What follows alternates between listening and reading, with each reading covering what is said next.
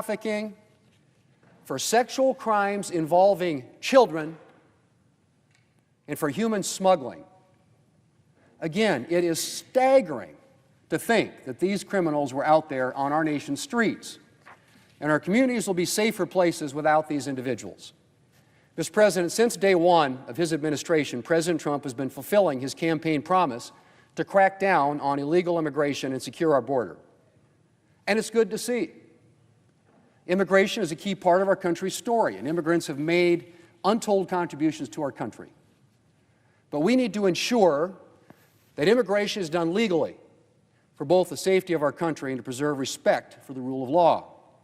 The chaos of the last 4 years was unsustainable, and it was dangerous. We had 10 million individuals flood across our southern border. We had millions of undocumented individuals take up residence in our country, more than the population of a number of U.S. states. Law enforcement officials were overwhelmed, and officers were pulled off of the essential work of guarding the border just to process the flood of migrants. Border cities and other cities across the United States struggled to deal with the influx. And all of this chaos was an invitation to terrorists, to smugglers, to drug cartels, and other dangerous individuals to enter our country. And so I'm tremendously proud and grateful for the incredible amount of work the President has done so far to make it clear that illegal migration will no longer be tolerated. But Mr. President, there's a lot more work to do. And some of that's going to require Congress's help. Mr. Holman, President Trump's border czar, made clear to senators yesterday that Border Patrol and Immigration and Customs Enforcement are going to need additional resources to continue the good work they've been doing to secure our border and to get criminals off of our streets. And we intend to deliver. Today, Senator Lindsey Graham, the chairman of the Senate Budget Committee, is kicking off the committee markup of a budget resolution that will lay the foundation for a transformational investment in border security and immigration enforcement and in our national defense. We will provide resources to increase the number of immigration and customs enforcement officers and Border Patrol agents, expand detention space, facilitate deportations of dangerous individuals, and obtain the barriers and technology that we need to secure the border. Mr. President, for too long, our country has tolerated rampant illegal immigration. That ends now. I'm grateful for everything the President is doing to protect our streets and uphold the law, and the Republican-led Congress will ensure that the administration has the resources needed to continue this important work. Mr. President, in a few minutes, we're going to be voting on a couple of nominees. The first one is Tulsi Gabbard to be the director of the DNI. The second one will be a cloture vote to proceed to the nomination of Bobby Kennedy to be the Secretary of Health and Human Services. Now, what I observe that's interesting about both of these nominees is that both are former Democrats. In fact, a year ago, they were Democrats. I would argue they've seen the light, they've become Republicans, and now they've been nominated by President Trump to fill important posts within his administration. But I make that observation only because there's a lot of talk these days about loyalty oaths and allegiance and saliva purity tests for people to be considered, good enough to be in the so-called MAGA movement, in other words, the Republican Party. And yet, when it comes to Democrats, a very different standard seems to be being applied here. Because both of these people were former Democrats. In fact, frankly, they probably agree with the Democrat Party here in the Senate on a lot of the positions that they hold. And yet, they had the temerity to come out and support positions that perhaps ran contrary to some of the positions held by particularly the progressive wing of the Democrat Party in this country. In the case of RFK, coming out for some positions that run counter to the orthodoxy of the healthcare so-called establishment, or in the case of Ms. Gabbard, different views perhaps about national security matters. than those held by a lot of Democrats, certainly here in this chamber and in the progressive movement in the country. And it harkens back to two other Democrats who pretty much got pushed out of their party here in the United States Senate for holding views that ran contrary to the majority view of the progressive wing of the Democrat Party. Those two Democrats were Joe Manchin and Kyrsten Sinema. In the case of Kyrsten Sinema, she was viewed, I think, by Democrats as perhaps too free market. She was viewed as pro-business, as pro-investment, and as pro-jobs, lighter regulatory touch, lighter tax policy, pro-energy policy.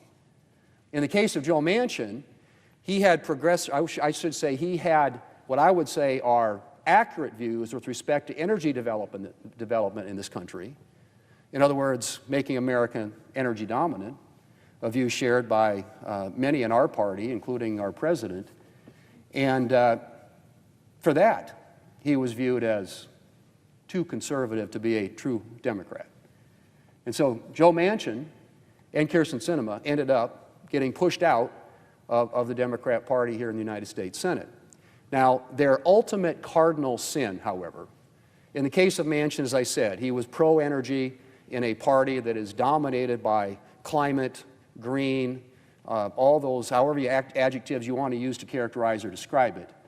His views ran contrary. In fact, he tried to cut a deal with the Democrats in the Inflation Reduction Act, only to find out that they kind of went back on him, and the deal wasn't what he thought he had agreed to.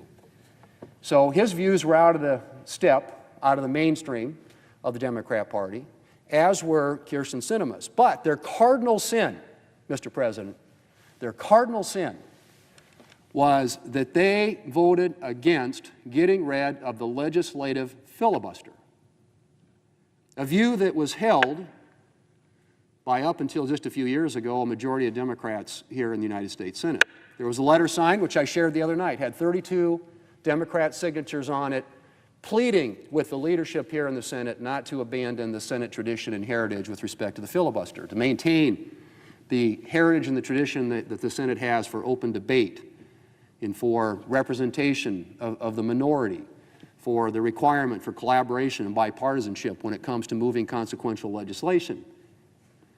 Those are the things that the filibuster traditionally was about. And up until a few years ago, most of my colleagues on the other side, a majority on the other side, signed a letter articulating their views that that ought to be the position of the United States Senate. Well, they tried to push it because they weren't getting the outcomes they wanted on a couple of pieces of legislation when they had the majority a couple of years ago, and they forced a vote on changing the rules, breaking the rules, to get rid of the legislative filibuster and be able to enact an agenda that's more consistent with their liking. There were two people that voted against it on their side, Kyrsten Sinema and Joe Manchin.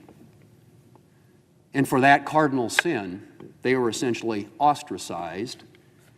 And to this day, Mr. President, the Democrat Party continues to hold a position now, very contrary to the one they held just a few years ago, about getting rid of the legislative filibuster. And why do they want to do that? Because they want to enact an agenda, a progressive leftist agenda, which the American people voted against in November. And as recently as last summer at the Democrat convention, the Democrat leader basically laid out the things they want to do. First, he said, we're going to get rid of the filibuster because we have the votes now. Manchin and Sinema are gone. I've talked to the Democrats that we think we're going to elect, and we're going to have 51, and at that time he was predicting a clean sweep. They were going to win the House, the Senate, and the White House. And they would get rid of the legislative filibuster, and the first thing they would do is they'd federalize our elections in this country. That was the first thing they were going to do. And then they said they were going to enshrine abortion rights in law. That was one of the things they were going to do. There have been many on their side who have talked about packing the Supreme Court, about allowing statehood for Puerto Rico and for Washington, D.C., all elements of the agenda that they want to accomplish through getting rid of the legislative filibuster. That was articulated by the Democrat leader as recently as the Democrat convention last summer. Intentions that they had to get rid of the legislative filibuster so that their party is in control that they could do the things that they wanted to do, that they felt that the American people were asking them to do. Well, it turns out there was an election between last summer and now in which the American people spoke otherwise. And they had a very different view than the Democrats on a whole range of issues. Issues on which I think the left and the Democrat Party is completely out of step with the American people. Not the least of which is allowing boys to play girls' sports. That's a 90% issue with the American people. The House has passed legislation on it. We will vote on it at some point in the future. And I just can't imagine, and I speak as a dad of daughters who were both female athletes, one of whom is in her high school and college Hall of Fame. I don't know how anybody, and this is where I say, I think that there's just a certain intuitive common sense the American people have. And they voted for that and made that abundantly clear in the election this last fall. And so I say that, again, just to remind people, when you hear this perspective about how Republicans don't have any room for dissent, they all got to be in lockstep. Believe me, we got a lot of dissent on our side. Try leading the Republican conference. The Democrats, on the other hand, you have a dissenting view, particularly on something like the filibuster. Sorry, you're out of here. And so, Mr. President, today, it's ironic to me that we are going to vote on two nominees, President Trump's nominees, to be Secretary of the Department of Health and Human Services and to be the Director of National Intelligence, who are former Democrats. And I will be surprised. I would like to be surprised. But I don't believe that there's going to be a single Democrat that votes for either of the two people who less than a year ago were members of their party. In some cases, members of their party that goes back decades. The Kennedy family, Democrat politics in America. So you have two nominees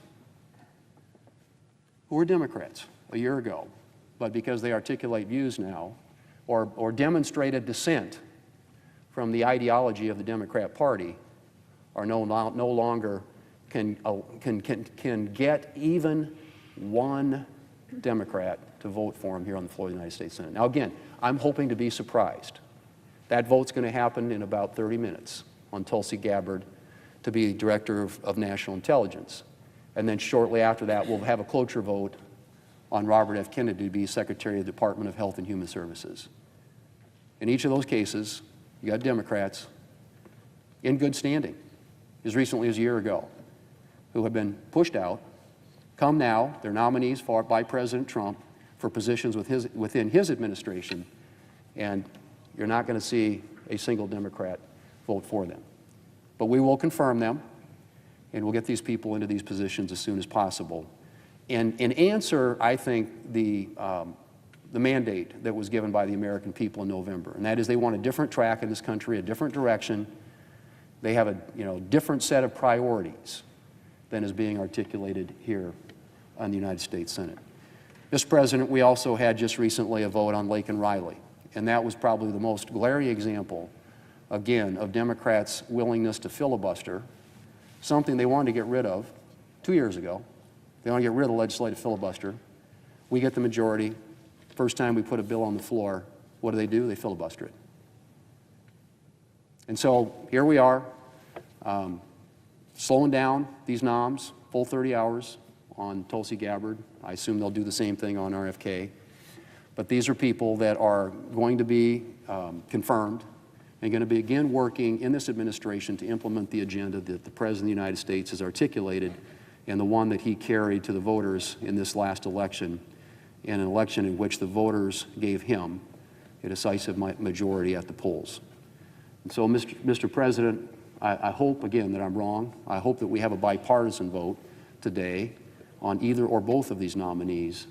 But I will tell you that based on my assessment of where the party is, the Democrat Party in this country, it will come as a great surprise to me if that's the case. Mr. President, I yield the floor.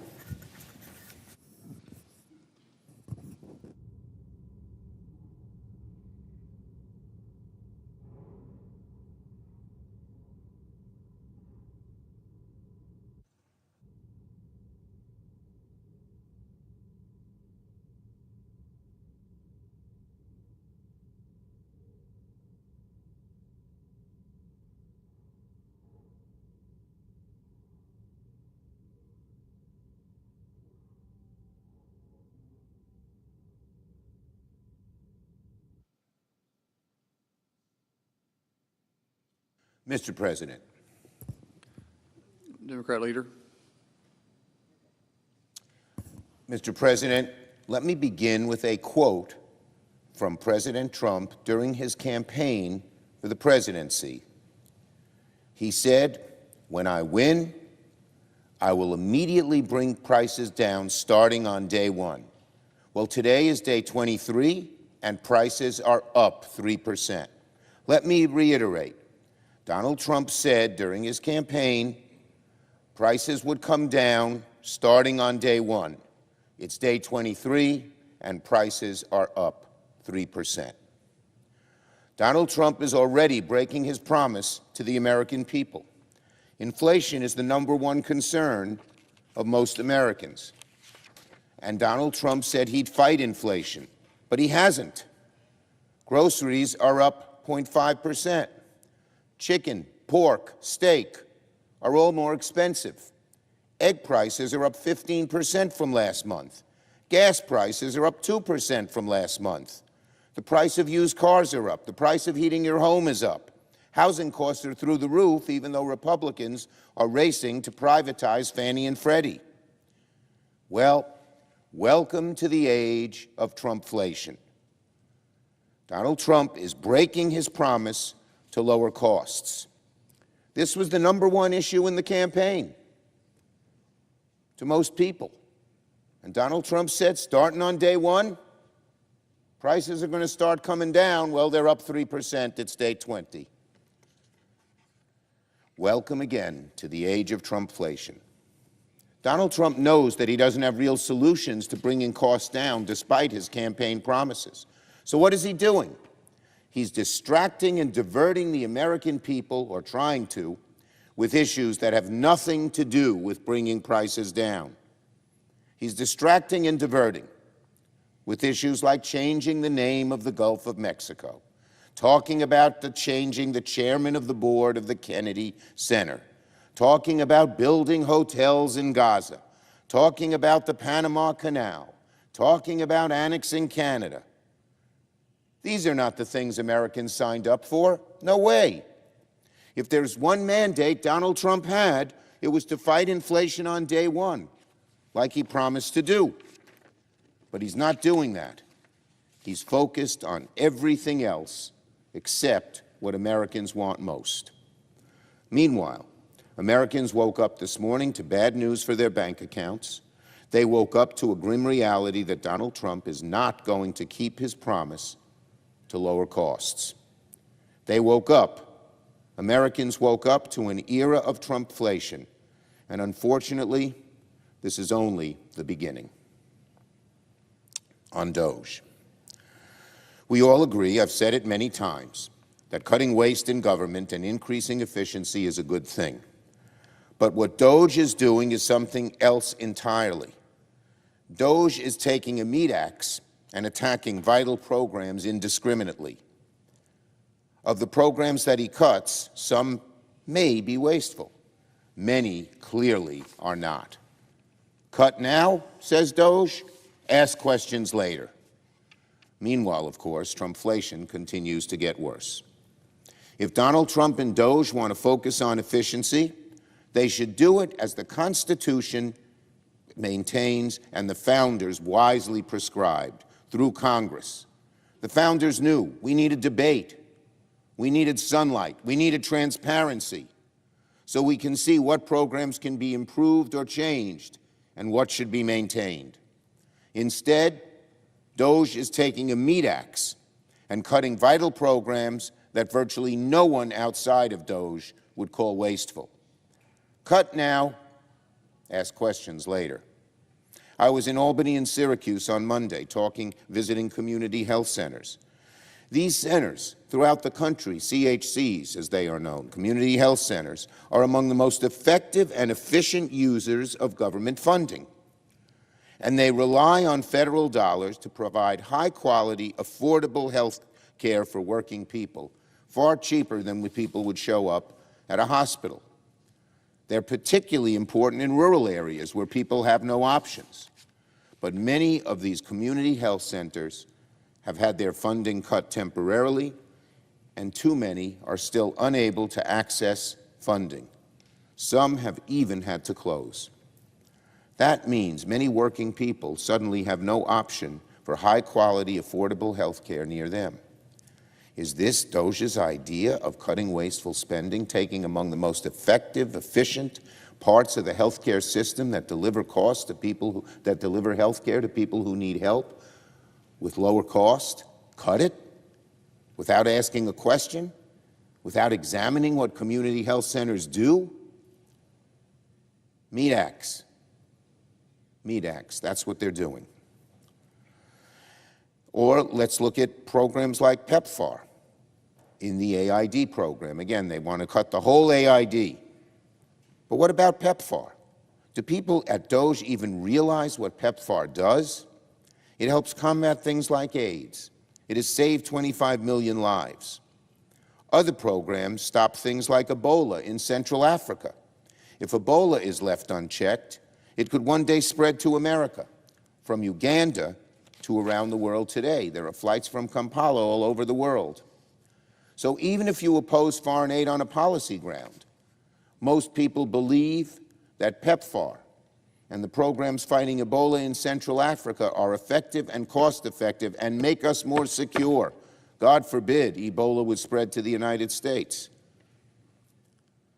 You want to see what government waste looks like? It doesn't look like those two programs.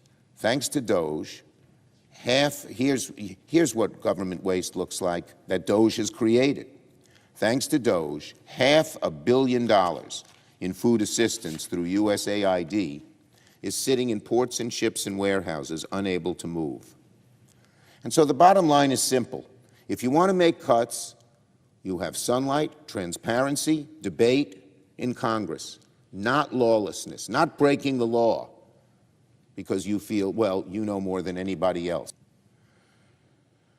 Not by implementing cuts and asking questions later. It's a formula for disaster when you do things like that.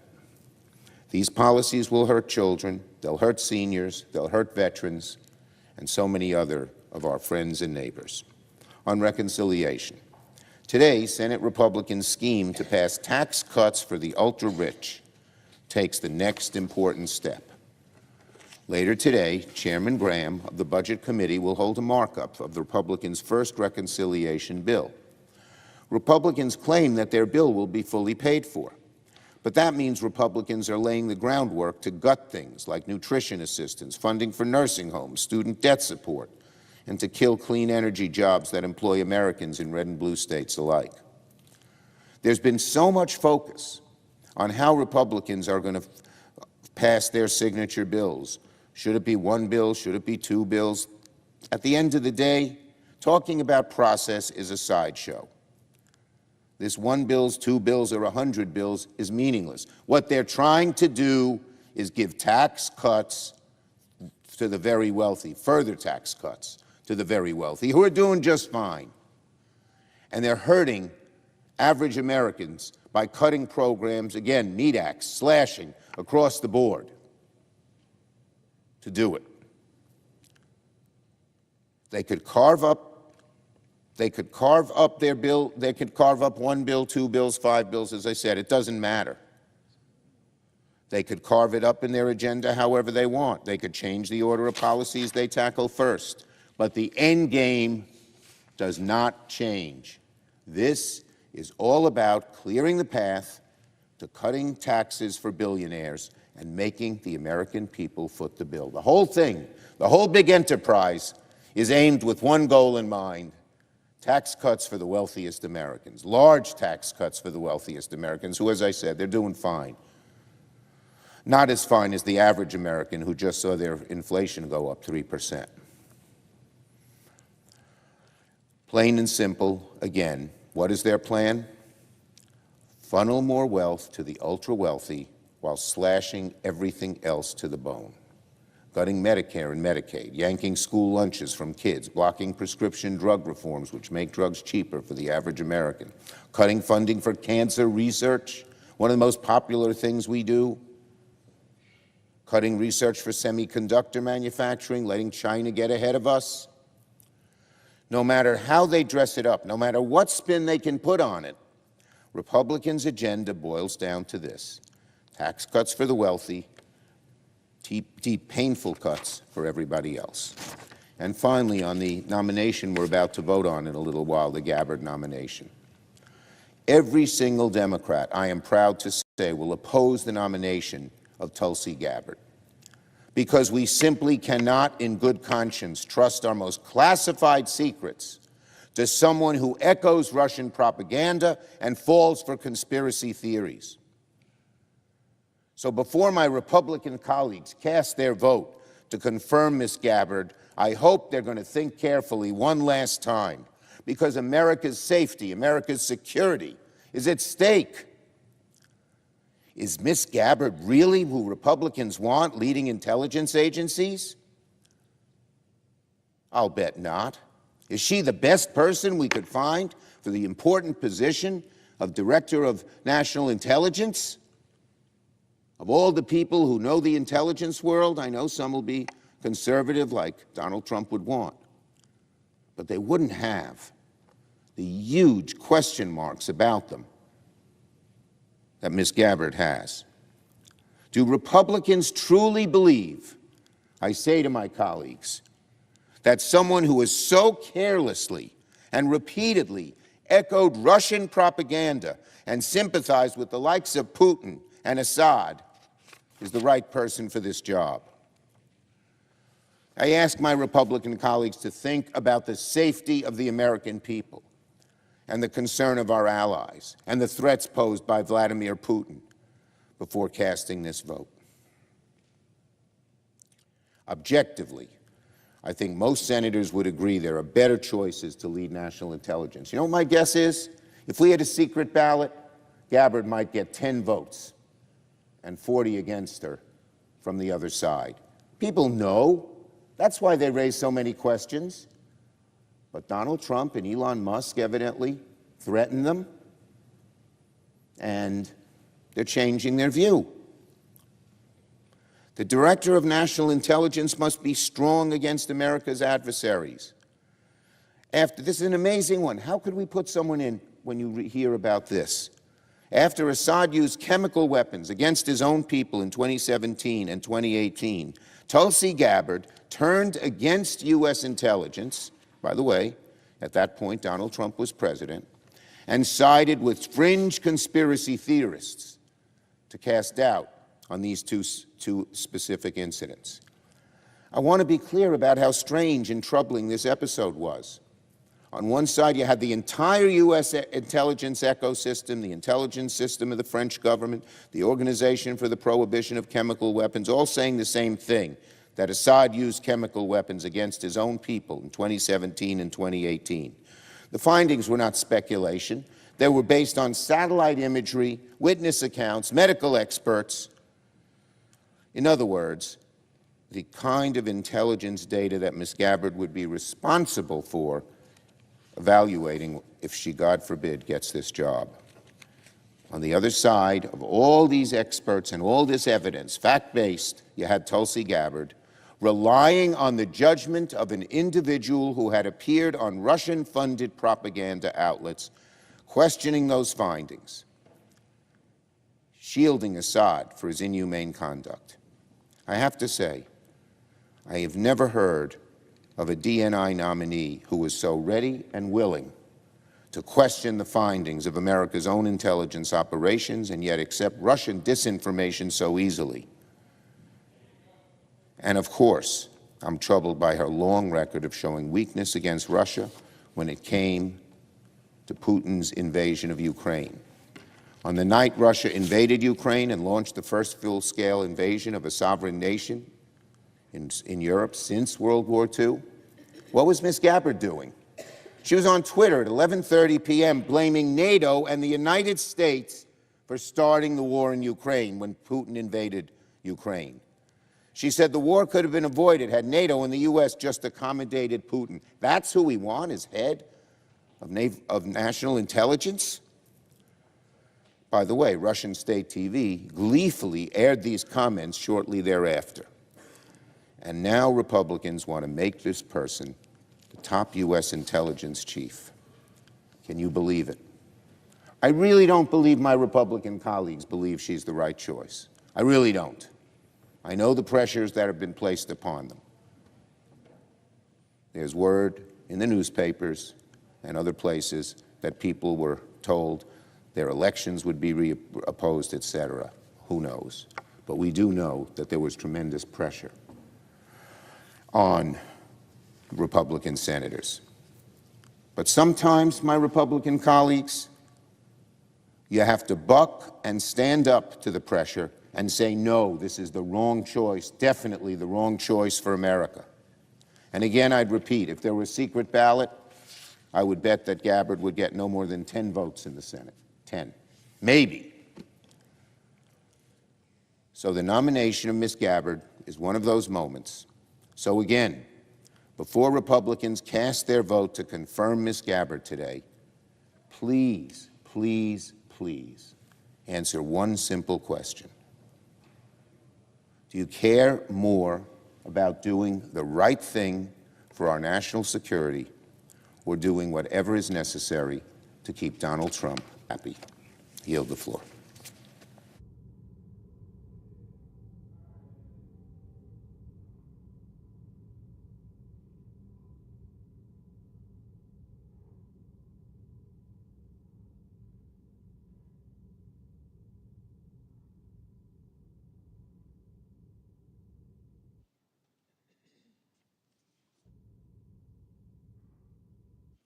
President.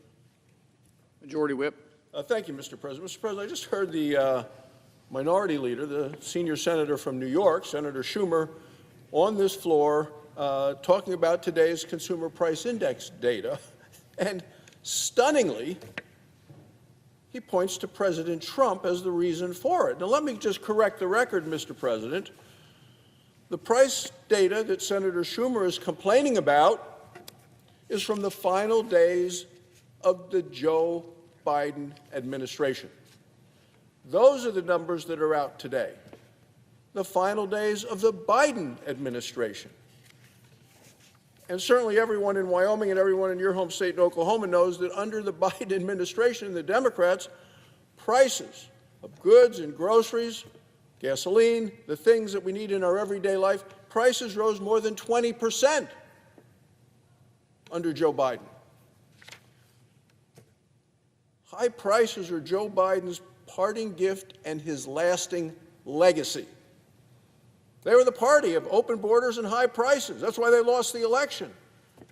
So here we have the Senate minority leader, now in the minority, used to be in the majority. The reason he's in the minority is because of the high prices brought on the people of this country as a result of that administration, and the numbers out today are reflective of the final days of that administration.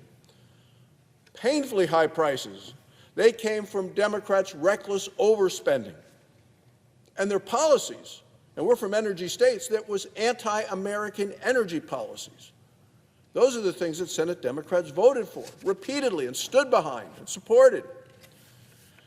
Republicans are focused on making life more affordable for families all across this country, hardworking families. And we have a plan to unleash American energy. And that way, we can keep lowering prices for American families. I just can never forget when Joe Biden said he wanted to prioritize climate over energy that was available, affordable, and reliable.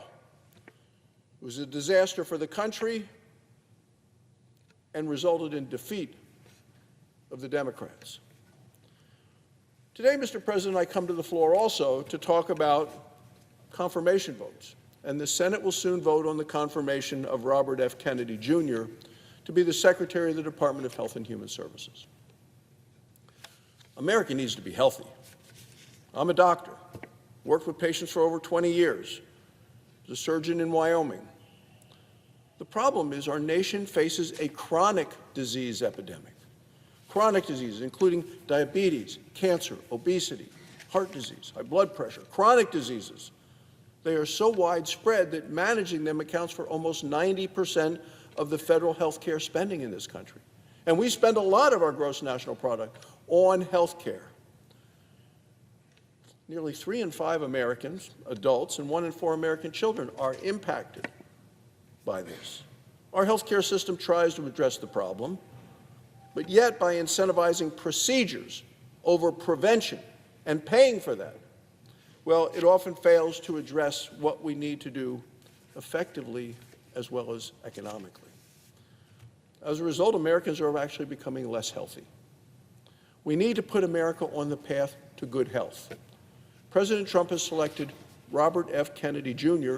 to do just that, to make America healthy again. Mr. Kennedy will bring a fresh set of ideas and eyes to important debates surrounding our nation's public health. He's going to be a voice for the vast number of Americans who were failed by the previous administration. The previous administration silenced reasoned debate. I believe that Mr. Kennedy is going to deliver accountability and transparency. For Americans, that means more choices and better information. It means healthy foods and healthy competition for patients. It means lower costs and higher quality. It means increased access to care. Access is so critical in my home state of Wyoming, with so many rural and frontier communities, people long distances from health care. It also means honest, unbiased, and trustworthy scientific research that is both innovative as well as accountable to the American people. People want the truth. They want to know what the facts are. They want to make their decisions then for themselves. Look, this is Mr. Kennedy's bold vision to revitalize America's Bill of Health. He's very clear about his mission, has been throughout. The mission, as he told the Finance Committee, is to end the chronic disease epidemic and make America healthy again.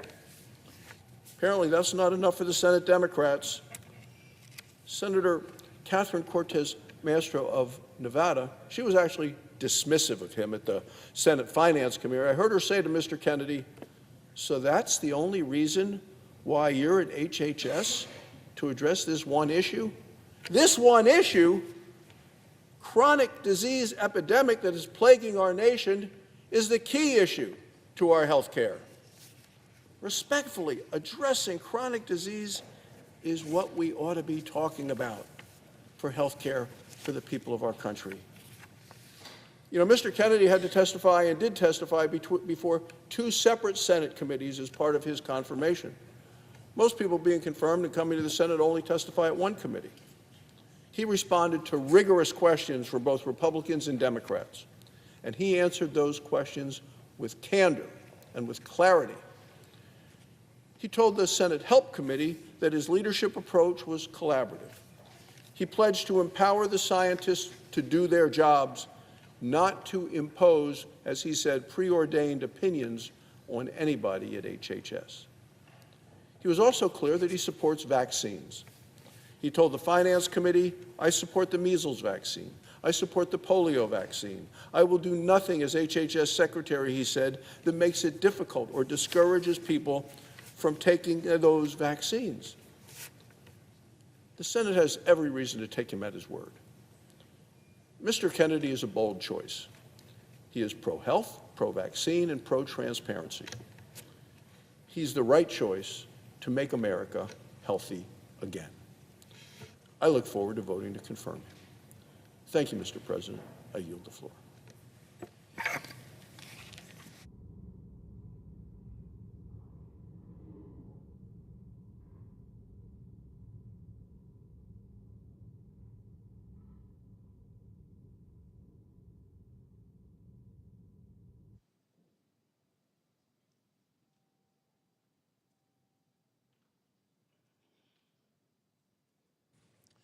Mr. President, Senator from Virginia.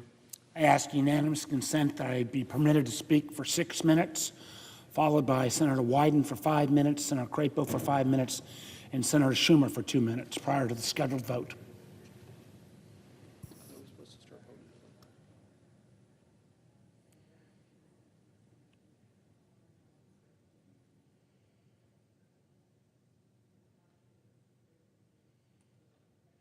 Without objection.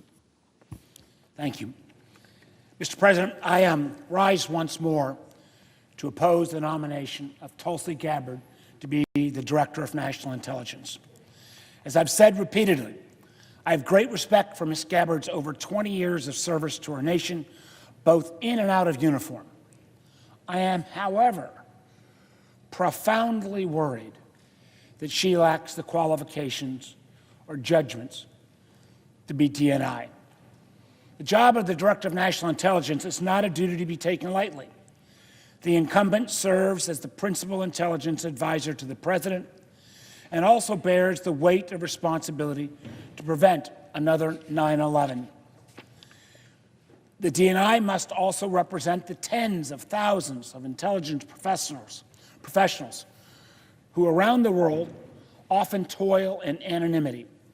They serve as America's first line of defense against terrorists, transnational criminals, and adversarial nations who wish to do us harm.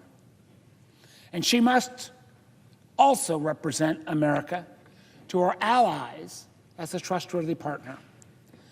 Unfortunately, through her own words and actions, Ms. Gabbard has demonstrated she is not up to the task. She took the word of Syrian dictator Bashar al-Assad against the assessments of our own Department of Defense, State Department, and intelligence community when she claimed that, and when she denied that Assad used chemical weapons against his own people. She knowingly met with a Syrian cleric who was vocally threatened to conduct serial bomb attacks against the United States. She sought to blame the United States and NATO,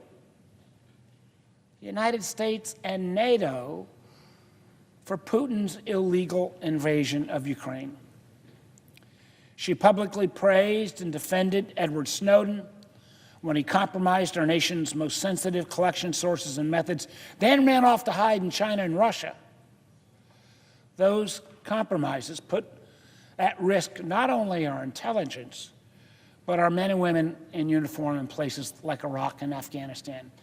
And just last week, even with repeated inquiries from her Republican colleagues, she refused to call Snowden a traitor.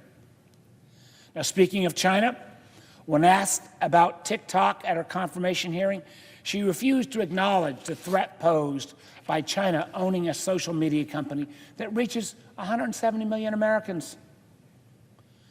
And all the way up until she was nominated to be DNI, she publicly advocated for the wholesale elimination of FISA 702. 702 is a tool that we use actively in the intelligence domain, a tool that contributes literally 60% of the information that makes up the President's daily brief. That daily brief, which will also fall under her responsibility, should be confirmed. The environment facing a new DNI today is complicated and fraught with challenges. Not only had the traditional threats persisted, China, Russia, Iran, North Korea, but we've seen an increased threats from terrorism, cyber actions, and transnational criminal organizations. All the while, the intelligence community itself is under attack. Some of our most senior and experienced law enforcement and intelligence professionals are being asked to take political litmus tests. And those who are seen as insignificantly loyal are being fired or forced to resign.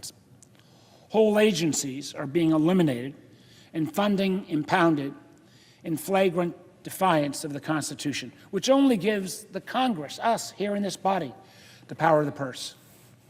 And unvetted, unqualified individuals illegally burrowing into classified and sensitive information, this very action jeopardizing our national security and violating Americans' privacy. These Doge bros seem to have no restriction on them at all, and I've seen no evidence that Ms. Gabbard is prepared to deal with this onslaught. Therefore, I must oppose her nomination and urge my colleagues to do the same.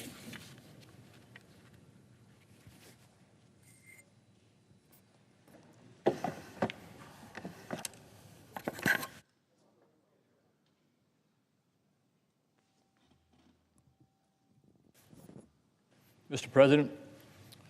Senator from Idaho. Thank you, Mr. President. In a moment, the Senate will proceed to a cloture vote on the nomination of Robert F. Kennedy, Jr. to be Secretary of the U.S. Department of Health and Human Services. I rise to encourage my colleagues to support this motion. As Secretary of HHS, Mr. Kennedy would oversee our nation's expansive healthcare system, from sources of coverage to advancement of public health. Mr. Kennedy's decades of experience and deep drive to advocate on behalf of consumers will set a patient-centered tone at the department. As he has demonstrated in both public and private settings, Mr. Kennedy is committed to reorienting our healthcare approach and restoring faith in our institutions.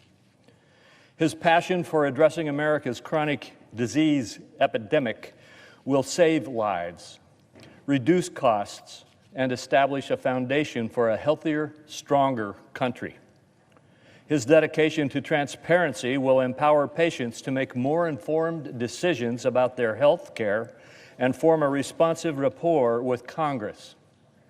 As Mr. Kennedy stated during his hearing, if Congress asks me for information, you will get it immediately. Over the course of his vetting process, Mr. Kennedy met with dozens of members on both sides of the aisle, spoke with bipartisan Senate Finance Committee staff, appeared before 2 committee hearings, and answered over 900 questions for the record, not to mention presenting thousands of pages of documents. Mr. Kennedy has gone through the same Office of Government Ethics process as all nominees who come before the Finance Committee and has received support for his efforts. Similar to all other nominees, we have a letter from the Director of the Office of Government Ethics stating, based thereon, we believe that this nominee is in compliance with applicable laws and regulations governing conflicts of interest. He even amended his ethics agreement, going beyond what was required by the Office of Government Ethics in response to the request from one of our Finance Committee members. I urge my colleagues to join me in advancing this nomination so we can begin to make our country healthier. Thank you, Mr. Chairman.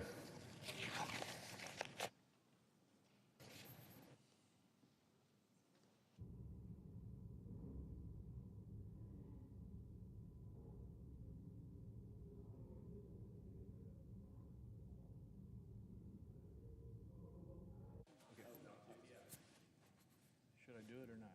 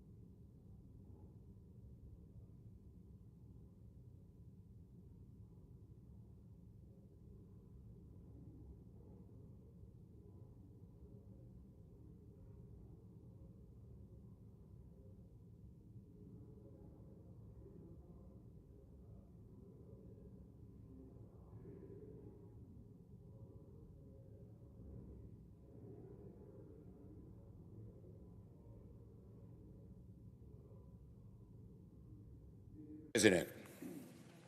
Democratic Leader. I know I spoke a little while ago on Tulsi Gabbard, but I feel so strongly I just wanted to make one last plea to my Republican colleagues. In a moment, the Senate will vote to confirm Tulsi Gabbard as the next Director of National Intelligence.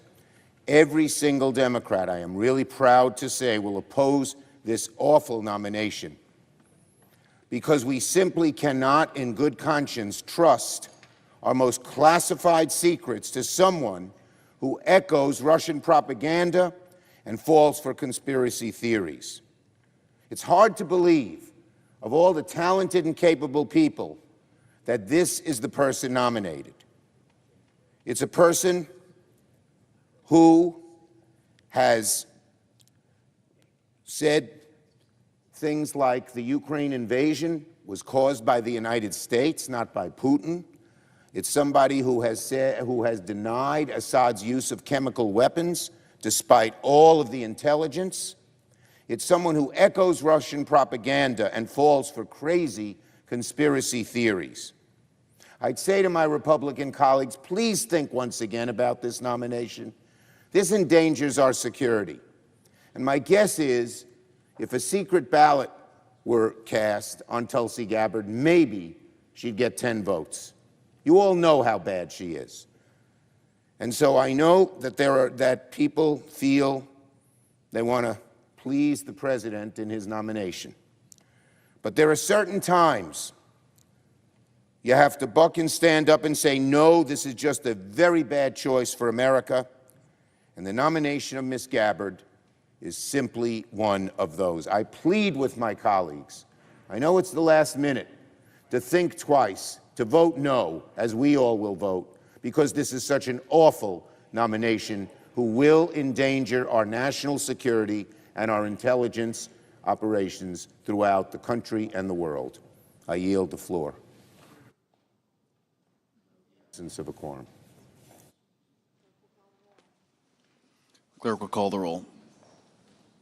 Ms. Also Brooks.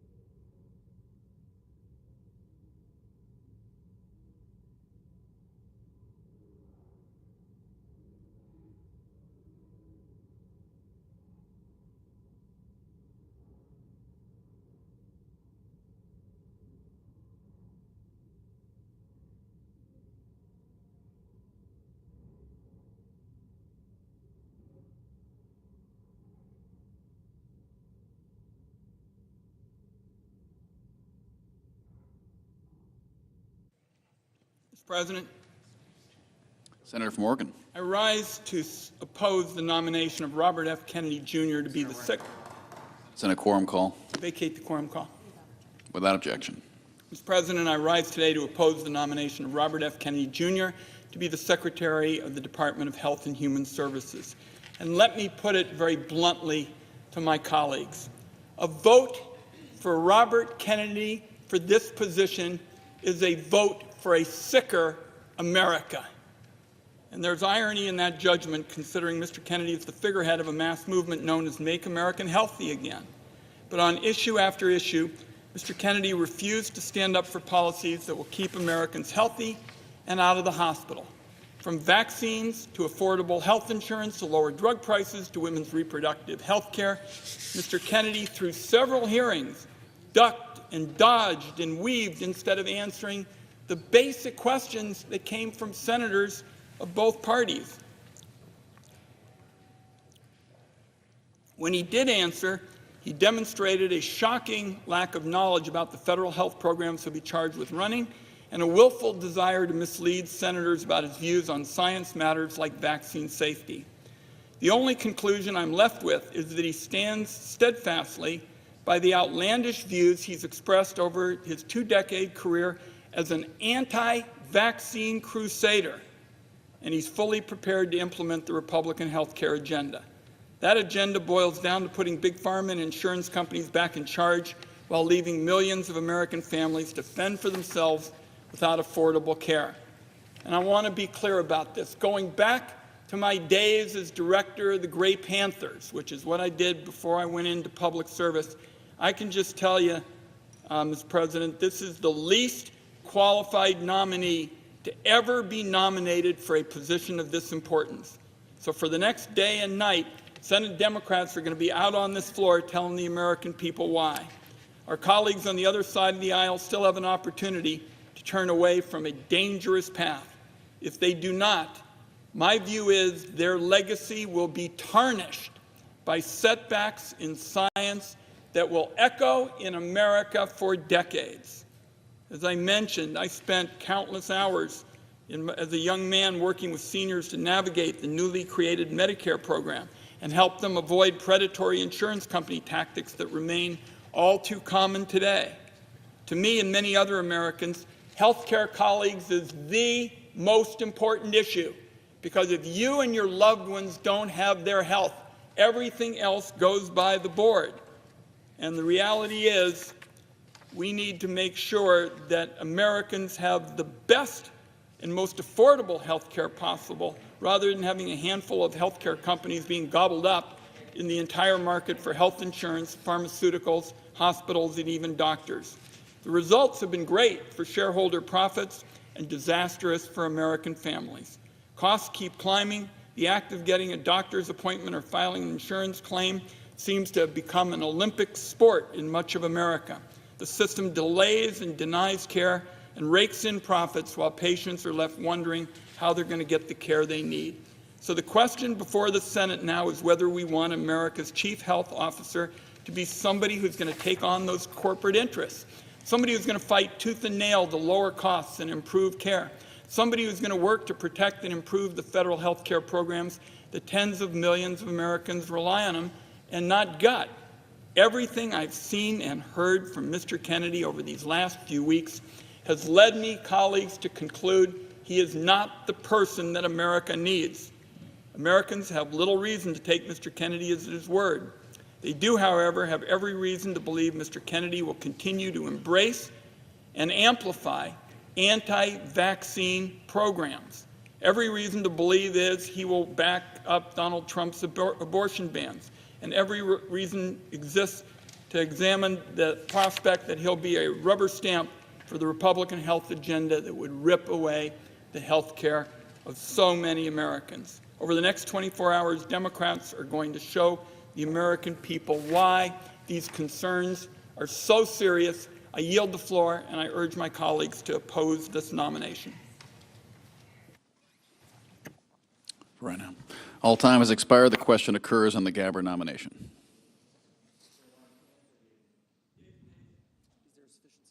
Is there a sufficient second? There appears to be. Clerk will call the roll. Ms. Also Brooks, Ms. Baldwin, Mr. Banks, Mr. Barrasso.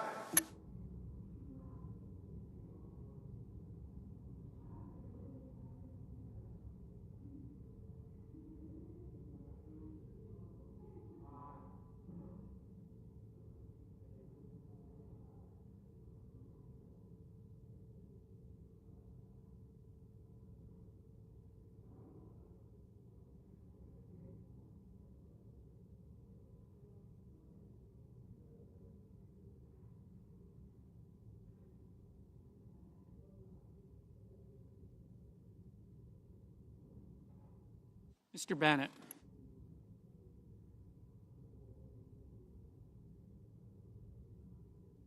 Mrs. Blackburn.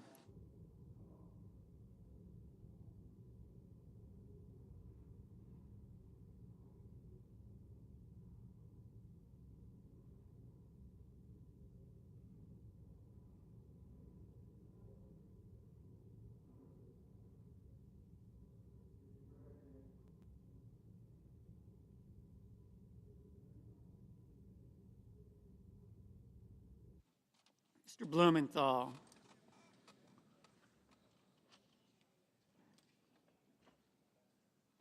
Ms. Blunt Rochester.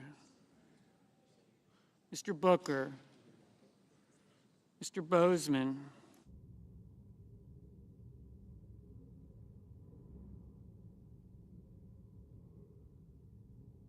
Mrs. Brett, Mr. Budd,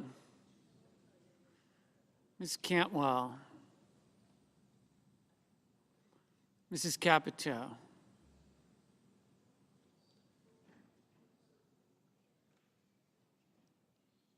Mr. Cassidy, Ms. Collins,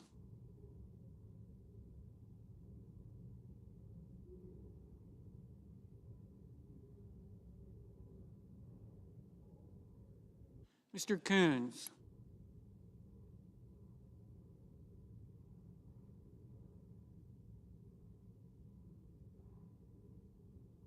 Mr. Cornyn,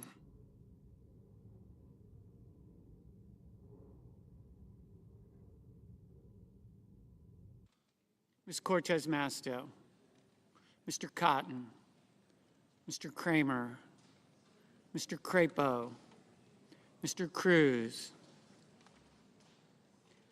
Mr. Curtis, Mr. Daines, Ms. Duckworth, Mr. Durbin, Ms. Ernst, Mr. Fetterman,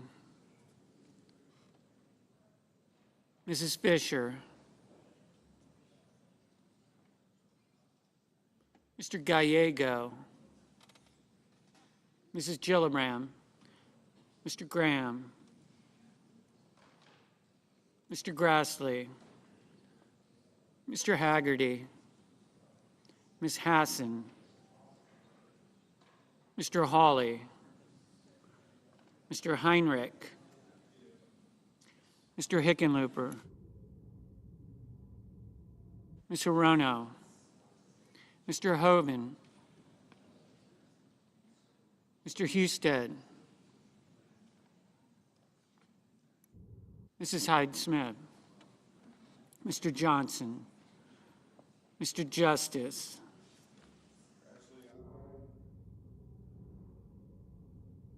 Mr. Kane, Mr. Kelly, Mr. Kennedy,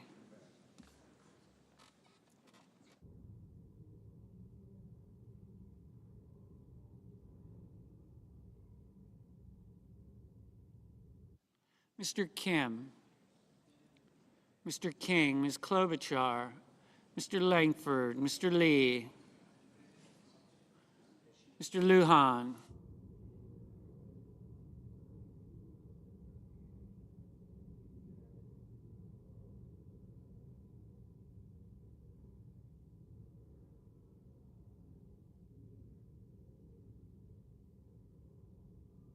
Ms. Lummis,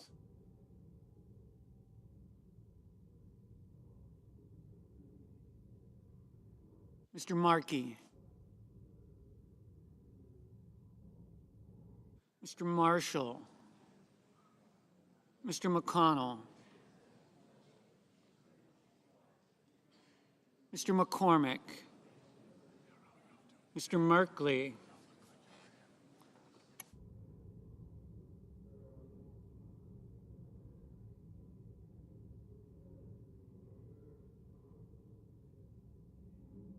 Mrs. Moody,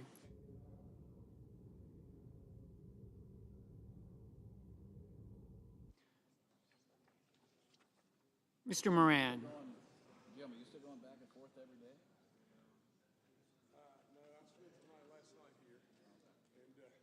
Mr. Moreno, Mr. Mullen,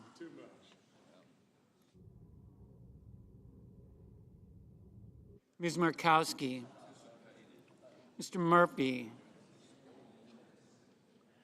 Mrs. Murray, Mr. Ossoff, Mr. Padilla, Mr. Paul, Mr. Peters, Mr. Reed,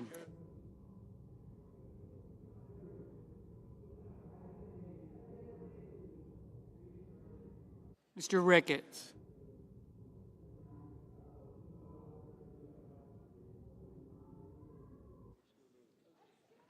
Mr. Risch. Ms. Rosen. Mr. Rounds. Mr. Sanders.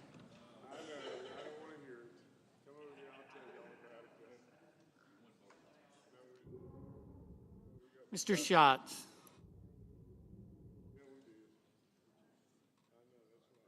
Mr. Schiff. Mr. Schmidt. Mr. Schumer. Mr. Scott of Florida. Mr. Scott of South Carolina. Mrs. Shaheen.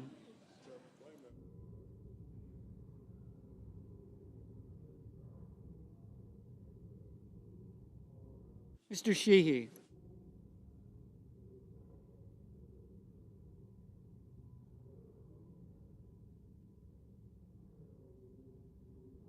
Ms. Slotkin. Ms. Smith.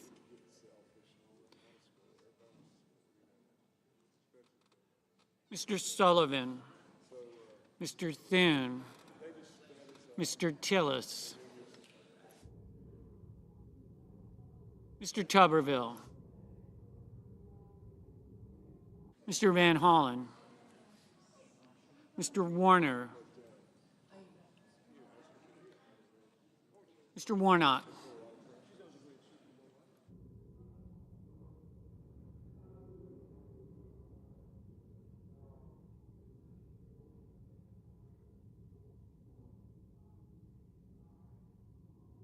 Ms. Warren. Mr. Welch. Mr. Whitehouse. Mr. Wicker.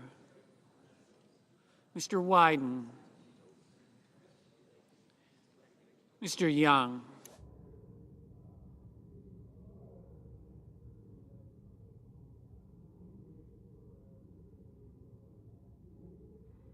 Senators voting in the affirmative: Banks, Barrasso, Blackburn, Britt, Budd, Cassidy, Cotton, Crapo, Curtis, Daines, Grassley, Johnson, Justice, Lankford, Moran, Mullen, Risch, Rounds, Schmidt, Scott of South Carolina, Sheehy, Tillis, Tuberville. Mr. Hoeven, aye.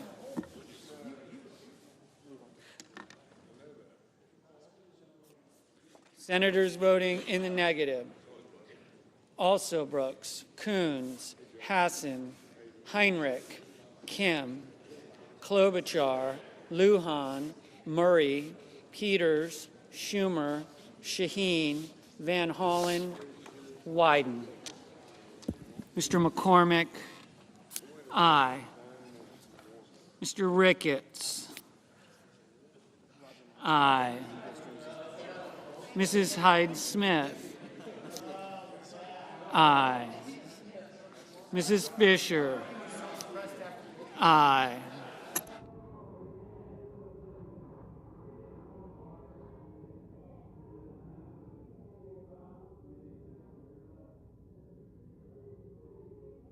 Mr. Schiff, no. Mr. Bozeman, aye. Mr. Schatz, no. Mr. Marshall, aye. Mr. Gallego, no.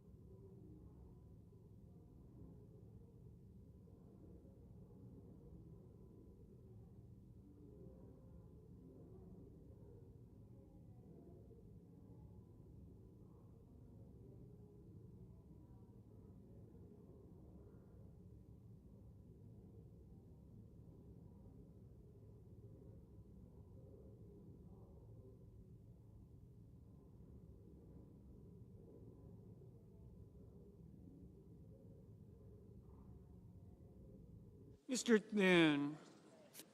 Mr. Thune, aye.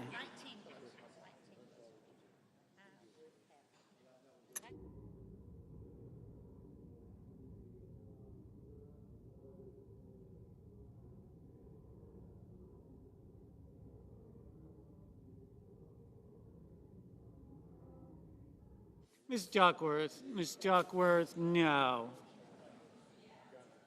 Ms. Ernst. Ms. Ernst, aye. Ms. Collins. Ms. Collins, aye.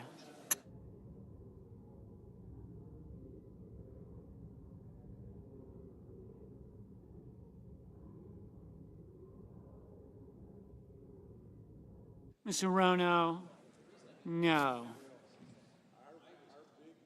Mr. Merkley, no.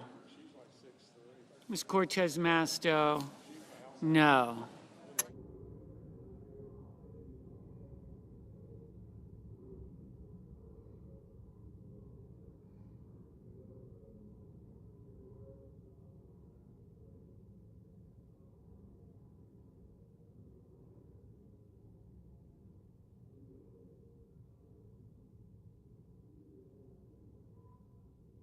Mr. Ossoff, no.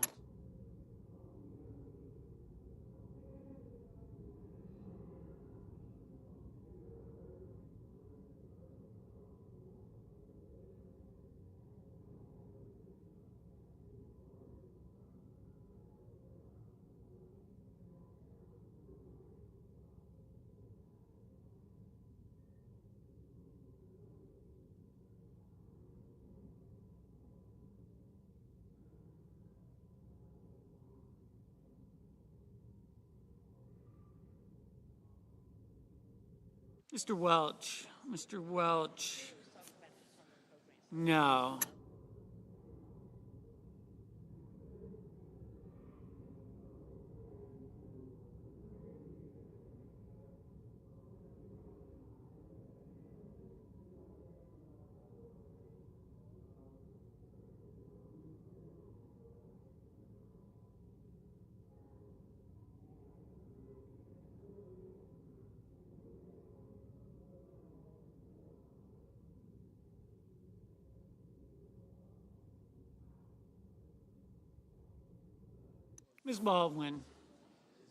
Ms. Baldwin, no.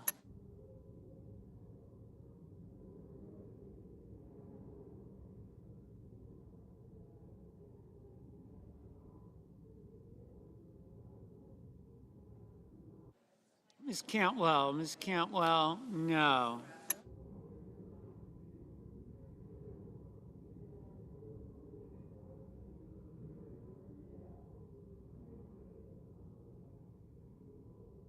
Mr. Kelly, no.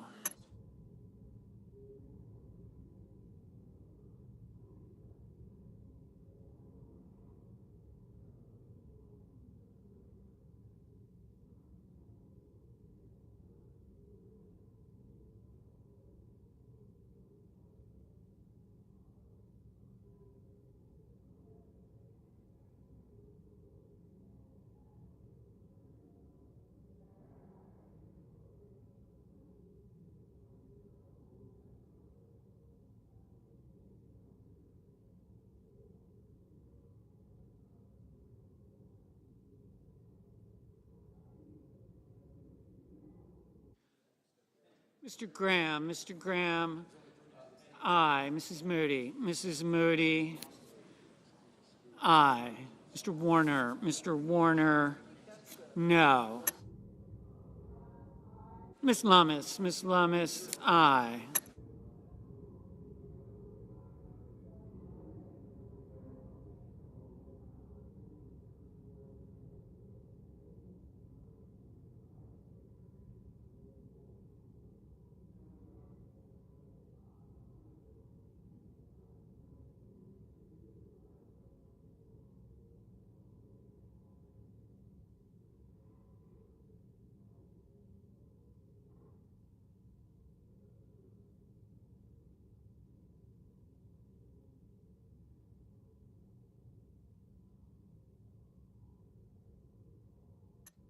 Ms. Blunt Rochester.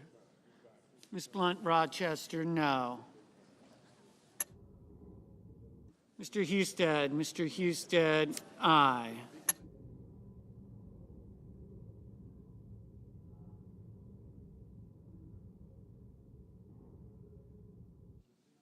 Ms. Slotkin. Ms. Slotkin, no.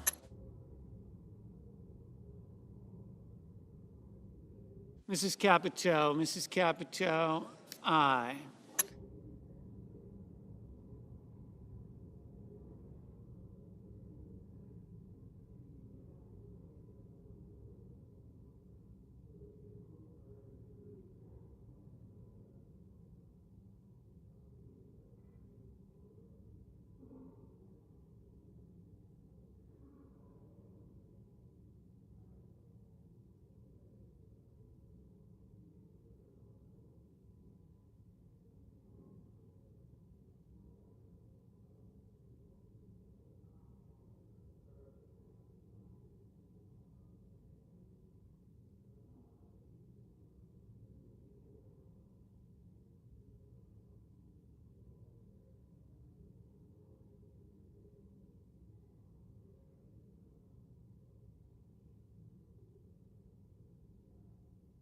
Mr. Murphy. Mr. Murphy, no.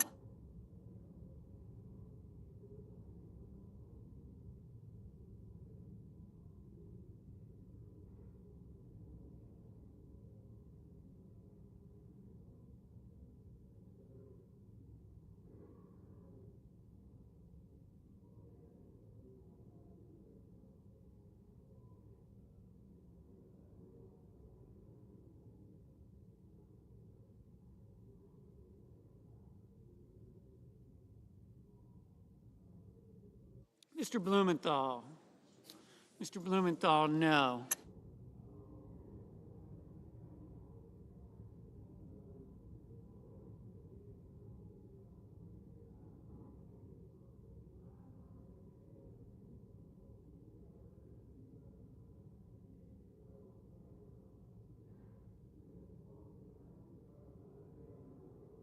Mr.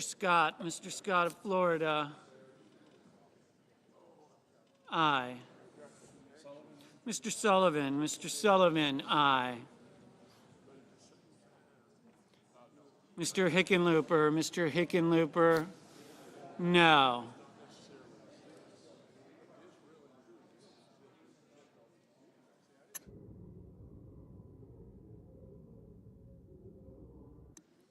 Mr. Sanders, no. Mr. Cornyn, aye.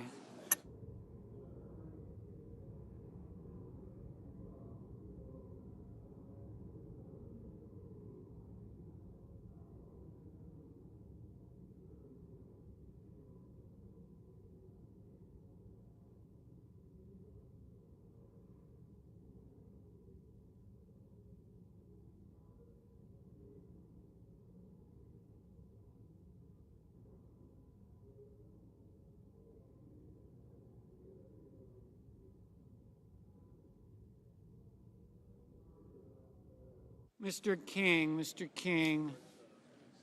no. Mr. Reed, no. Mr. Markey, no. Ms. Warren, no. Mr. Kramer, aye. Mr. Paul, aye.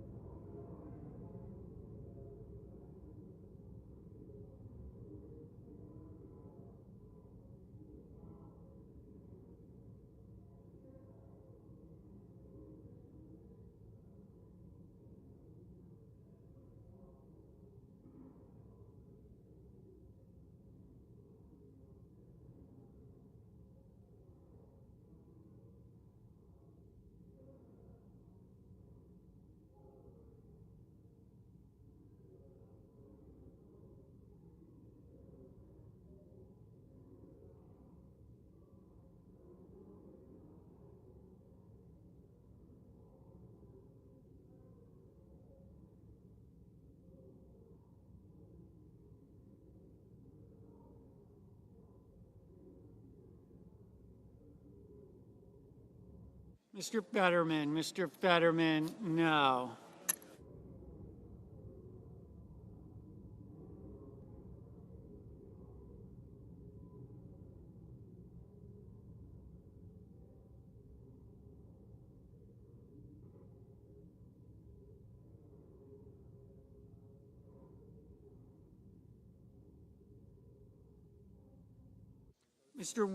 Mr. Wicker, aye.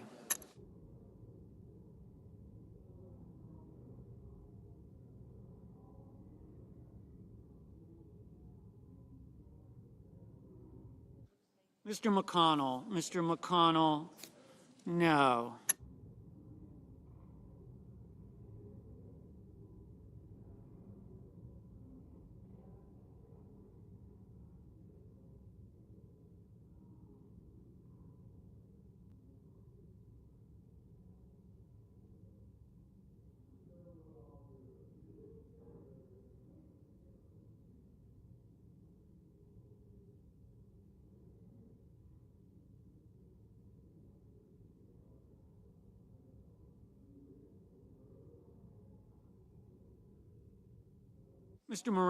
Mr. Moreno, aye.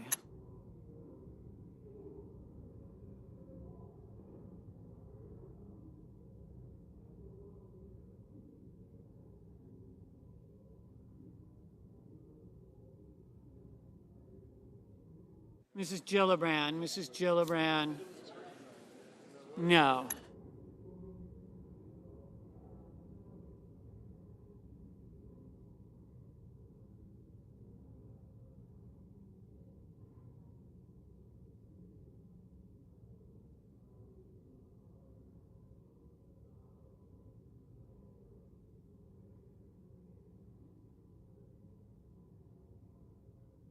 Mr. Whitehouse, no.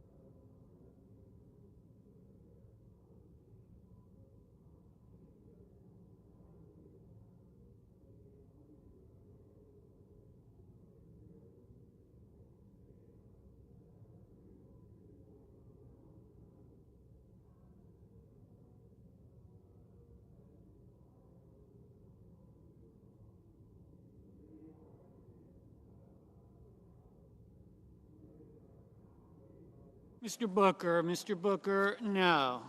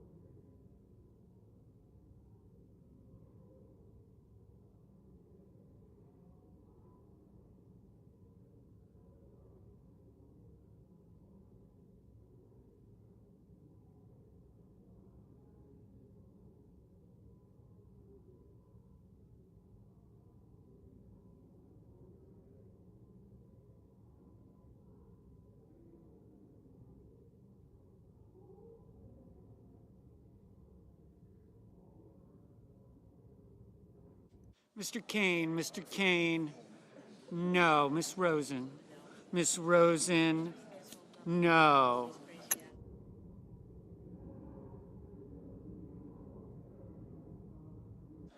Mr. Durbin, no. Mr. Warnock, no.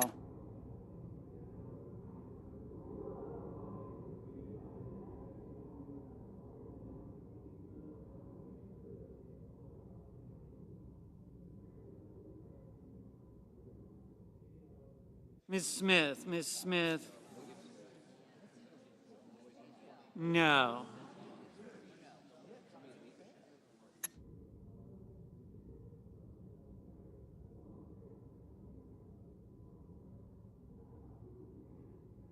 Mr. Kennedy, aye.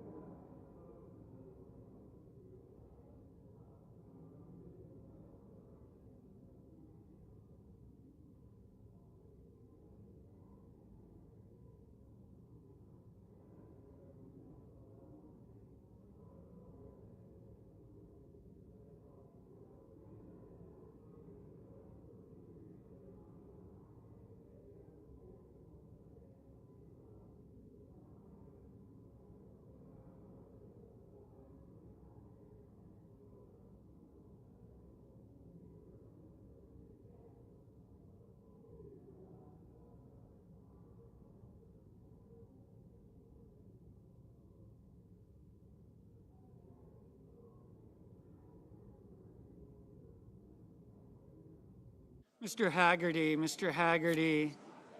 aye.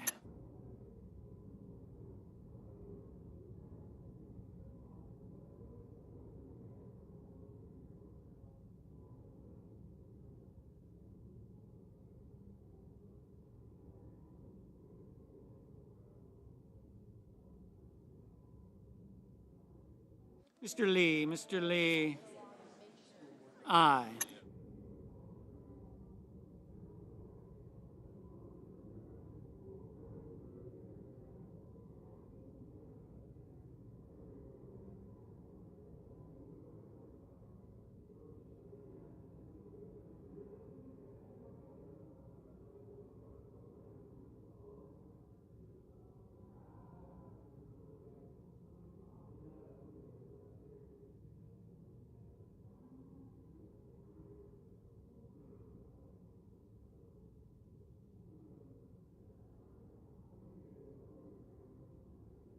Mr. Cruz,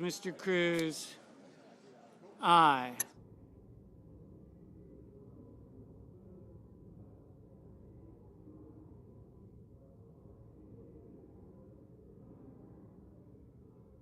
Mr. Padilla, no.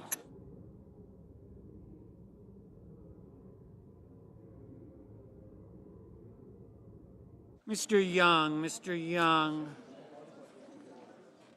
aye.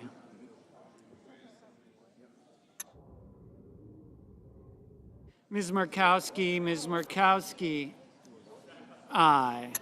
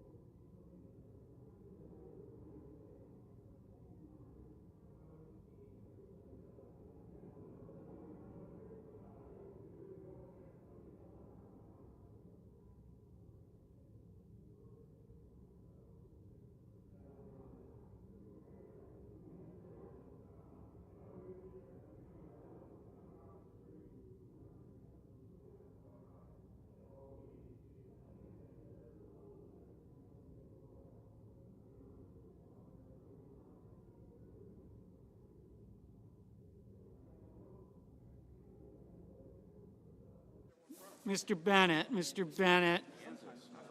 No.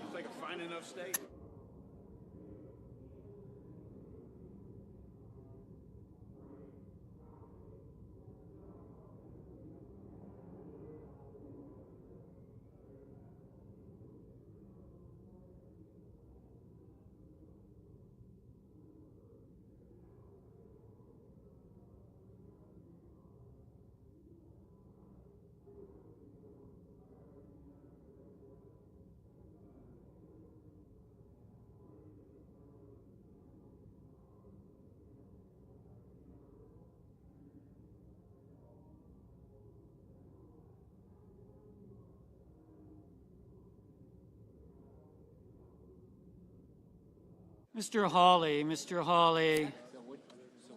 Aye.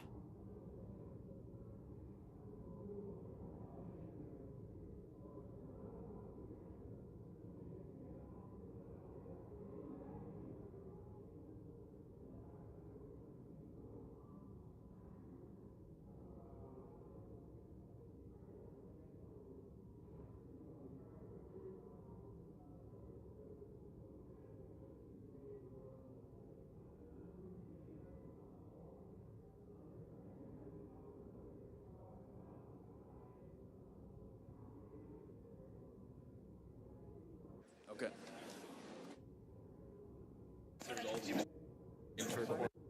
Yeas are 52, nays are 48. Nomination is confirmed. Under the previous order, the motion to reconsider is considered, made, and laid upon the table, and the President will immediately notify of the Senate's actions. Mr. President, I Majority Leader. move to waive the mandatory quorum with respect to the Kennedy nomination. Is there objection? Without objection. The clerk will report the motion and invoke cloture. Cloture motion. We, the undersigned senators, in accordance with the provisions of Rule 22 of the Standing Rules of the Senate, do hereby move to bring to a close debate on the nomination of Robert F. Kennedy, Jr. of California to be Secretary of Health and Human Services, signed by 17 senators. By unanimous consent, the mandatory quorum call has been waived. A quorum is present. The question is it the sense of the Senate that debate on the nomination of Robert F. Kennedy, Jr. of California to be Secretary of Health and Human Services shall be brought to a close? The yeas and nays are mandatory under the rule. The clerk will call the roll. Ms. Alsobrooks, Ms. Baldwin, Mr. Banks, Mr. Barrasso. Aye.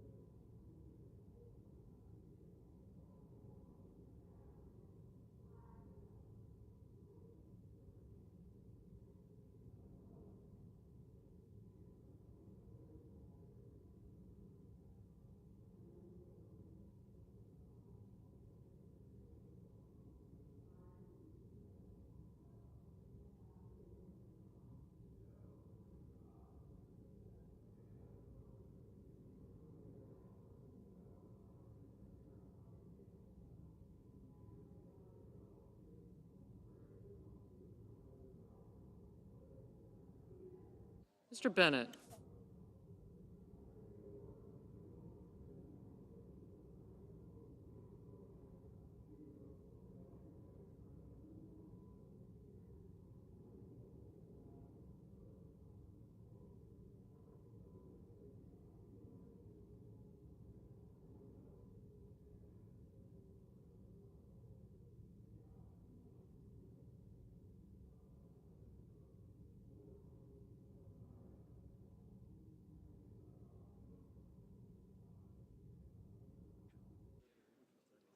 Mrs. Blackburn.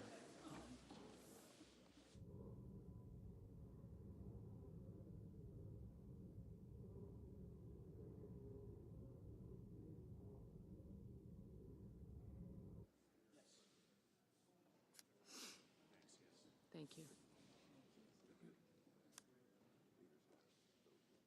Mr. Blumenthal, Ms. Blunt Rochester.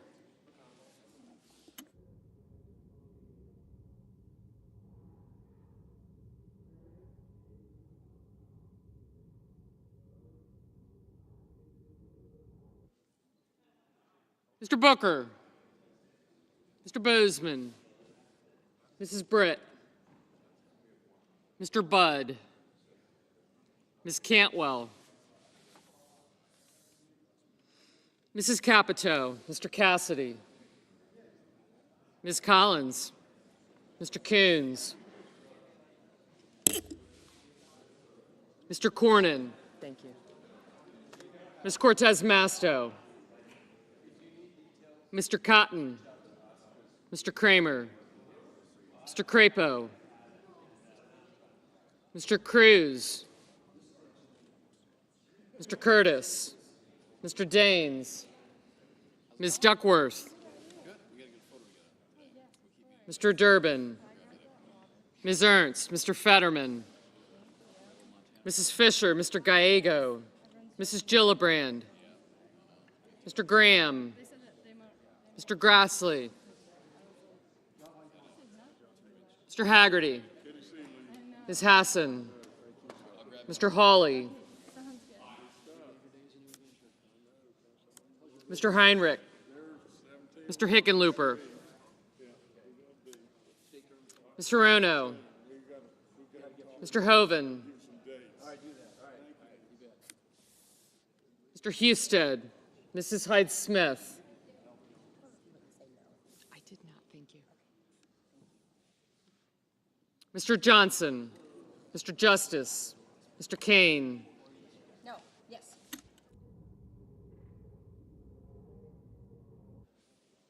Mr. Kelly.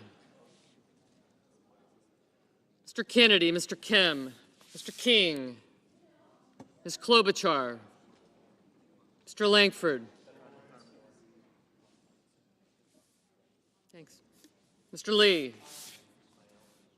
Mr. Lujan, Ms. Lummis, Mr. Markey, Mr. Marshall, Mr. McConnell, Mr. McCormick, Mr. Merkley, Mrs. Moody, Mr. Moran, Mr. Moreno, Mr. Mullen, Ms. Murkowski, Mr. Murphy, Mrs. Murray, Mr. Ossoff, Mr. Padilla, Mr. Paul, Mr. Peters, Mr. Reed, Mr. Ricketts, Mr. Risch, Ms. Rosen, Mr. Rounds, Mr. Sanders, Mr. Schatz, Mr. Schiff, Mr. Schmidt,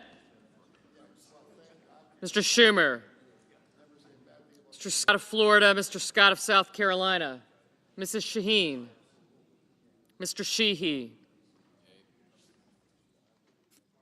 Ms. Slotkin, Ms. Smith, Mr. Sullivan,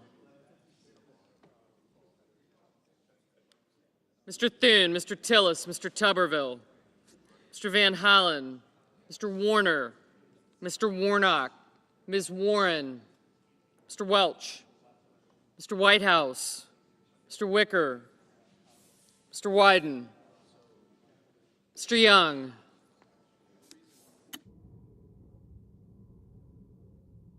Senators voting in the affirmative: Banks, Barrasso, Capito, Kramer, Curtis, Fisher, Haggerty, Hawley, Husted, Justice, Kennedy, Lee, McConnell, McCormick, Moran, Moreno, Mullen, Murkowski, Paul, Ricketts, Scott of Florida, Sheehy, Thune, Tillis, and Tuberville.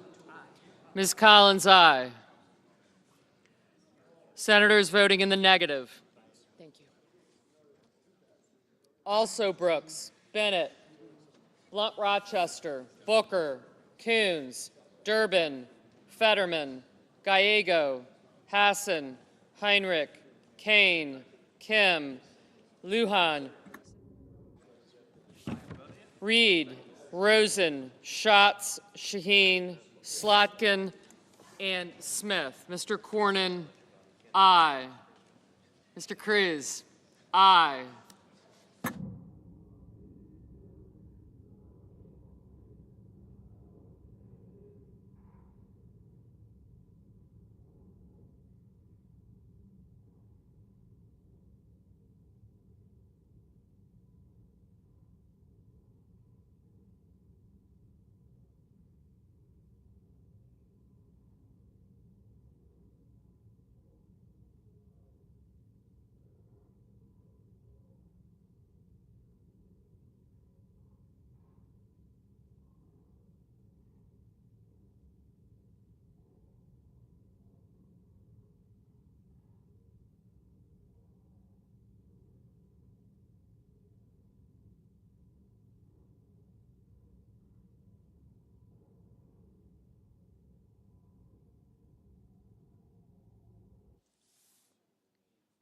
Ms. Duckworth, no.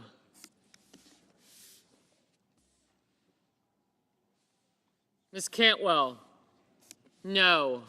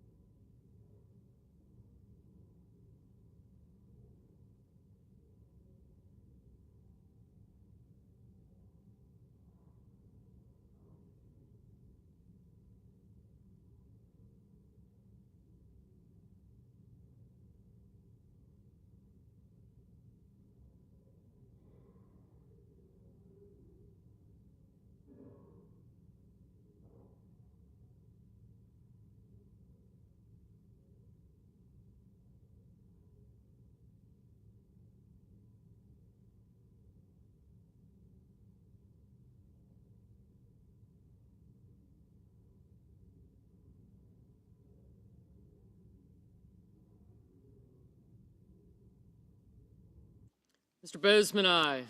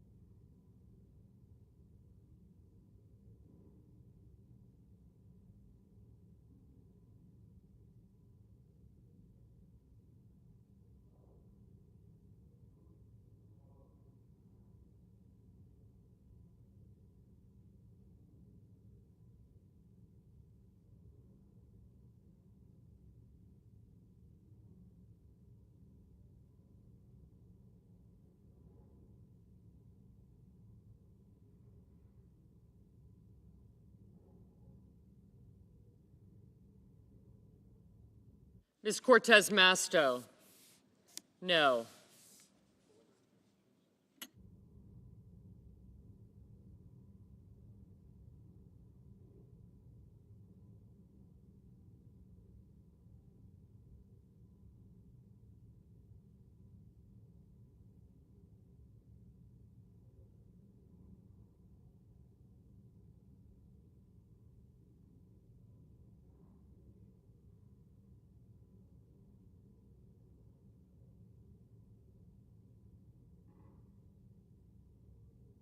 Mr. Peters, no.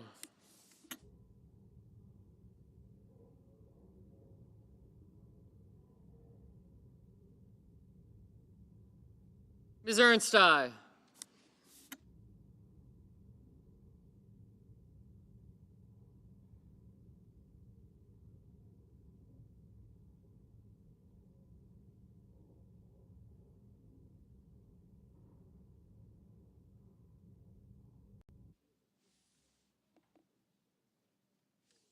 Mr. Johnson, aye.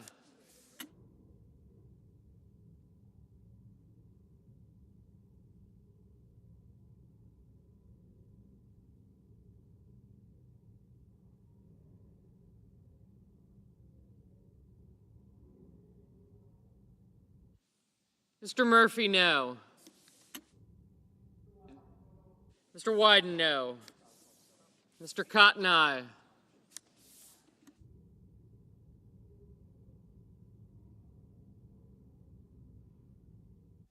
Mr. Crapo, aye.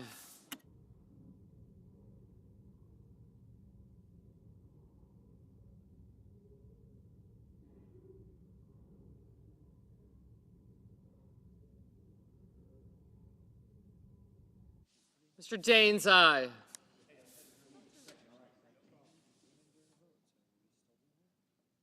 Mr. King, no.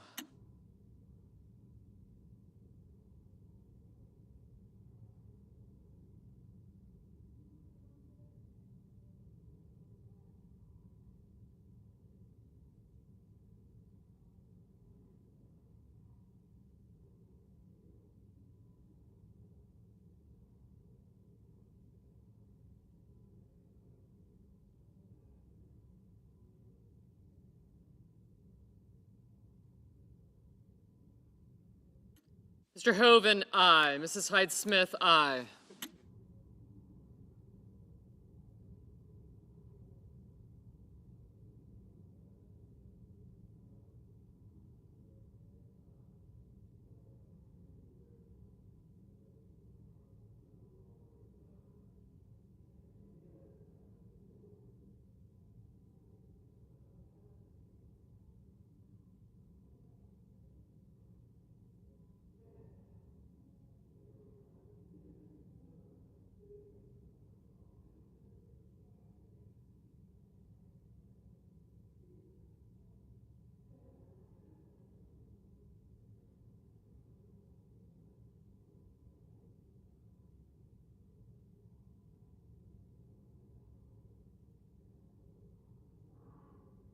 Mrs. Blackburn, aye.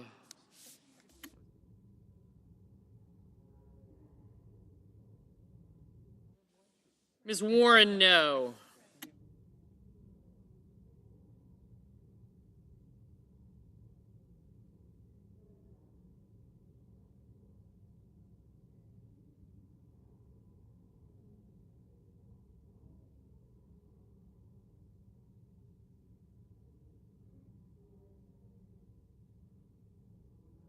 Mrs. Britt, aye.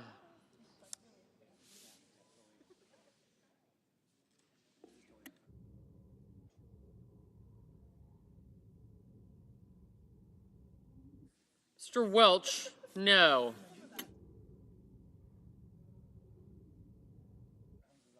Mr. Rounds, aye.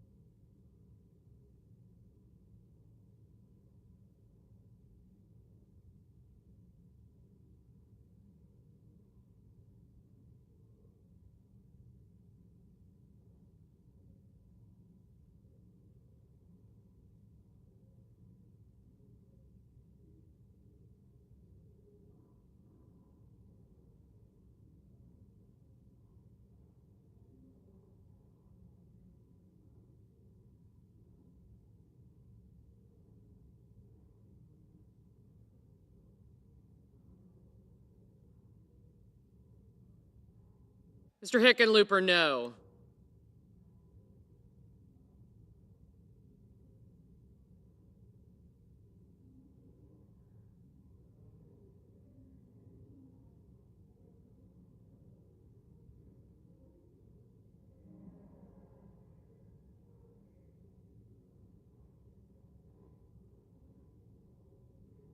Mr. Kelly, no.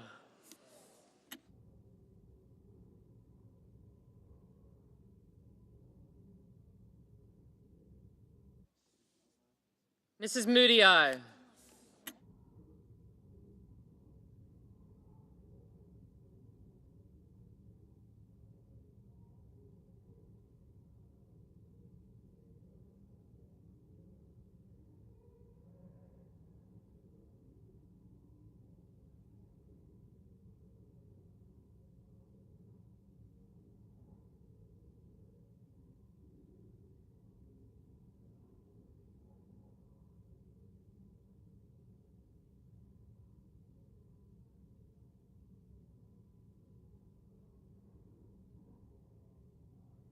Mr. Langford, aye.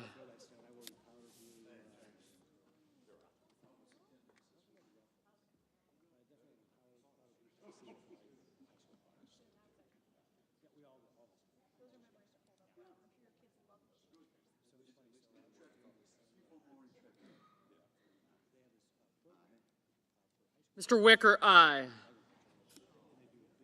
Mr. Cassidy, aye.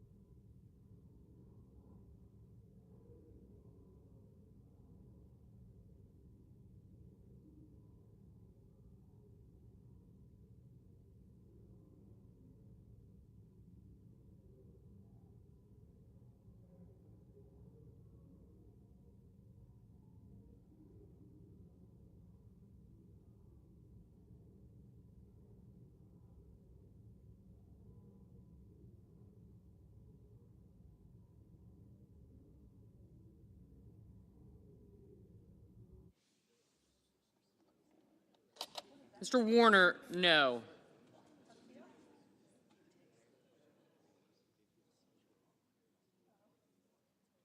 Mr. Sanders, no.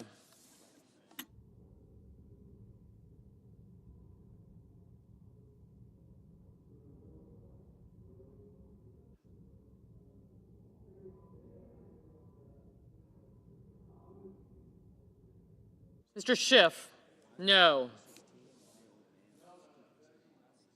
Mr. Whitehouse,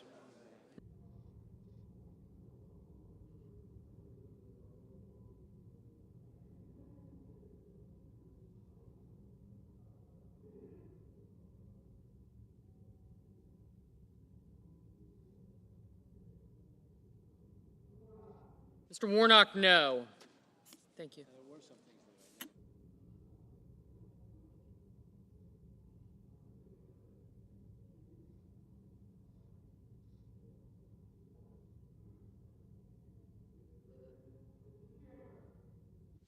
Mr. Schumer, no.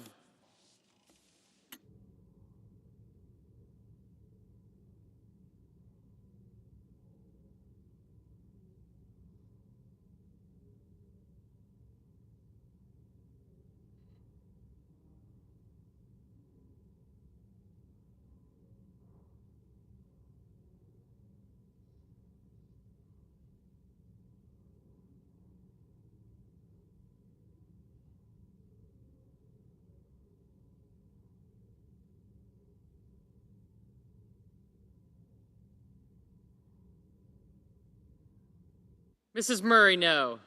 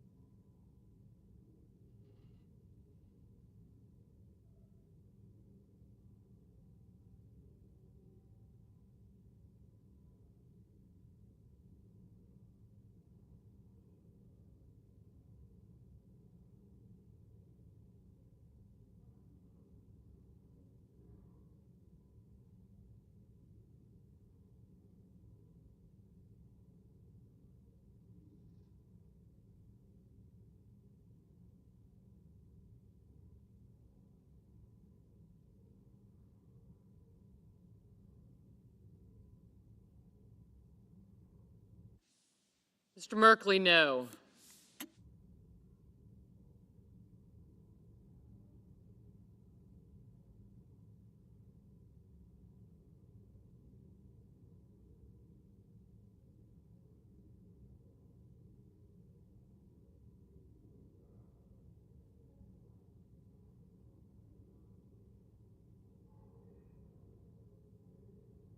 Mr. Graham, aye.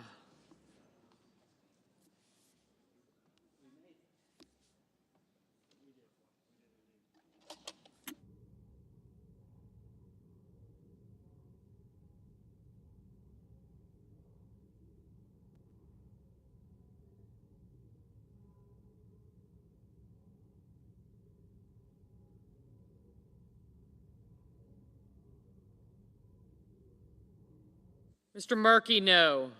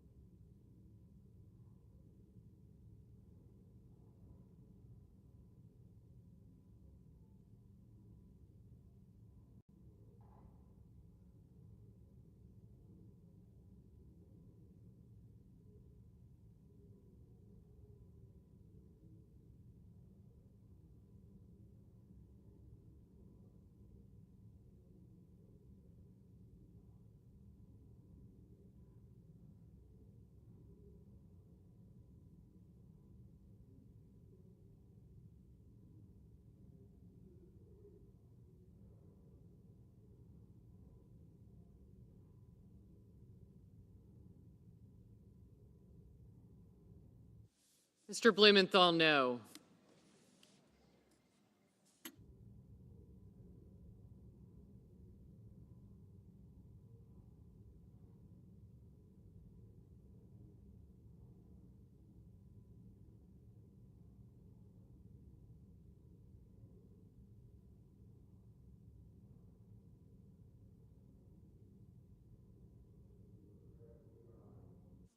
Mr. Grassley, aye.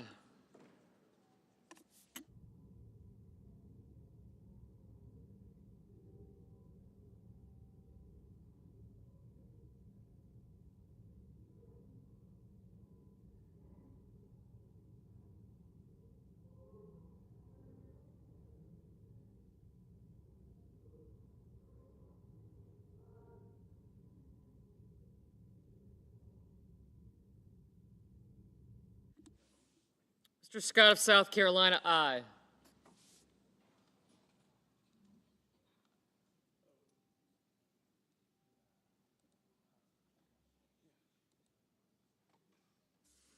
Mr. Ossoff, no.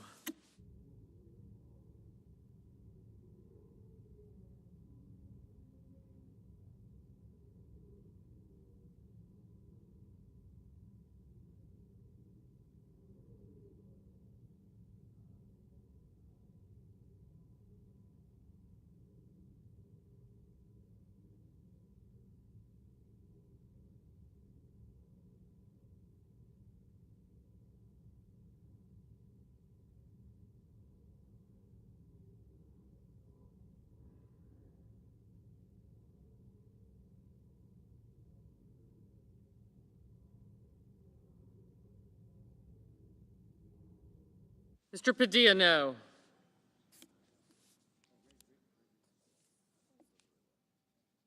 Ms. Klobuchar, no.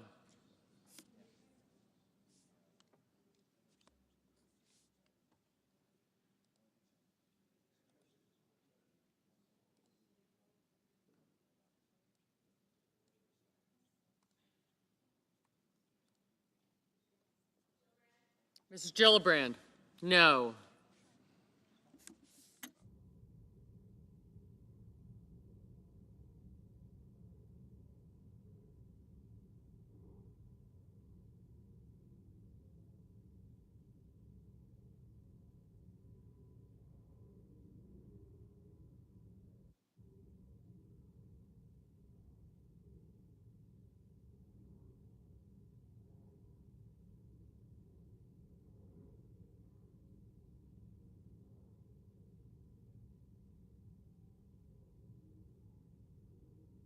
Mr. Risch, aye. Mr. Schmidt, aye.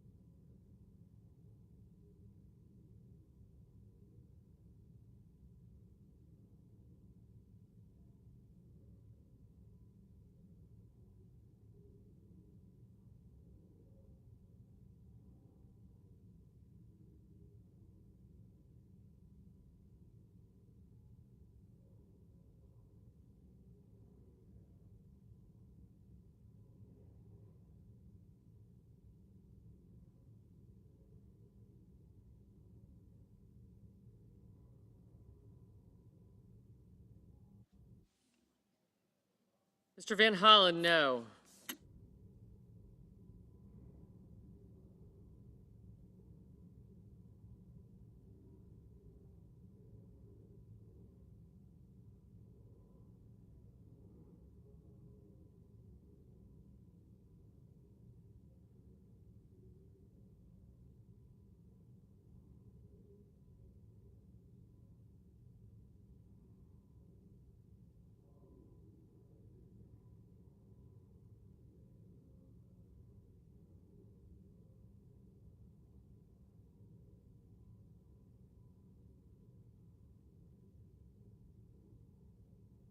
Mr. Budd, aye.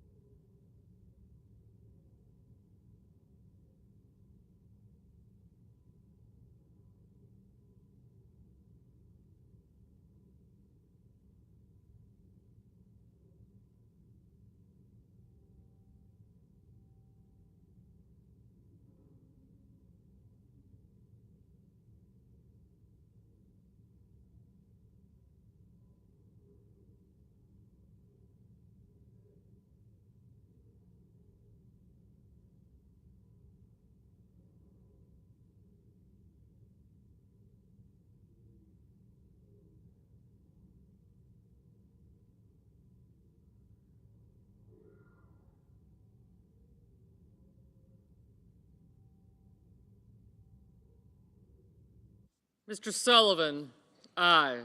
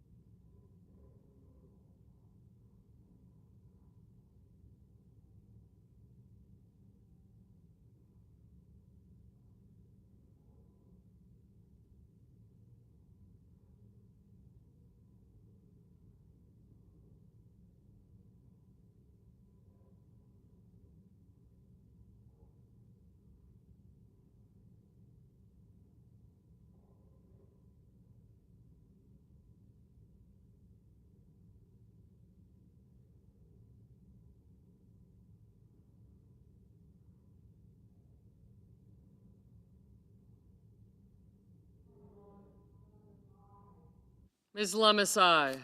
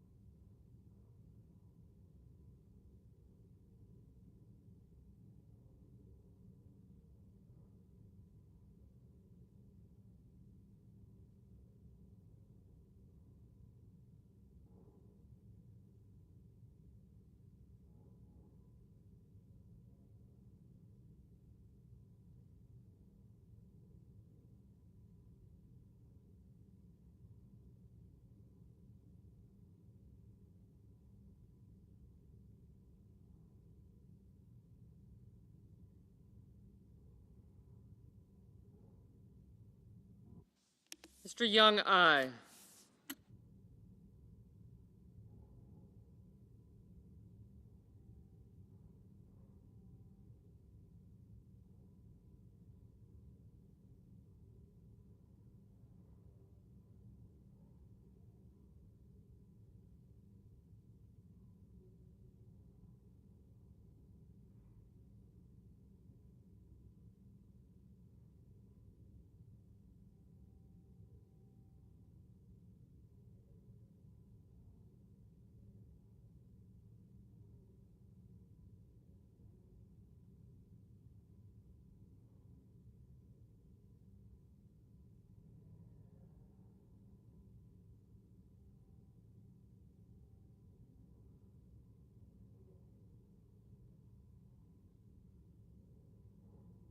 Ms. Hirono, no.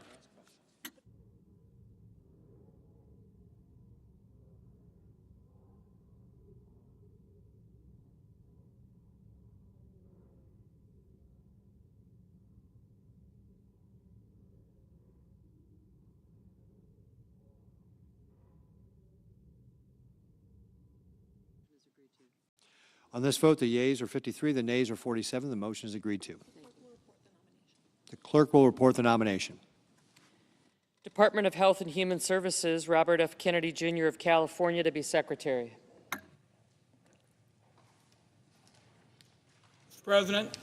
Senator from Oregon, sorry. Mr. President, as we begin this discussion that is so important to America, I thought I would just mention the conversation I had recently with a couple of young medical students who came up to me and said, you know, we know you're interested in health care and have been involved in this, and I'm so appreciative of Senator Murray, who's going to pick up on the health care issue, an area where she has very substantial experience and expertise. And I thought these medical students summed up this debate, because they said, the way we see this Kennedy nomination, it's not just a vote for next week or even next year. This is a vote with enormous impact for decades, because Mr. Kennedy, according to these young students, these young medical students, has a long record of essentially being anti-science. And what we're going to do in our discussion of his nomination is go into that and other issues.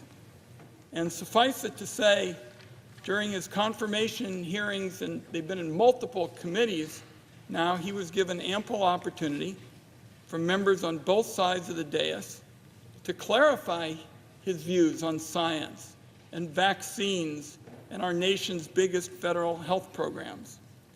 And we're going to, in the hours ahead, touch on each of these and why Mr. Kennedy's failure to demonstrate a basic understanding of these important issues that impact America's health make him a uniquely unqualified nominee to become our nation's chief health care officer. And in beginning my remarks, Mr. President, I wanted to say that ever since my days with the Gray Panthers, I've always felt that health care is the most important issue. If you and your loved ones don't have your health, everything just goes by the board. So that just reinforces what these young medical students were saying about the decision we're going to make in future hours with respect to Mr. Kennedy. And I'm going to start with perhaps the most dangerous aspect of his long history, and that's his embrace and amplification of vaccine conspiracy theories. He's made a lucrative career out of sowing doubt in the minds of parents when it comes to vaccinating their kids. His, quote, nonprofit, the Children's Health Defense, is solely dedicated to peddling these conspiracies. You can even get merch. There are baby onesies, apparently, that read unvaxxed, unafraid, no vax, no problem. He's been the attorney of record on at least 5 cases against drug companies for their vaccines, which he didn't disclose to ethics officials and refused to answer questions about. He also refused to give up his 10% stake in any settlement agreements, instead passing them off to his son. And he refused to recuse himself from taking any actions that might affect his family's financial interest. A vaccine that has become routine for young people about 20 years ago is involved here, and since then, it's successfully cut cervical cancer rates into just a fraction of what they were before the drug came to market. All of this adds up to a future HHS secretary who stands to profit off undermining this vaccine and, as a result, raise cervical cancer rates. To quote my Republican colleague, Senator Cassidy, a physician, Mr. Kennedy is financially vested in finding fault with vaccines. He also played a big role in one of the most deadly measles outbreaks in recent history. In 2019, he traveled to Samoa and used his platform to promote his anti-vax agenda, taking aim at the measles vaccine. The vaccine rate in Samoa plummeted. By 2019, measles had torn through the entire population, making more than 5,700 people sick, and 80 people were killed, most of them young kids. During his confirmation hearing at the Senate Finance Committee, Mr. Kennedy told me, and I quote, "We don't know what was killing them," speaking about those 83 deaths. But just last week, the Director General of the Health of Samoa called this claim by Mr. Kennedy, and I quote here, "a total fabrication." So, Mr. President and colleagues, just put that in your thinking about this consideration. Mr. Kennedy saying that he didn't know what was killing these young people in Samoa, and the Director General of the Health of Samoa called Mr. Kennedy's claim a total fabrication. A recent analysis showed that Mr. Kennedy has made 114 separate appearances in the last 4 years where he took anti-vaccine views or spread misinformation about the efficacy of the vaccines. In 36 of these instances, Mr. Kennedy directly linked vaccines to autism. Instead of providing the committee with clarity or reassurances about his decades-long career peddling of vaccine conspiracies, what did Mr. Kennedy do? He dodged, he weaved, he bobbed, and gave no indication that as Health and Human Services Secretary, he would stand by settled science that surrounds vaccines. As HHS Secretary, Mr. Kennedy would have a huge amount of control over how vaccines are promoted and administered in our country. He could issue orders that discourage doctors from sharing information with parents and patients about life-saving vaccines. He could issue an order that discourages schools from talking about or even requiring vaccines. He could rubber stamp an executive order from Donald Trump that defunds the Centers for Disease Control, which is essentially the agency in charge of getting Americans up-to-date information about vaccines and when to get them. Just imagine you're a parent scrolling on Instagram or listening to a podcast. You hear this gentleman speaking passionately about the danger of vaccines. Maybe you do a bit of research, and lo and behold, you find this is the Secretary of Health and Human Services, America's chief healthcare guy. You think to yourself, This guy must know what he's talking about. Maybe he's right when he's questioning if vaccines are safe and effective. So the seed of doubt on vaccines gets planted. And then at your kid's next wellness exam, you decide not to get them their next round of vaccinations. A few months later, you're taking them on a trip to Disneyland, say for spring break, where countless other parents like you have heard the same medical advice from the same person, and you too decided against vaccinating your kids. It only takes one of those kids carrying a deadly disease like measles for an outbreak to begin.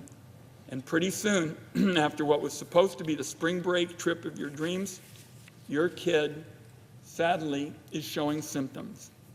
What follows then is a slew of doctor's appointments, maybe even a stay in the hospital, sleepless nights, missed days of work and school, not to mention dread and fear for your child's very well-being.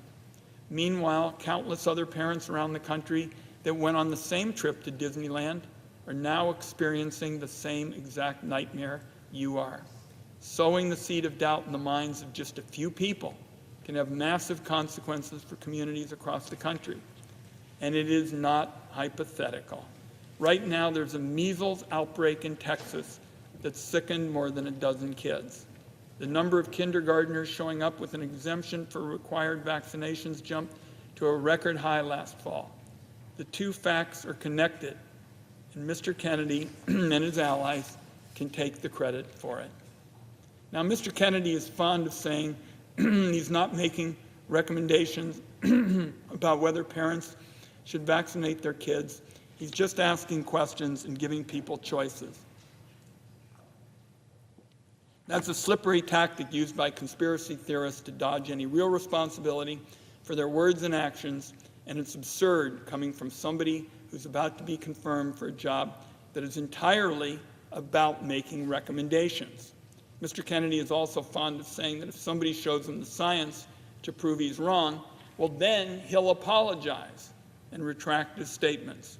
But when somebody does show him the science proves him wrong, he just brushes it aside and basically will not accept it as fact. Once again, to quote my Republican colleague Bill Cassidy directly, to improve the health of Americans or undermine it, always asking for more evidence and never accepting the evidence that's there. That's why Bill Cassidy told Mr. Kennedy he was struggling with his nomination.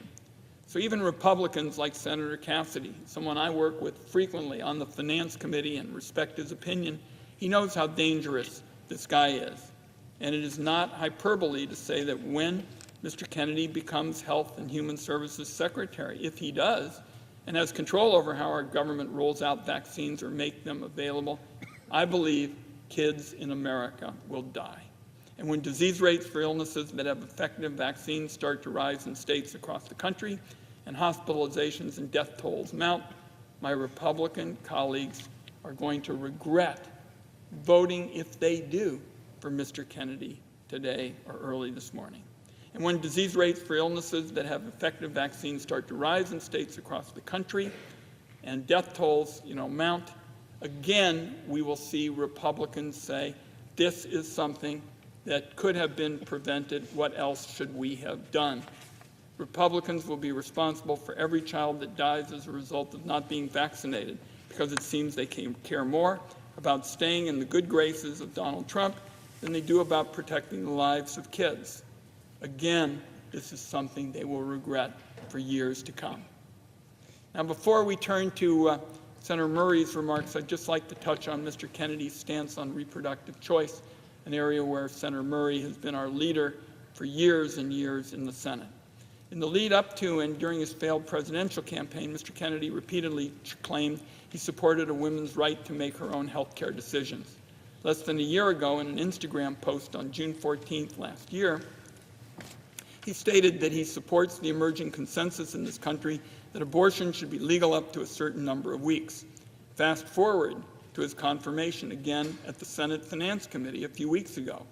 He was pressed repeatedly by Democrats about his stance on abortion. Instead of clarifying, Mr. Kennedy defaulted to a clearly rehearsed talking point that he repeated over and over again. Quote, I agree with President Trump. Every abortion is a tragedy. While that answer doesn't give us much clarity, it's certainly telling. Mr. Kennedy has a long history of changing his stance on health care issue after health care issue to whatever position benefits him at the moment, as long as it earns him power or it earns him a paycheck. As far as I can tell, Mr. Kennedy will believe, or at least pretend to believe, whatever you want him to. He's willing to give up his principles and all of his beliefs that women and mothers are better equipped to make their own health care decisions than politicians. And it's all about, as we've talked about on this floor, staying in Donald Trump's orbit of power. While Mr. Kennedy recites rehearsed talking points on the subject, this is an issue that has had real, deadly consequences for women, as Senator Murray has said again and again. Donald Trump spent his first term packing the Supreme Court with right-wing extremists willing to rip away the reproductive freedoms guaranteed to us under Roe versus Wade. In the wake of the Supreme Court's gutting Roe, millions of women living in red states have had their reproductive freedoms ripped away from them, all due to Donald Trump. In the years since the overturn of Roe, there have been countless headlines about the consequences of these abortion bans. Women bleeding out in parking lots or in emergency rooms because they were denied care. Women becoming infertile and losing their ability to have kids in the future because they couldn't get care. And in the very worst cases, women dying. So it should horrify every American that we don't actually know where Mr. Kennedy stands. The man who could become our nation's chief health care officer, we don't know where he stands on reproductive health, short of perhaps just saying he's a yes man for anything Donald Trump tells him to do. So I think at this point, Mr. President, I want to yield the floor to my friend and colleague from Washington State, because she knows so much about the challenge of ensuring that women's reproductive health services are being protected. And as Secretary of Health and Human Services, Mr. Kennedy could do so much damage to the well-being and health of women, and I'm very pleased to be able to yield the floor to her to discuss that and other pressing issues. Mr. President. Senator from Washington. Thank you, Mr. President, and thank you to my colleague from Oregon who has very clearly stated why this nominee is not someone who should be holding the title of Secretary of Health and Human Services, and I appreciate all of his work on this and his wise words. I hope everyone heeds them. Mr. President, the American people are watching now with alarm because the vast majority of people know vaccines are safe, they're effective, they are life-saving.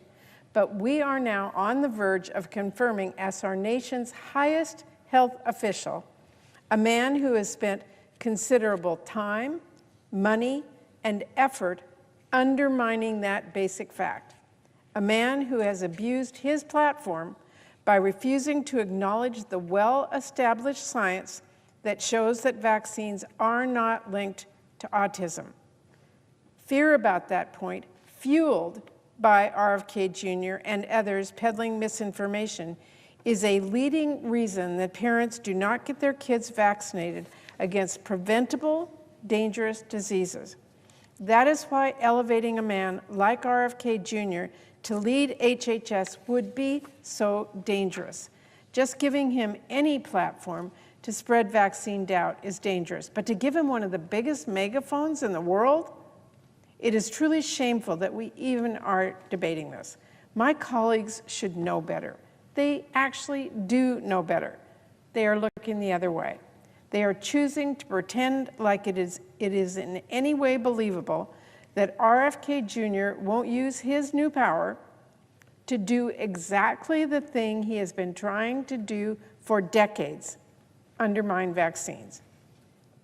Never mind the fact that CDC has already modified web pages with information about vaccines and other vital public health information, which a federal judge has now ordered the Trump administration to restore it.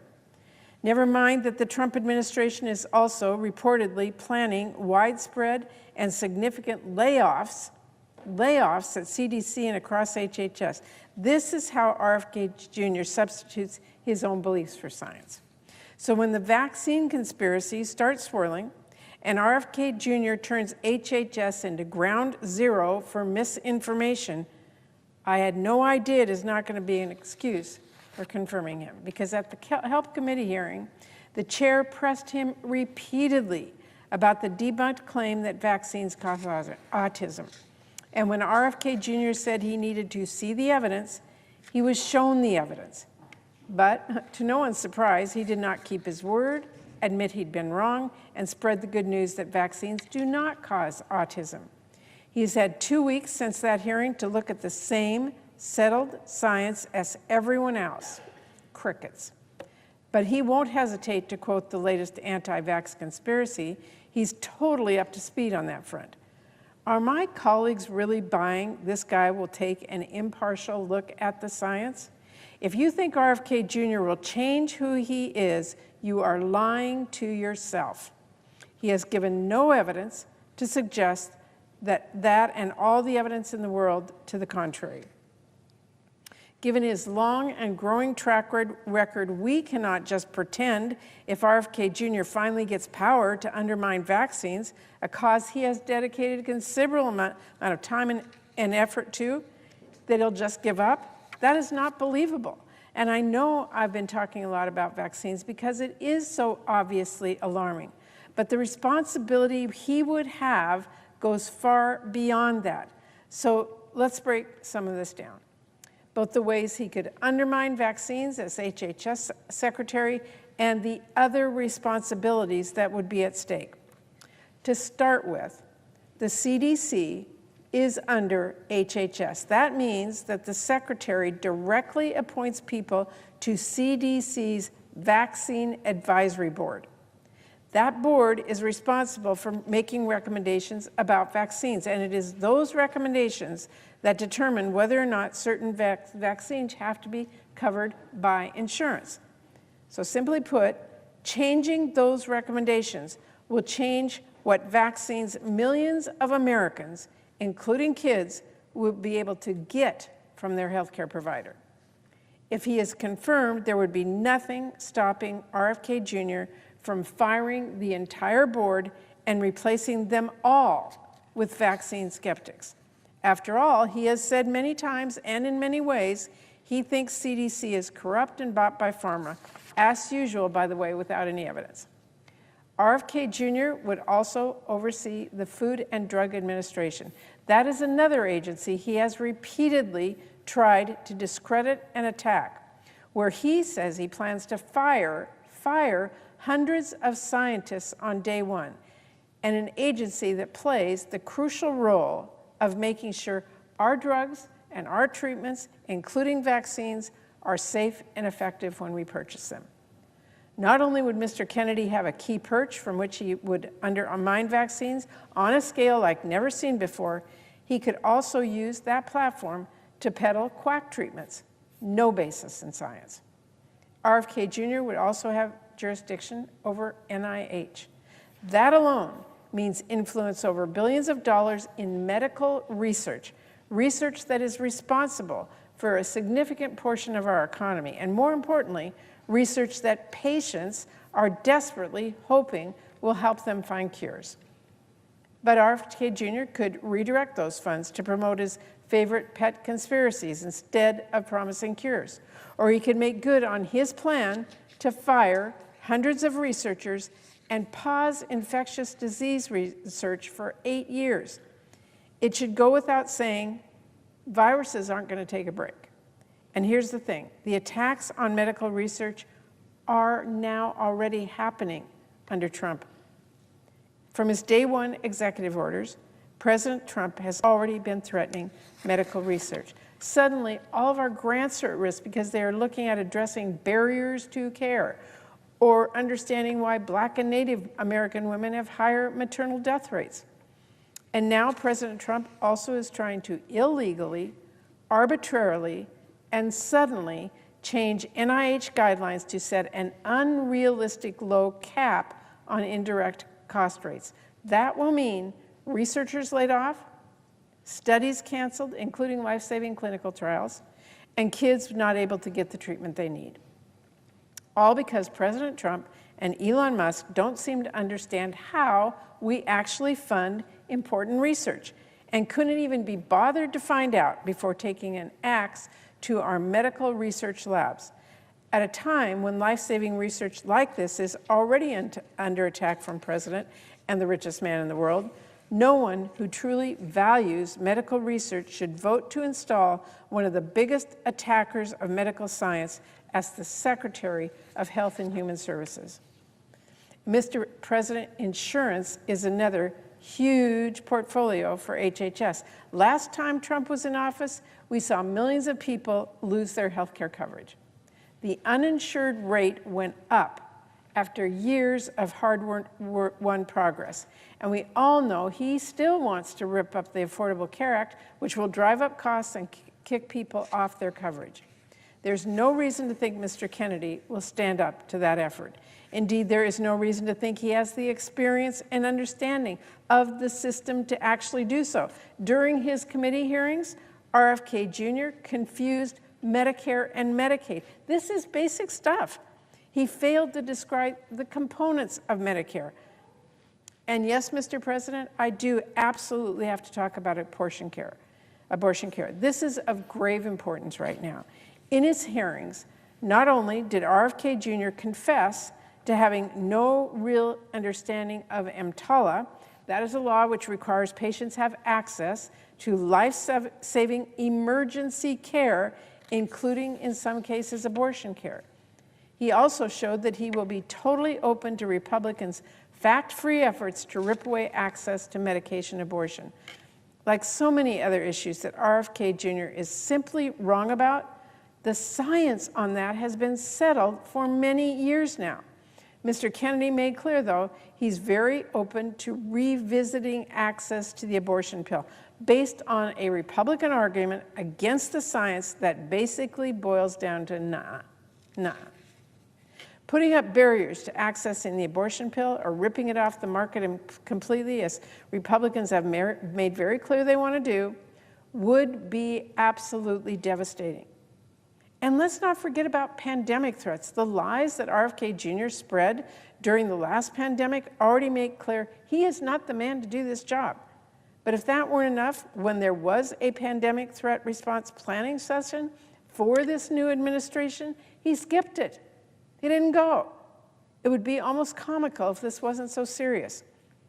Mr. President, everywhere you look, everything about this nominee is so concerning.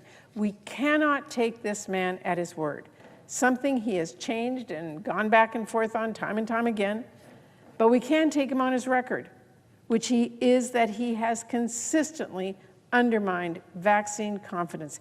And by the way, note, he profited from that. And we can take the threat of what he might do seriously, especially given the alarming things that are already happening. If RFK Jr. gives you his word of honor that he won't freeze research, guess what? We're already seeing the Trump administration totally upend medical research. Thanks to the Trump funding freeze, NIH hasn't issued any grants award in weeks. If RFK Jr. swears that he's not going to take down information about vaccines, he's not going to silence experts, well, don't look now. But the Trump administration has already taken down or changed CDC pages about vaccines. They have already silenced public health experts. If RFK Jr. pinky promises you that he won't undermine medical science or studies or he won't ignore global health threats, well, you might want to sit down for this, but President Trump has completely demolished our global health aid work. He has already completely demolished it. The fallout is utterly heart-wrenching. Already we know of a woman who died because the USAID-supported hospital she went to for oxygen was forced to discharge her because they got a stop work order from the Trump administration. It's not clear if she was the first death caused by Trump's complete freeze, but there is no question she will not be the last. And Mr. President, let me make a really important point here. It is not just people across the world who will be affected by this. There was a study being done on a new HIV treatment with thousands of volunteers. Study being done, already having 1,000 volunteers doing the treatment. But now, without their regular injections, which are cut off by Trump's move, There's going to be too little of the drug in their system to protect those people from HIV, but enough of the drug that if they contract HIV, it could mutate to become drug resistant. So for all the absolutely unhinged conspiracies we've heard about medical research from RFK Jr. and the like, where is the concern of this actual risk in this actual study happening right now, all because President Trump cut off foreign assistance? RFK Jr. has been silent about that risk, silent about how wrong that is. And so even as he is making these empty promises on one hand to some of our colleagues, he's already standing by as President Trump breaks them on the other hand. Oh, and here's one more. If RFK Jr. says he's going to consult you on healthcare personnel, please do not be fooled. Look, I don't know why my colleagues need me to tell them this. I like to think we have some pretty smart people around here. But this vote, RFK Jr.'s own nomination, this is your consultation on healthcare personnel, not some made-up promise for later. This is the point you have the most power. Whatever he might say, you don't get to choose who RFK Jr. will appoint to this or that. Heck, he doesn't get to choose who President Trump appoints. The decision you get to make, all of us on this floor get to make, is the decision before us right now. You get to choose who you vote to confirm, and you will have to live with that decision.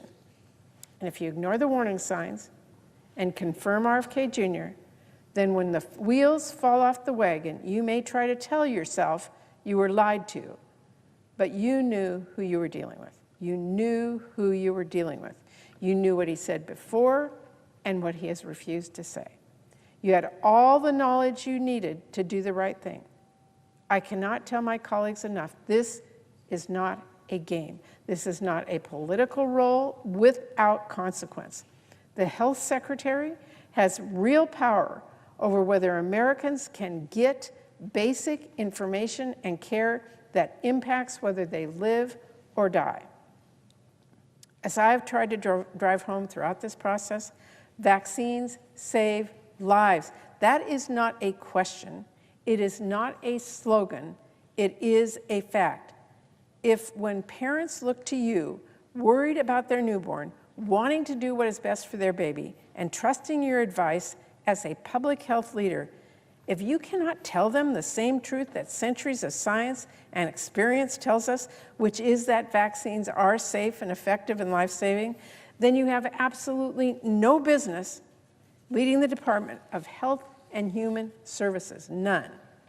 And so just as I did at the hearing, I want to warn all of my colleagues, by merely voting to confirm Mr. Kennedy, we would be telling our constituents he's worth listening to on vaccines. That alone will get people killed before he even lifts a finger, because he does not even need the levers of power to get people killed. All he needs is that megaphone. To affirm his views by voting to confirm him as our highest health official, let's not mince words about what that will mean.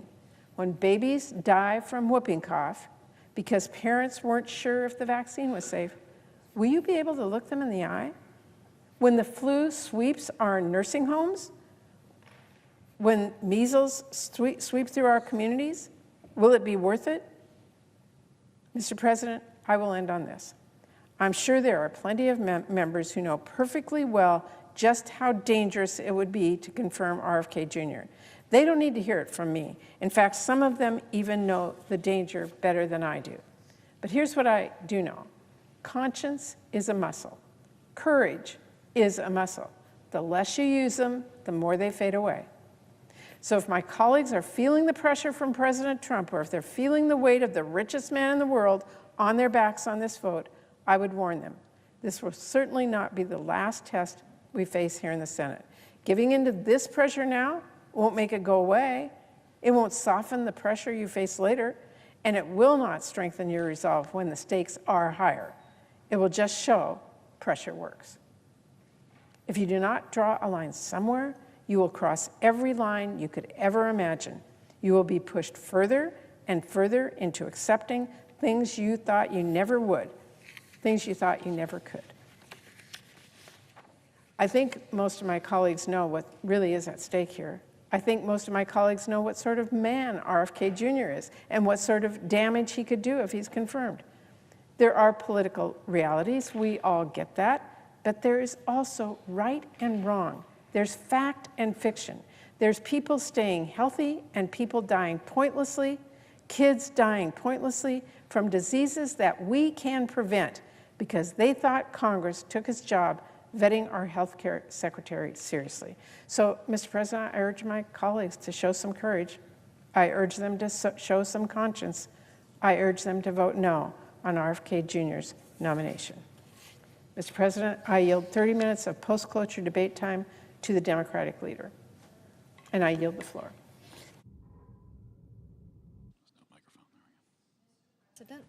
Senator from Tennessee. Thank you, Mr. President. I find it so interesting how people are watching so closely to see what this administration does. And I've been so pleased to see that the polling shows by an overwhelming amount, 70% of the American people agree with how President Donald Trump is carrying out his job, getting things done for the American people, things that they voted to see done. And he is keeping those promises. Now, when we look at the issue of illegal immigration, we see that in his first weeks back in office, what he has done at the top of his to-do list has been to take action to secure this border. The numbers that we are seeing, how they have dropped with the number of encounters, with the number of gotaways. This is encouraging. The message is out there. The U.S. is going to protect and defend its sovereignty. We are going to protect and defend our people. That is important, and we are seeing it. Now, the president has taken some executive actions that have yielded results. By executive order, he restored the Remain in Mexico policy. He restarted the border wall construction, which, by the way, Mr. President, this is something the Border Patrol has told us not for just a few years, but for decades. We need a border wall. That's where the phrase, build the wall, came from. It came from people that are down there every day protecting this country from harm. The president has also ended catch and release. Now, that's that practice where somebody comes across and then they get their paper that they're claiming asylum and they're told that they can go on into the country and go wherever, and there are nonprofits down there on the border, and they give them a plane ticket and food and a phone, and off they go to their desired destination at taxpayer expense. So that has ended. The president has also sent troops to the southern border, and thank goodness we are seeing these deportations of criminal illegal aliens taking place. Yesterday in Nashville, we had 8 that were apprehended in a human trafficking ring. 8. 2 of them were linked to Tren de Agua. They were Tren de Agua gang members. Now, these are all things that the president is doing to make this country safe. And we have security moms all across this country, and certainly across Tennessee, that are reaching out to us and saying, keep it going. Deport those that are criminally in this country. Let's carry this out. We're seeing such good results. In operations across the country, ICE, which is Immigration and Customs Enforcement, has arrested 11,000 criminal illegal aliens, including many violent offenders and gang members. Since Inauguration Day, migrant encounters at the southern border have reportedly dropped 87%. As I said, Mr. President, we are seeing results. We know that for years, former President Biden allowed more than 10 million illegal aliens to enter the country, including tens of thousands of convicted criminals and more than 1.7 million known gotaways. And for 4 years, Tennesseans and Americans across the country have suffered the tragic consequences, including rampant migrant crime. Recently, our Tennessee District Attorneys General Conference released a report documenting the widespread migrant crime in our state during the final months of the Biden administration. Now, the report confirms what we already know, that during the Biden years, every town was a border town, every state was a border state.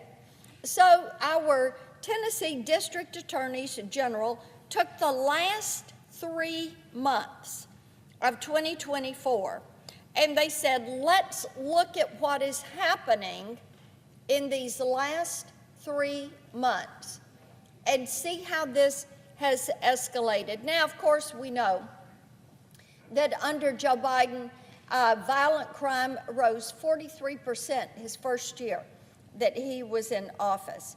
And what we saw from the District Attorney General's report, that there were in 3 months, now this is a 3-month number, there were 2,719 reports of illegal aliens being charged or convicted of 3,854 offenses in the state of Tennessee. Among them, the most common offense was driving under the influence. There were 654 arrests of those illegally in the country driving under the influence.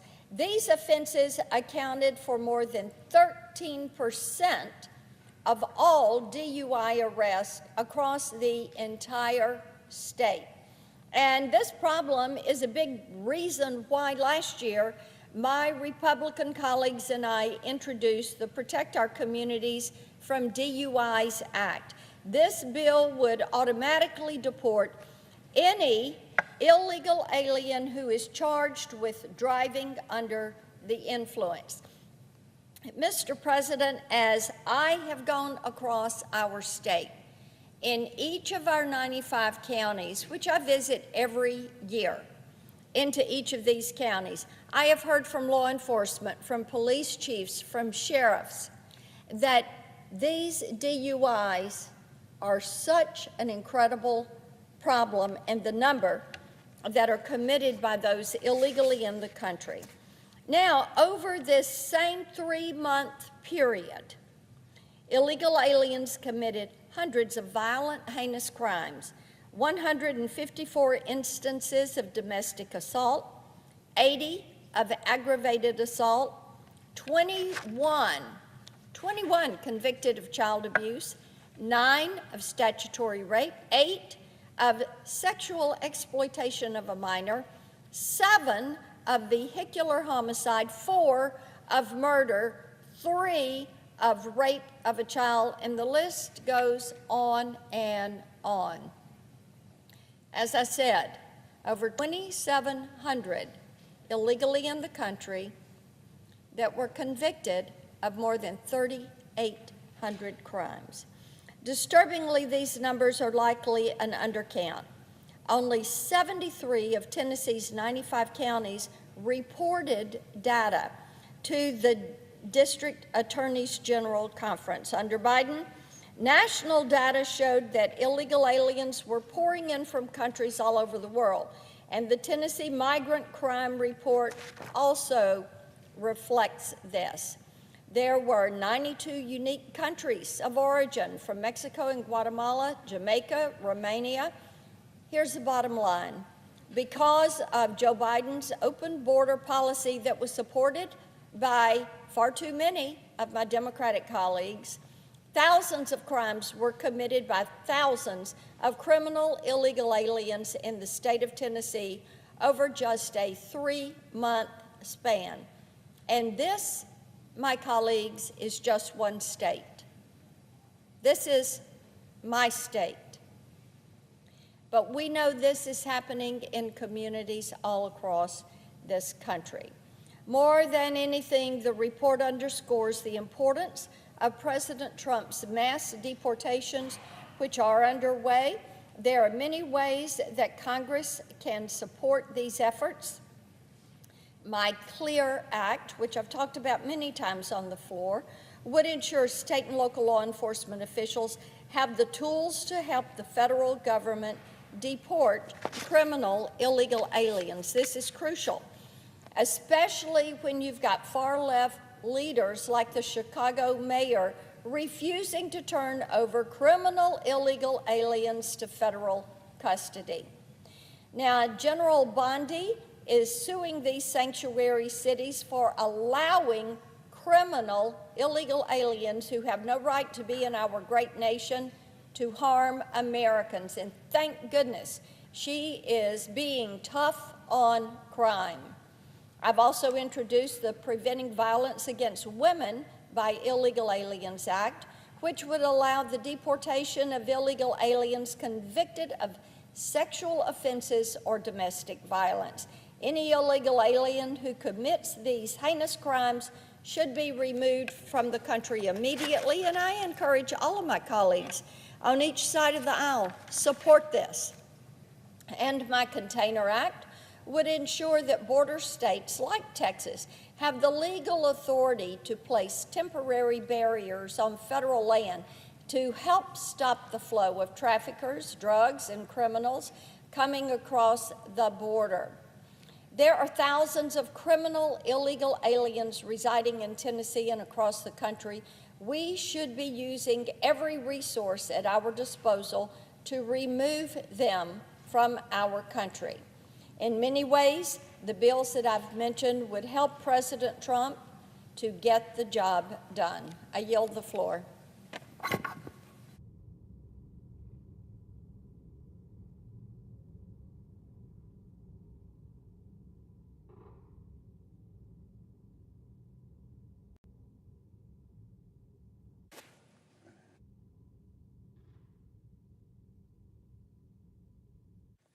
Mr. President, Senator from Hawaii.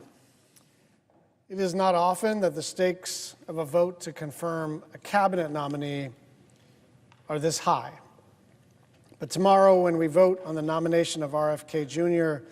to be the Secretary of the Department of Health and Human Services, the stakes will be life and death. Mr. Kennedy, in his words, but more importantly in his actions, has proven over and over again that he is a unique danger to society. But he's on the edge of becoming the country's top health leader with the power to unleash bygone diseases and undermine trust in science for generations to come. For the first time ever, we will have a health secretary who has actively helped to cause outbreaks instead of to contain them. We'll have someone in charge of medical research who's taken every opportunity to undermine science instead of promoting it. We'll have someone who's never come across a crazy idea that he didn't like, whether it's that antidepressants are the cause of mass shootings or chemicals in the water are turning children gay. This is the Secretary of the Health and Human Services Department. Those two things right there should be immediately disqualifying. This should be 100-0. This guy used to be a Democrat. This guy was pro-choice. This guy was for clean energy. This shouldn't be a partisan issue except to say, for HHS, you need somebody who has devoted their life and hopefully has some expertise in the area of public health. And it's not just that we didn't get someone who has expertise in public health. We have someone who has caused disease, and death. And I say those words with precision. I understand that both sides of the aisle are prone to exaggerating their case and being apocalyptic when we describe a pending vote. I've been here for a while, and everything is always the most important vote that we will ever cast. And I don't know if this is the most important vote we'll ever cast. I do think, gosh, I hope I'm wrong. I really do hope I'm wrong. But I do think this is likely the cabinet secretary vote that is likely to age the most poorly, because this person has the potential to actually cause diseases like rubella, like mumps, like measles, like polio, that have been gone for many generations, because we have a vaccine regime. And I want to tell you what he did in Samoa. In 2019, he flew to Samoa to discourage people from taking the measles vaccine. And the reason was that he wanted to run a, quote, natural experiment to see how people would fare against the disease without protections. Now, some of you may know this. My father was the first whistleblower against the Tuskegee experiments, in which the United States Public Health Service did a similar thing. They knew that penicillin cured syphilis, and they knew that for the most part, untreated syphilis caused death. But the U.S. Public Health Service decided to divide a cohort of African American men into two parts. One would receive the medicine and be safe and be cured, and another cohort would receive a placebo and not get the life-saving cure for syphilis. And why did they do that? To, quote, observe the disease process. To observe the disease process. So when you investigate whether or not a medicine works, there's a whole process to it, right? The FDA, double-blind studies, all the rest of it. But the basic idea is you're trying to get to some level of reliability and statistical significance so that you can project out into the population what's going to work and what's not. Now, the sick in the head way to do this is to say you can't achieve statistical significance until you just let a bunch of people get sick and figure out what happens. The United States Congress, led by someone with whom I served for a couple of years, Tom Harkin, when they found out about the Tuskegee experiments, made a law against the U.S. Public Health Service ever doing that again because it's immoral. It's bad science, sure. But more than that, it treated these African American men as if they were worth experimenting on, as if this category of human beings in the United States were expendable for scientific research purposes, and that's exactly what happened in Samoa. That is exactly what happened in Samoa. 6,000 people got the measles. 83 people died. 79 of them were kids. It is so chilling to contemplate the idea that someone as recognizable as a Kennedy would fly across an ocean to a small developing country and basically tell everybody, be afraid of this life-saving medicine.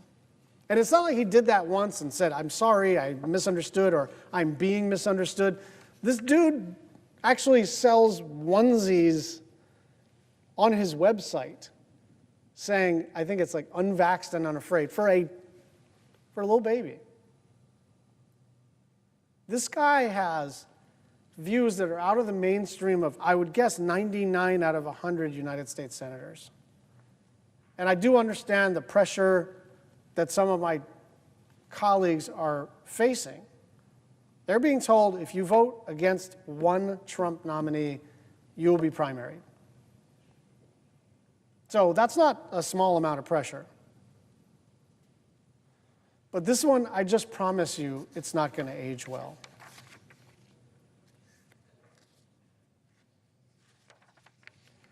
Some of my colleagues are expressing reservations in private. And I think that's better than not expressing any reservations at all. And some of them are getting private assurances from Mr. Kennedy that he does not, in fact, hate all vaccines. He just wants to answer questions and all the rest of it. I am not reassured. I think this person has demonstrated over a pretty long career that he says whatever is convenient in the moment, right? This is like an unreconstructed, he's Kennedy. He was running for president in the Democratic primary, and now he's a Trump guy like 10 months later. What does that mean? It means he's got no core values, right? Like there's just no way to go from over here to over here politically in such a short period of time, except that he was offered something, and he was offered this job. And why does he want this job? Because he's got a very specific view about public health. And I just want to make one other point. The problem of our food system, right? The problem of the extent to which we subsidize ultra-processed foods that are coming from commodities that are subsidized in the Farm Bill and causing people to get increasingly diabetic and all the related health problems that happen related to that. Like, that's a really legitimate place to do some good bipartisan work. And I would love to do that. It's also not what the HHS secretary does. It's what the United States Department of Agriculture does for the most part. And it's what the Congress does. The problem is the Farm Bill. The problem is you get what you subsidize. And we are subsidizing all the corn products and all the soy products and all the sugar products that go into the lab-tested, extra delicious, extra bad for you, extra addictive stuff that is making us all, even though we're the wealthiest country in human history, a very unhealthy country. And so if that's all this guy we're working on, you could count me in. But if your idea of public health has to do with healthy food, has to do with prevention, has to do with understanding that our food system and our agricultural system and our USDA and our Farm Bill process is essentially broken, you don't actually have to purchase this kind of crazy, evil stuff. You just don't. You don't have to do it. There's lots of good people on the food system side you can work with, work for, cheer on, organize with. But this man is going around, he's not talking about the COVID vaccine. He's not talking about whether or not it's appropriate to require masks in public, where Democrats and Republicans are like still arguing about stuff like that. He's talking about stuff that, like, if you're a parent and now you don't know whether when your kid goes to school, they've reached herd immunity for stuff that is like way, way, way generations back in the rearview mirror. And so I don't know if this is going to mark one of the most important public health moments in American history, but I can't think of another time where we actually have the technology, we have the medicine, we have the science, we have the distribution system, we have the public infrastructure to keep people safe. And we just decide by a vote of 53 to 47 to make people unsafe. So Secretary of Defense, DNI, all these are important. Treasury, every cabinet position is important. It's going to be a little more challenging to know whether your vote is vindicated in the sweep of history. I think this guy is going to age very poorly in the job, because I think we are going to see bad public health outcomes very, very shortly. This really is a matter of life and death. And I understand.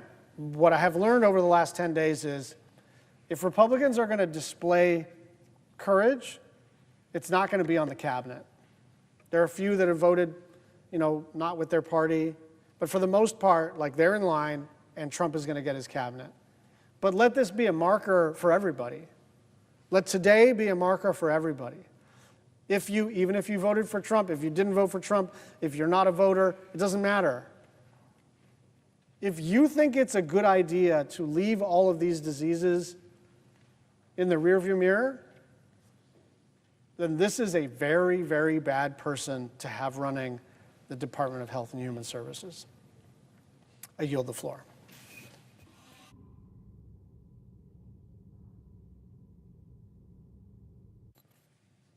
Thank you, Mr. President. 2 weeks ago, I had the Senator from opportunity. Maryland. 2 weeks ago, I had the opportunity to question Robert F. Kennedy Jr., the President's nominee to serve as the Health and Human Services, to serve as the Secretary of Health and Human Service. I asked Mr. Kennedy Jr. a simple question. What different vaccine schedule would you say I should have received?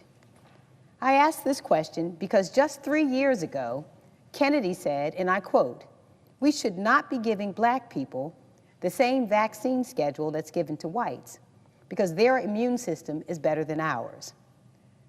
When I asked him this question, Mr. Kennedy referenced a study by Poland, a study he assured me, and not just me, but also my colleagues on both sides of the aisle and the American people watching, that this study asserted that indeed certain races required a different vaccine schedule.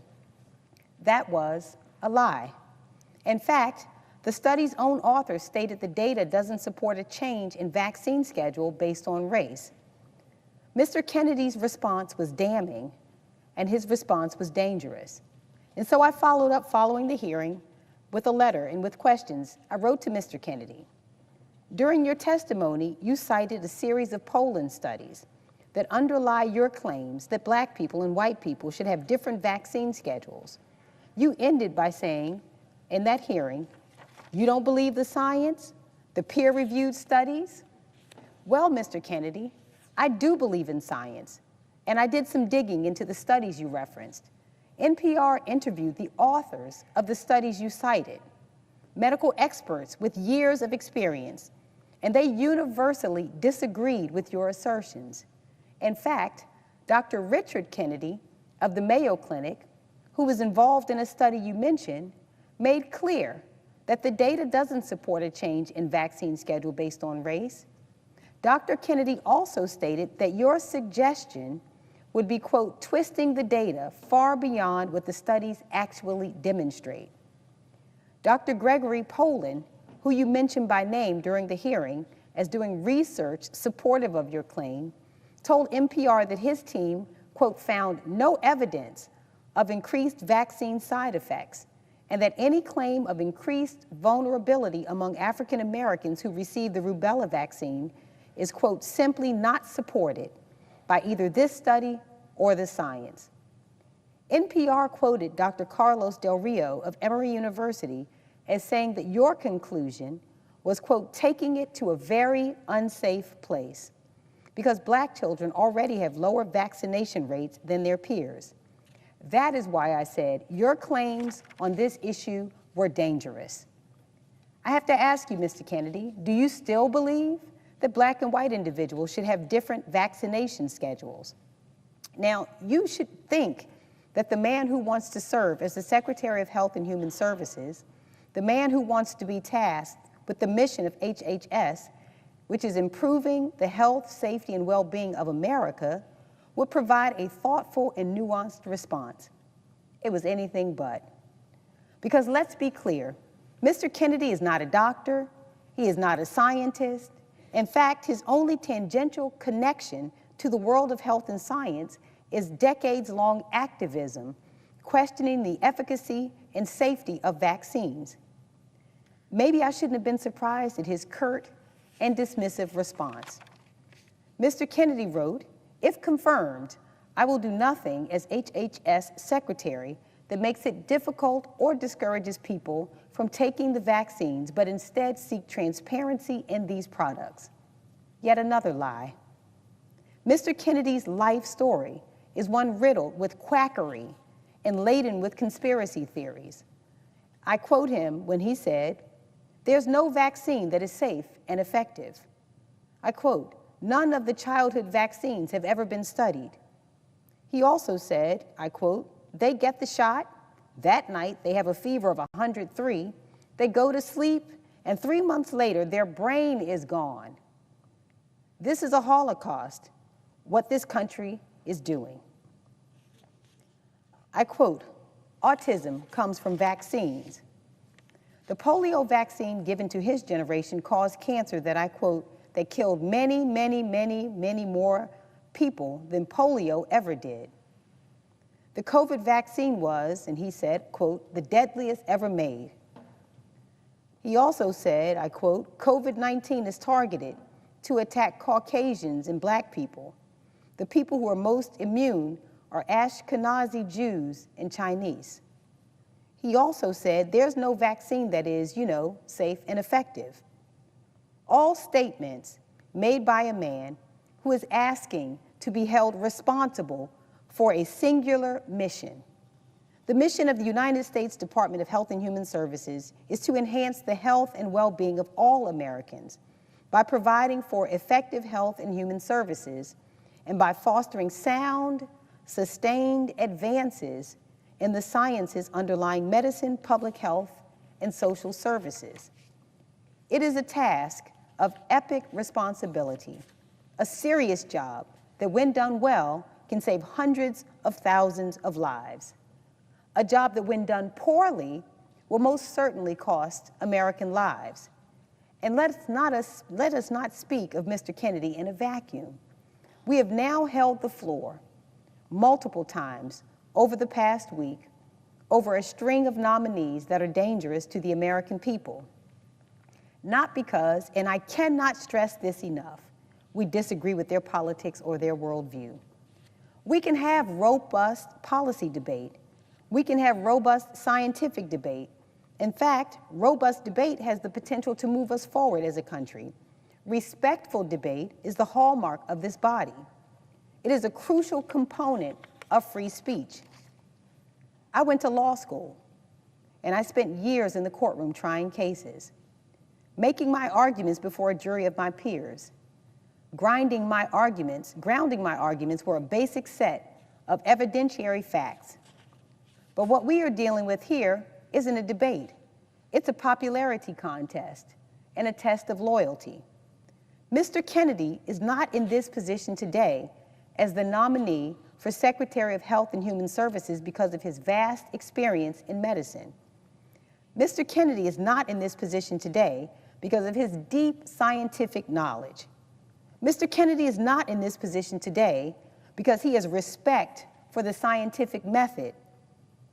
Mr. Kennedy is not in this position today because he respects medicine.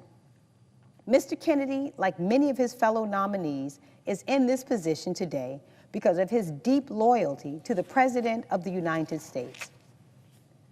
What makes our job increasingly difficult as members of the U.S. Senate is that we have the duty to advise and consent, and it isn't just a privilege of this chamber, it's a responsibility to speak for the people of our state as well as the American people as we evaluate the qualifications, the experience, and the temperament of a president's cabinet nominees. What is happening on the part of my Republican colleagues is not advice and consent.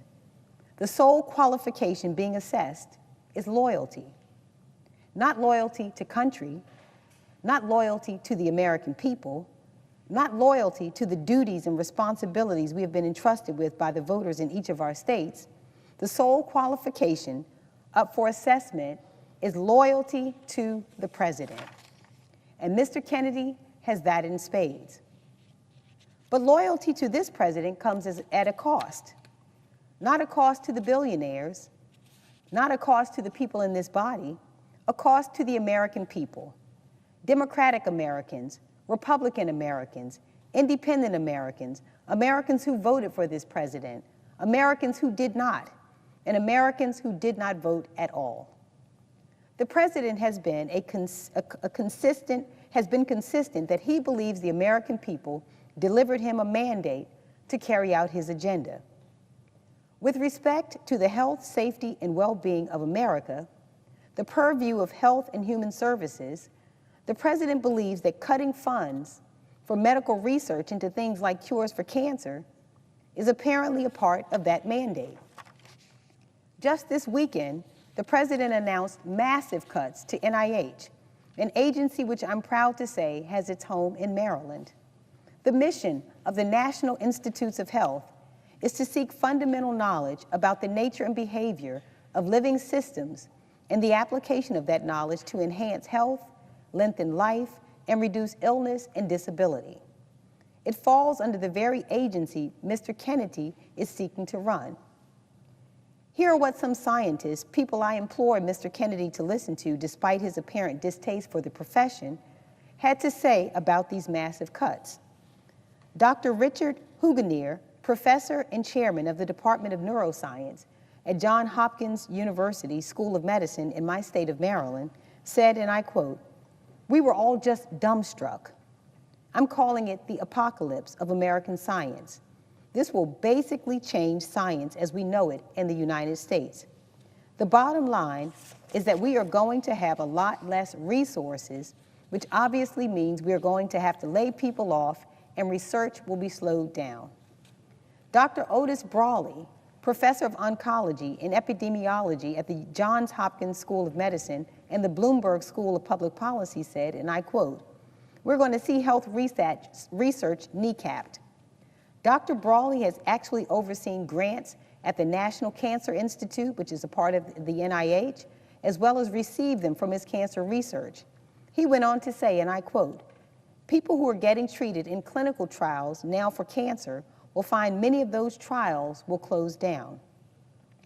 Dr. David J. Skorton, president of the Association of American Medical Colleges, said, and I quote, "These are real consequences.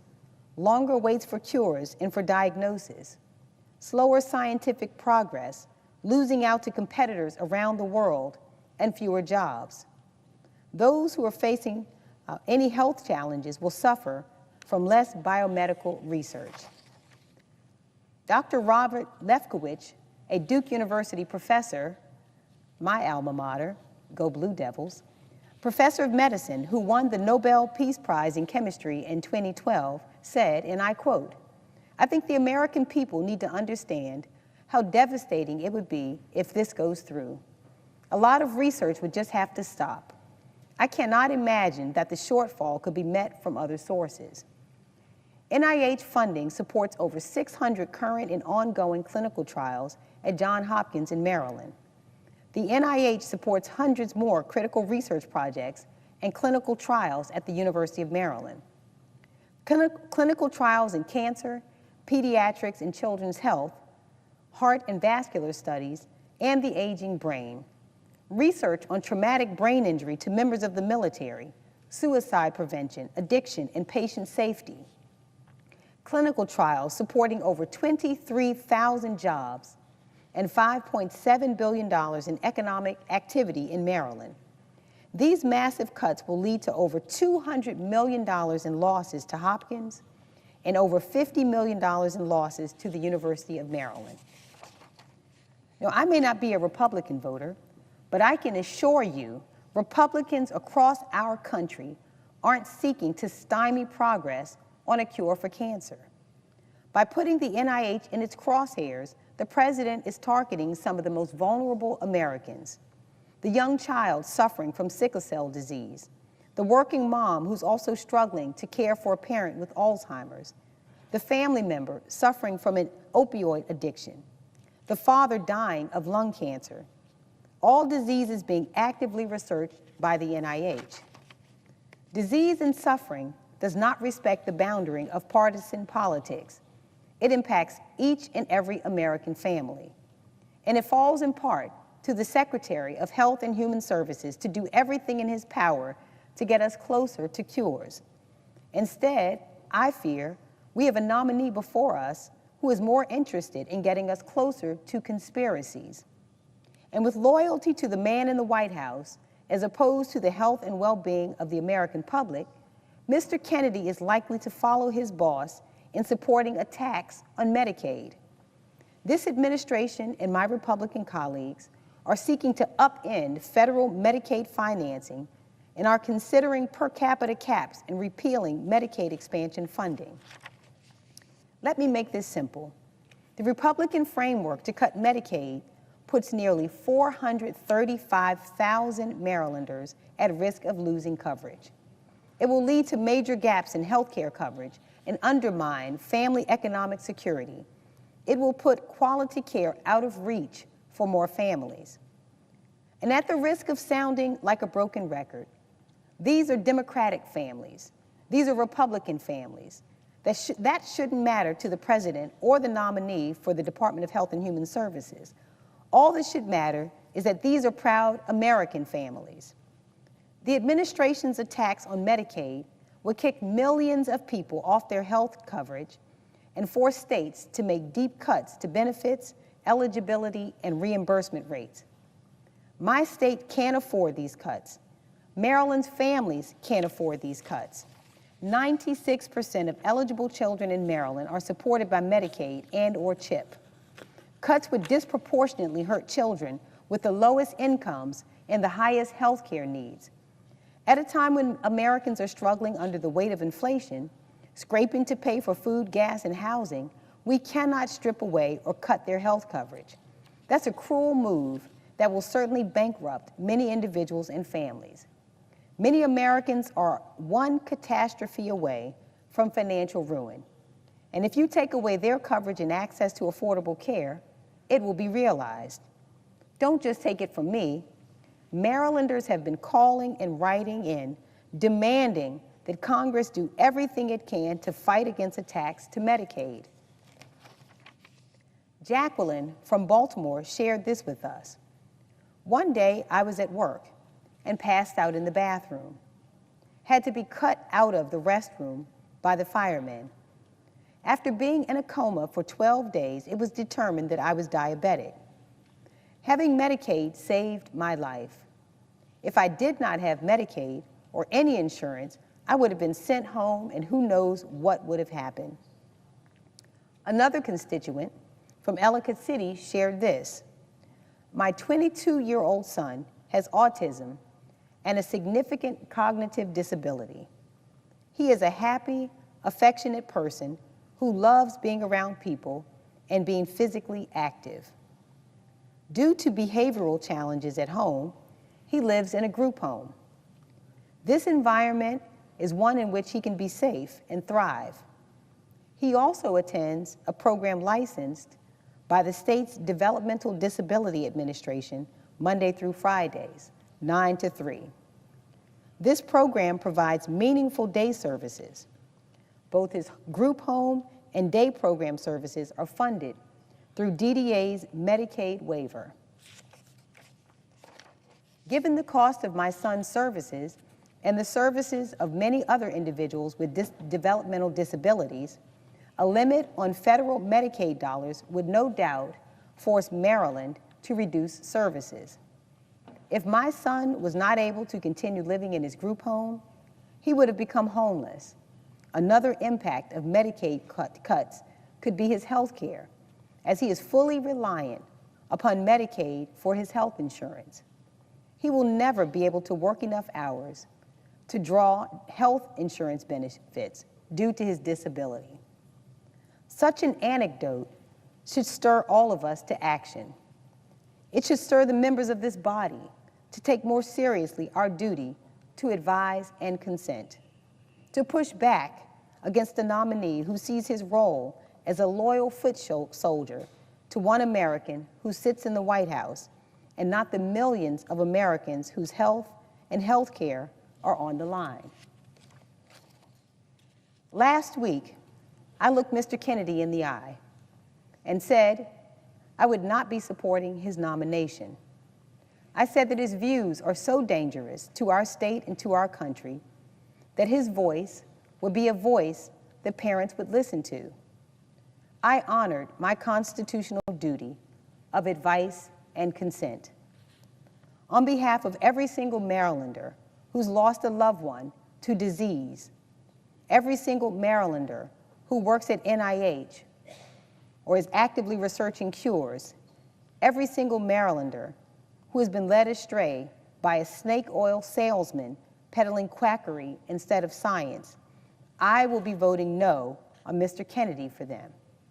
And to my colleagues on the other side of the aisle, I urge you to think long and hard about the phrase that you believe encapsulates your mandate, America First. If we are not putting the people of this country first, then we are most certainly not putting this country first. America First cannot exist if the people in this country are too sick to be strong. And when you have someone like Mr. Kennedy responsible for the health of our citizenry, I fear that it is where we are headed, dead last, literally and figuratively. I may not be able to stop this nominee from being confirmed, but I want every Marylander to know that I will never stop fighting for your health and for the health of your loved ones. Thank you, Mr. President. I yield the floor.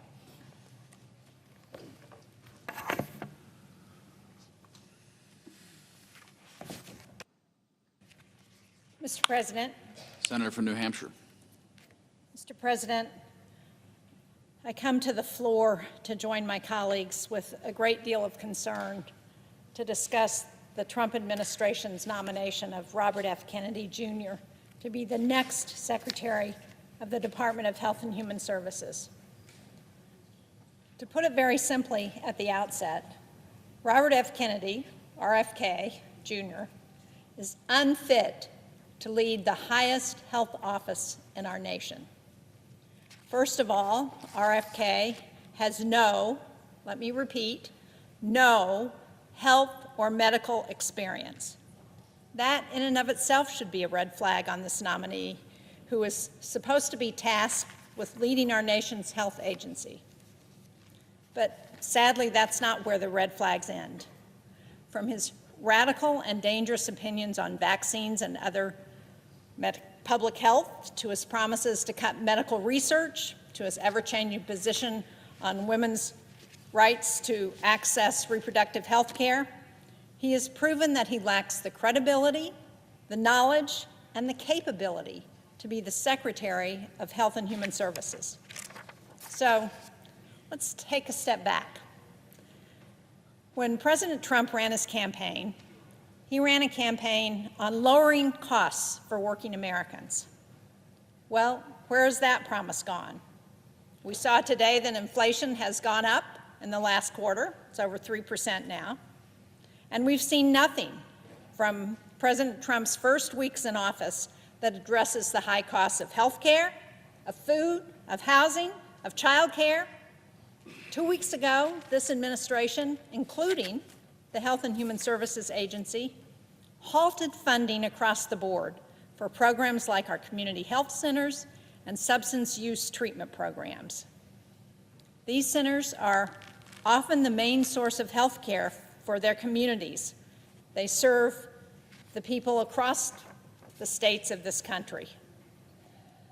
In our office, I heard from programs like Coos County Family Health, a community health center that provides life-saving care to rural patients across the northern part of New Hampshire, what we call the North Country. Their programs for training new doctors and providing services for victims of domestic violence were and still are at risk, thanks to Trump's executive orders and funding freeze. And I heard from Navigating Recovery in Laconia. That's a substance use treatment service that depends on federal funding for more than 50% of its budget. They're worried about keeping their doors open.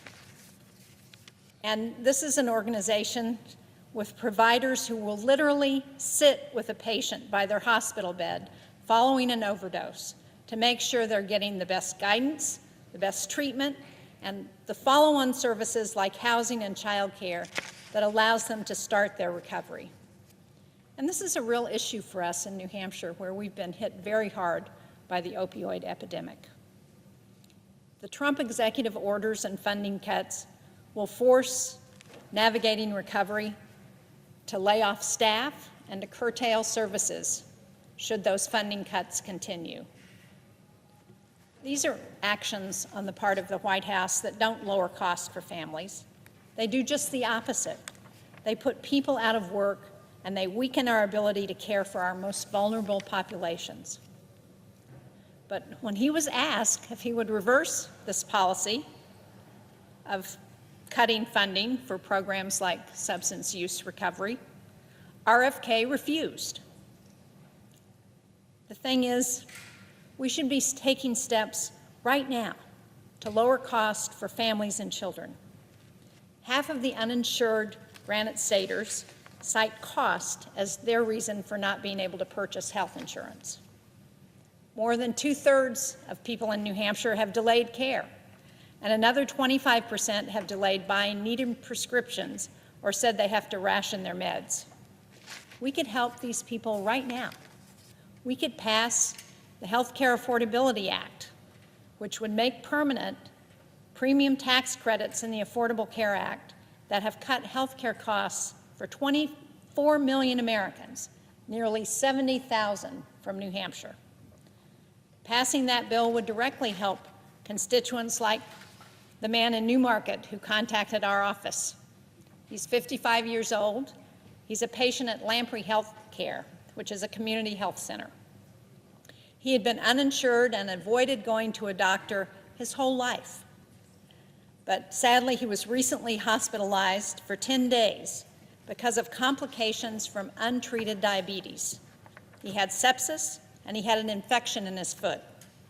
Unfortunately, he didn't have insurance when he was hospitalized.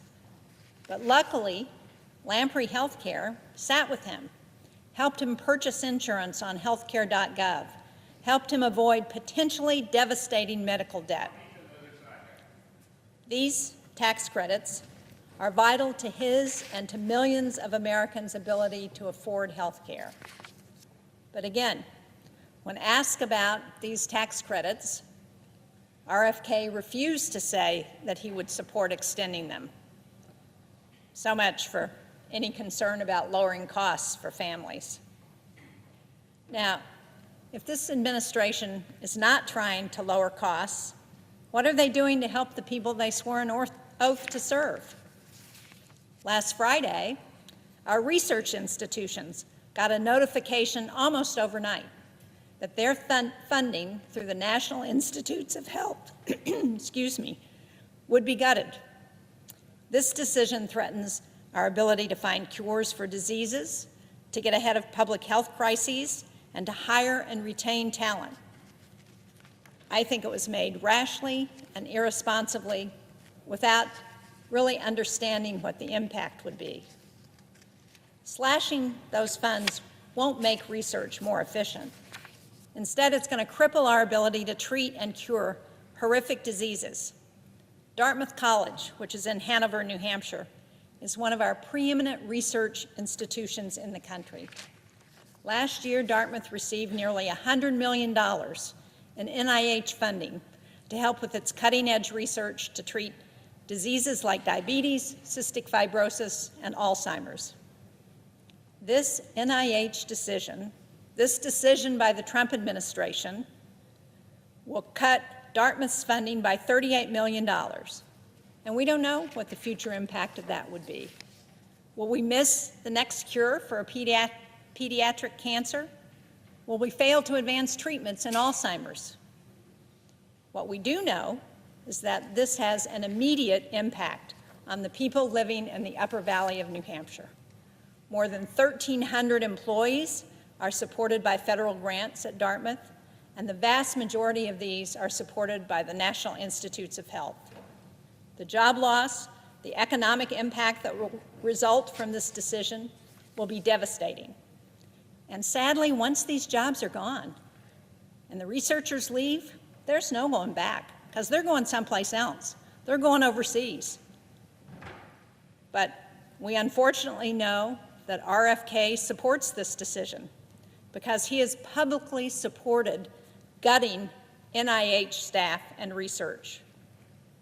And if Robert Kennedy is confirmed, I fear he will do nothing to push back or to reverse these reckless decisions. The Secretary of HHS also holds immense power over ensuring that women in our country have the ability to access reproductive health services, including abortion. Interestingly, I thought this was something that RFK and I agreed on, but now I'm not clear what he supports. He used to proudly say that he was pro-choice, but since being nominated, that belief seems to have disappeared overnight. The only thing I think he truly believes is in his desire to do whatever Trump wants, even if it means compromising his own values. Women in this country need to know that the Secretary of Health and Human Services will defend our rights to access all the health care we need. But at every turn, Republicans and the Trump administration have pushed forward dangerous policies intended to threaten access to full reproductive care. They put on the Supreme Court the justices who overturned Roe v. Wade. And at the state level, they have instituted draconian abortion bans that threaten the lives of mothers. Women are literally dying from a lack of care because of these bans on our health. This is 2025. How did we get here? I remember before Roe v. Wade. I remember when hundreds of thousands of women died from back alley abortions. And are we back to that point? Everyone knows that banning abortion and making women seek dangerous options does not stop abortions. It makes them more deadly. But with RFK at the helm, that's the grim reality we face. He's not someone I trust to defend a woman's right to access reproductive health care. He is not someone I want leading Health and Human Services. Now, one of the few issues that we have some actual insight into are his views on public health. His dangerous, radical, and wrong beliefs about vaccines are well documented. Every child that gets sick or dies from a disease that could be prevented by a vaccine is a tragedy.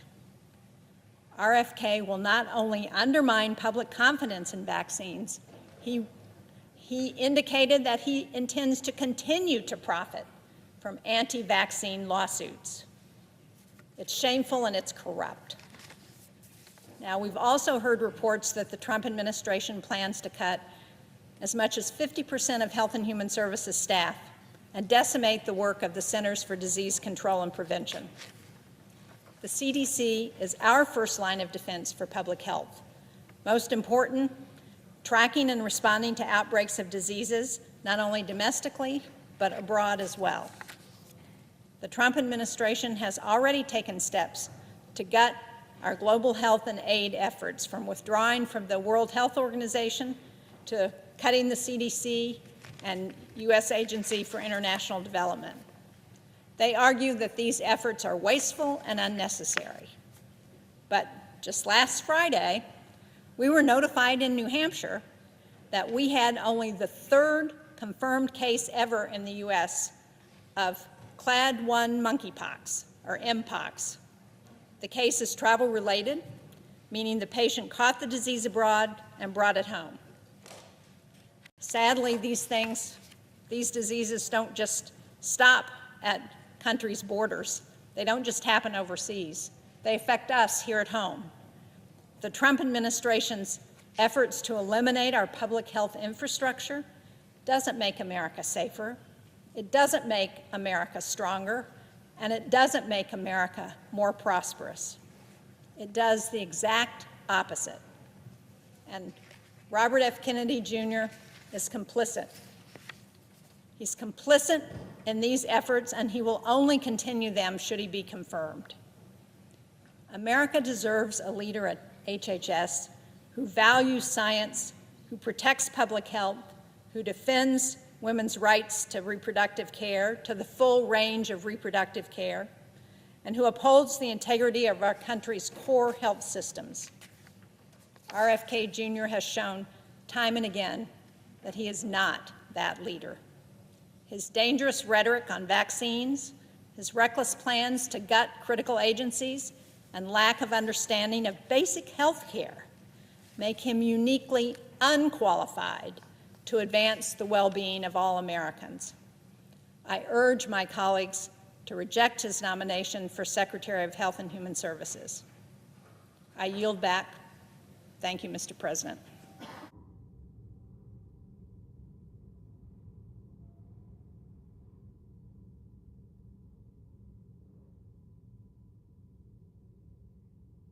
President, The senator from New Hampshire. I yield 30 minutes of post-cloture debate time to the Democratic leader. The senator has that right.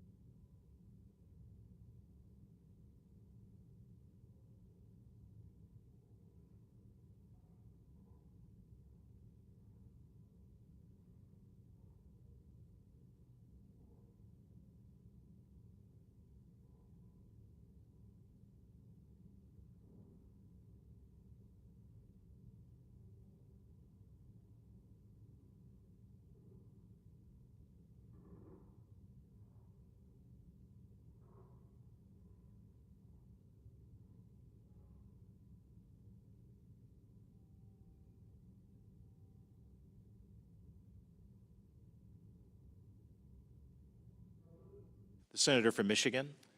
Mr. President, I rise today in opposition to Robert F. Kennedy Jr.'s nomination to serve as Secretary of the Department of Health and Human Services, also known as HHS. Throughout his entire nomination process, it has become clear that Mr. Kennedy is wholly unprepared to lead this department, which is charged with promoting as well as protecting the health of all Americans. If confirmed as Secretary, he would be tasked with managing programs that millions of Americans depend on each and every day, including Medicaid and Medicare, the Centers for Disease Control, or CDC, the Food and Drug Administration, or FDA, the National Institutes of Health, or NIH, as well as a number of other initiatives aimed at preparing for and responding to public health and medical emergencies. In total, HHS has nearly $2 trillion budget and manages more than 90,000 employees. HHS is an extremely complex organization that requires a leader with expertise on how these critically important programs are actually administered. Yet, during his hearings before the Senate Finance and Health Committees, Mr. Kennedy showed his severe lack of knowledge and understanding about the most basic of federal health programs. Mr. Kennedy could not answer the most basic questions about how the Medicaid program works, or how it benefits more than 70 million Americans who depend on health insurance. At a time when Republicans are proposing drastic cuts to the Medicaid program to pay for their tax cuts to billionaires, We need a secretary who will not only knows how the program works, but will protect the access to health care services it provides for children and some of the most vulnerable people in our country.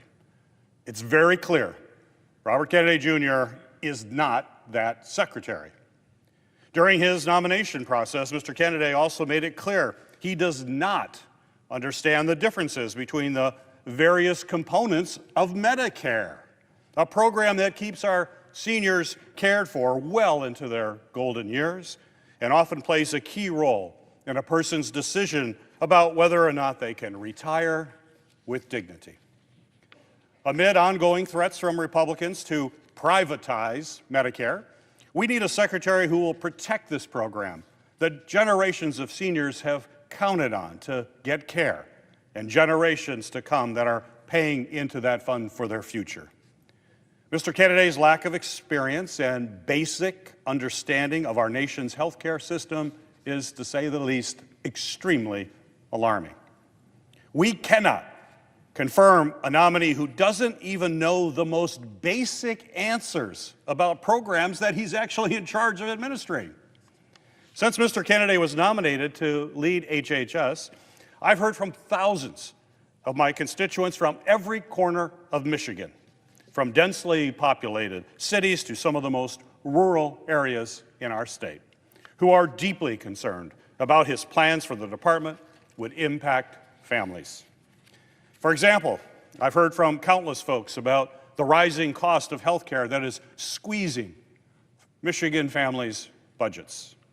Health care prices are rising faster than inflation, making it even harder for people to get the care that they need. I've heard from a constituent who has operated a food pantry in her community for 13 years. She worries about what will happen to the people that she serves if they do not have access to the food security programs made possible by HHS. In her letter, she shared that most of her people in her pantry services are literally one ER visit or one car breakdown away from being able to feed themselves or their families. Public health initiatives are a lifeline for so many in Michigan as well as across our country. When our neighbors have access to basic health resources, it allows them to focus on improving their lives, whether that's gaining meaningful employment or getting an education. So we need an HHS secretary who is focused on improving access to Medicaid and expanding the premium tax credits for the Affordable Care Act that allows millions of Americans to access affordable health care. That clearly is not Robert Kennedy. He would not be that secretary. Instead, he believes that Americans would rather be privatized for-profit care. HHS is also in charge of providing mental health services and support to communities all across our country. Unfortunately, we have a mental health crisis impacting Americans today, with record high levels of mental illness and suicides, especially among our youth. I received a letter from a social worker in Michigan who helped students who were traumatized by the horrific shootings at Oxford High School in Michigan and at Michigan State University. She is worried that without proper mental health resources, Americans who have been impacted by senseless gun violence, whether at school, at their places of worship, at nightclubs, or at shopping malls, they will grieve and struggle alone. Unfortunately, Mr. Kennedy has only further stigmatized these important resources, even making comments during his confirmation hearing linking an increase in school shootings to an increased use of antidepressants. Mr. Kennedy's ideas would only worsen the mental health crisis that we're seeing today. Instead, we need a secretary who will invest in SAMHSA, the Substance Abuse and Mental Health Services Administration. We need a secretary who will ensure that everyone has access to the programs and health professionals needed to address this mental health crisis. Robert Kennedy Jr. is not that secretary. HHS oversees our nation's major medical research, helping to advance breakthroughs in science and development of new treatments for deadly diseases from childhood cancers to Alzheimer's.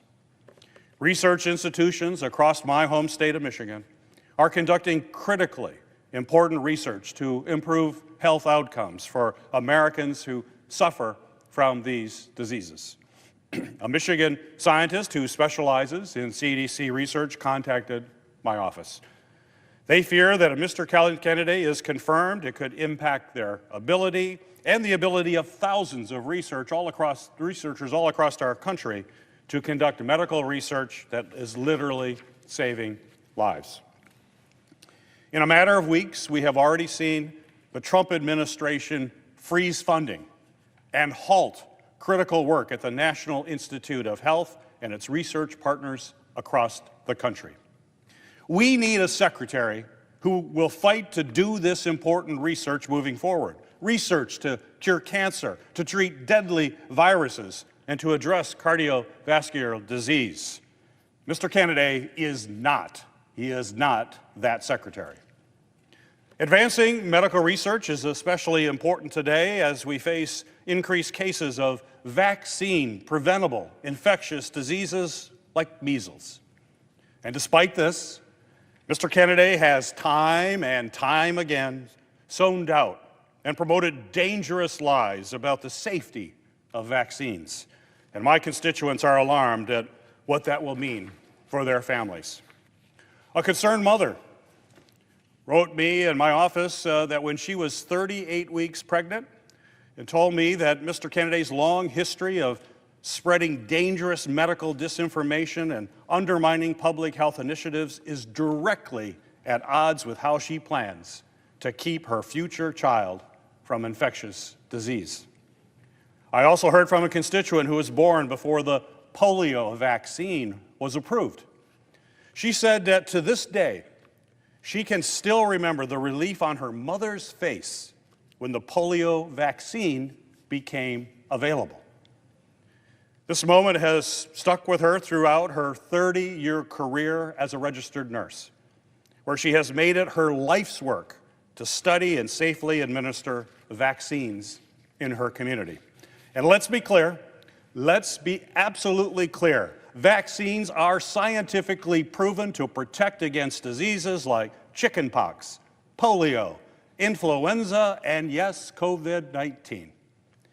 We have eradicated deadly diseases and protected our children due to incredible scientific advances in vaccine research.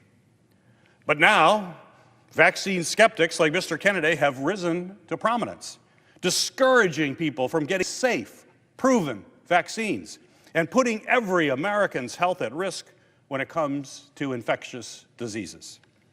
We need a secretary who understands the effectiveness of vaccines and will do more to prevent these diseases through routine childhood immunizations. Mr. Kennedy is not that secretary.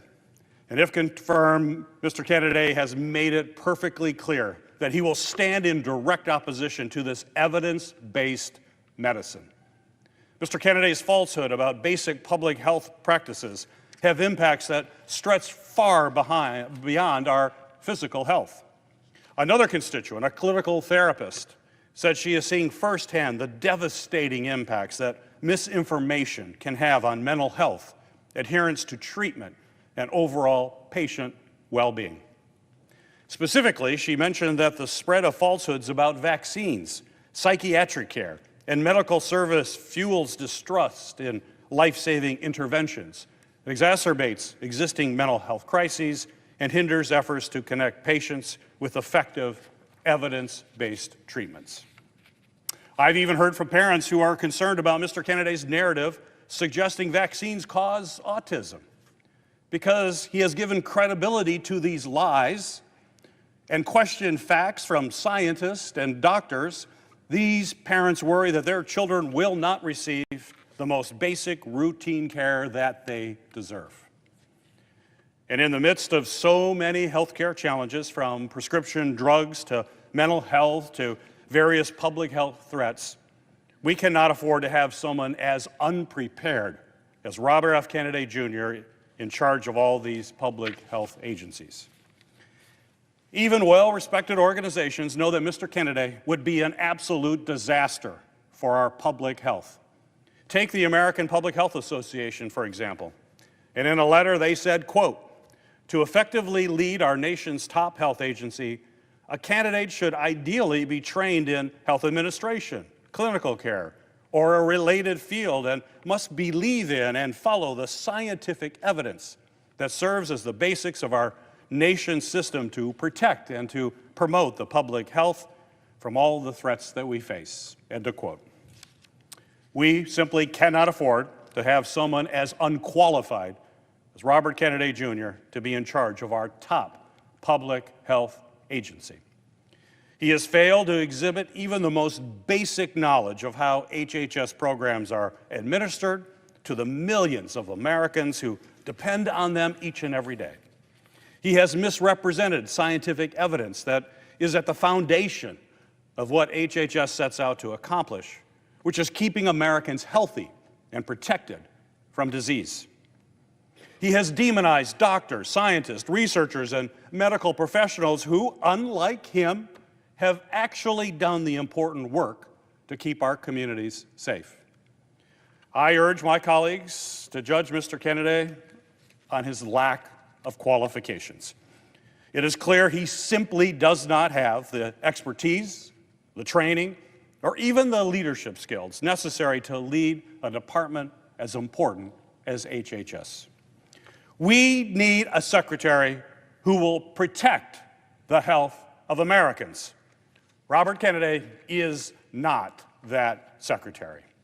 And if he is confirmed to lead the Department of Health and Human Services, the American people will ultimately pay the price with their health. I urge my colleagues to join me in voting no.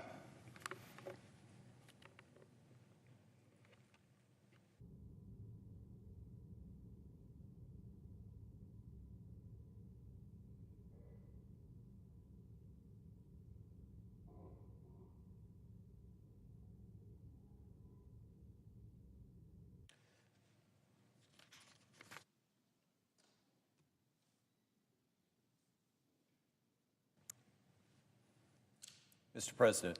The senator from New Mexico. Mr. President, just over 5 years ago, Robert F. Kennedy Jr. traveled to the Pacific island of Samoa. Mr. Kennedy was on a mission to spread baseless and debunked conspiracy theories about the safety and efficacy of children's vaccines. Trading in his esteemed family name and peddling himself as some sort of expert, Mr. Kennedy discouraged parents in Samoa from vaccinating their children. The impact of Mr. Kennedy's visit was undeniable. Health providers in Samoa reported that anti-vaccine voices got louder after his visit, and the rate of measles vaccinations for eligible one-year-olds in Samoa fell to under 33%, well below herd immunity. 5 months after Mr. Kennedy's visit, Samoa had a massive measles outbreak, with 5,000 of its citizens contracting the disease and 83 Samoans dying, the vast majority of which were children under the age of 5. During his recent Senate confirmation hearings, Mr. Kennedy doubled down on his denialism, claiming that, quote, "We don't know what was killing those children in Samoa." Mr. Kennedy also claimed in written responses to Senate questions that my words had nothing to do with vaccine uptake in Samoa or with the 2019 epidemic. But the current top health official in Samoa has denounced Mr. Kennedy's characterization of the measles outbreak in his country and Mr. Kennedy's role in it as an outright lie and a total fabrication.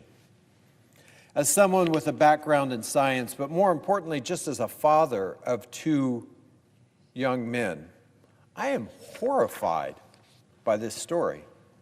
The measles vaccine has been one of the most successful public health and science stories of the last century. One vaccine, administered in 2 doses, now provides protection against 4 devastating diseases: measles, mumps, rubella, chickenpox. In the late 1950s and early 60s, nearly twice as many young people died from measles as from polio. And thanks to incredible scientific research and medical advances, we now have a vaccine that is proven to be safe and effective at protecting our kids from these deadly diseases. This vaccine has largely eradicated the measles outbreaks that used to result in the devastating loss of babies and young children. That is, until anti-vaccine crusaders like Mr. Kennedy started promoting phony science and conspiracy theories in places like Samoa. Over the last 2 decades, thanks in large part to Mr. Kennedy, this anti-science movement has moved from the darkest corners of the internet into the mainstream. And the Samoan story provides us a heartbreaking example of just what is at stake if we give this movement's leader a national platform to spread his junk science.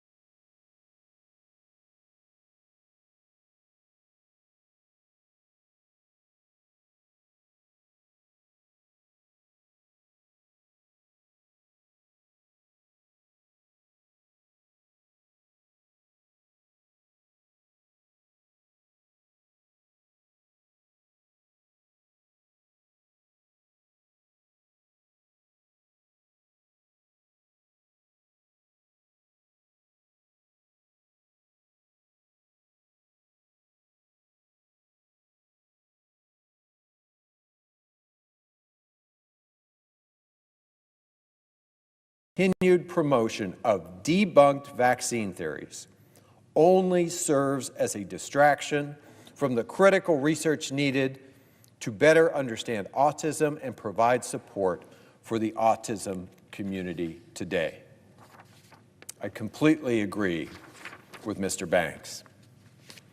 Financial disclosures from his confirmation process have also revealed that Mr. Kennedy has made millions of dollars in referral fees from law firms suing vaccine manufacturers based on baseless conspiracy theories. If confirmed, his own personal financial interests could still be tied to these anti-vaccine lawsuits. At the height of the COVID-19 pandemic that led to more than 1 million deaths in the United States alone, Mr. Kennedy campaigned to end the nationwide vaccination effort that helped us save millions more lives. He continued his well-worn and again completely evidence-free message that no vaccine is safe and effective. And just like with all vaccines, the COVID vaccines went through independent review and extensive trials to ensure that they were safe and effective. If Mr. Kennedy had had his way, we might still be losing thousands and thousands of our family members and neighbors to that virus. Mr. Kennedy has, again, without any sound evidence, also pushed conspiracy theories claiming that antidepressant medications cause mass shootings and chemicals in our water make children gay. And if those claims sound nuts, it's because they are. Mr. Kennedy has said that he is opposed to promoting prescription medications to treat chronic diseases, including anti-obesity medications like Ozempic that are currently used by millions of Americans. Mr. Kennedy has said that he would eliminate the entire nutrition department at the Food and Drug Administration, jeopardizing the safety of our nation's food supplies. Mr. Kennedy has said that he supports gutting the National Institutes of Health, which supports the development of medicines to treat diseases and delivers untold resources to healthcare institutions in New Mexico and every other state in this country. During his confirmation process, Mr. Kennedy also repeatedly made commitments to my Republican colleagues to support restrictions on mifepristone, a medication abortion and miscarriage management drug. Mifepristone has been approved by the FDA for 25 years. It's true that Mr. Kennedy has made a number of conflicting statements in the past about his personal views on women's reproductive health care. But during his confirmation process, Mr. Kennedy has signaled to Republican senators that he will go along with whatever President Trump wants to further roll back women's reproductive rights. Mr. Kennedy is not who any of us should want to put in charge of our nation's health and food safety. The Department of Health and Human Services oversees health coverage programs that serve half of all Americans. HHS plays a critical role in overseeing Medicare, overseeing Medicaid, and the Affordable Care Act. HHS also supports the medical research that helps us to develop the next vaccines, prevent the next pandemic, and find cures to cancer and chronic diseases like diabetes. We have already seen President Trump, Elon Musk, and his Doge minions target scientific and medical research at agencies like the National Institutes of Health. Just last week, we saw them announce an estimated $4 billion cut for health research at universities across the nation, including an estimated $17 million impact at the University of New Mexico alone. And just like many of the unilateral and illegal actions of this emboldened Trump administration, this one received a temporary halt from a federal judge 2 days ago. But whether this particular attack holds up in court or not, the Trump administration's intention is clear. Dramatic cuts to medical research into treatments and cures that countless Americans are depending on to save their lives. Mr. Kennedy plans to lead this effort and even to expand on it. Mr. Kennedy is not who my constituents in New Mexico want to see leading our nation's health agency. In fact, New Mexicans have raised their concerns in letters and emails and phone calls day in and day out. I'm going to take a few minutes to read to you from some of these New Mexicans who are terrified about the danger that Mr. Kennedy would pose as our nation's health care agency leader. Melissa from Albuquerque is concerned that Mr. Kennedy's past of promoting misinformation about vaccines and his lack of experience will endanger Americans. Melissa said, "This role demands a leader who relies on evidence-based decision-making, upholds public trust, prioritizes the health and safety of all Americans. RFK Jr.'s history of promoting conspiracy theories makes him fundamentally unfit for this critical position. If RFK Jr. were confirmed to head HHS, millions of Americans' lives would be put at risk. His policies would jeopardize public health and undermine efforts to protect our communities from preventable diseases and health crises."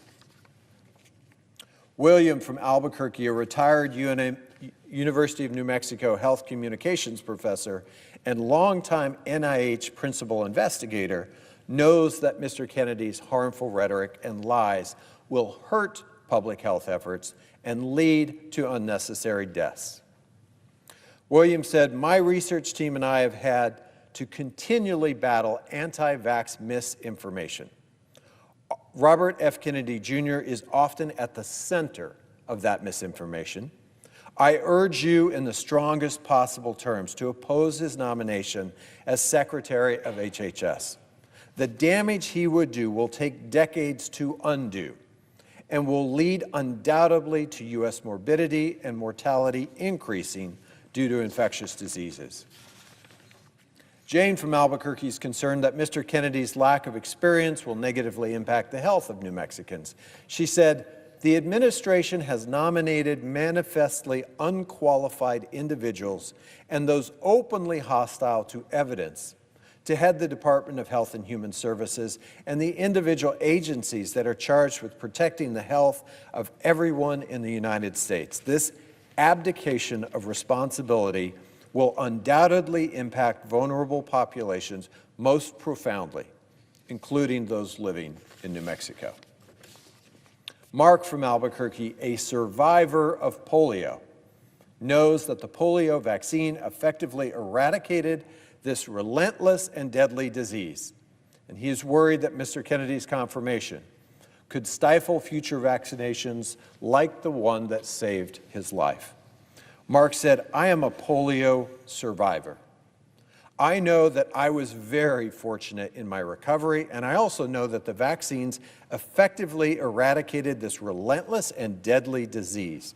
So I ask that you do whatever you can to prevent RFK Jr. from overseeing the health care of all Americans." Lori from Las Cruces is also worried that Mr. Kennedy's history of spreading misinformation could harm Americans. Lori said, "If the Senate confirms RFK Jr. to lead the Department of Health and Human Services, Americans' health care will be put at risk and will be ill-prepared for another public health catastrophe. We need to push for a qualified, trustworthy nominee to lead America's health policy."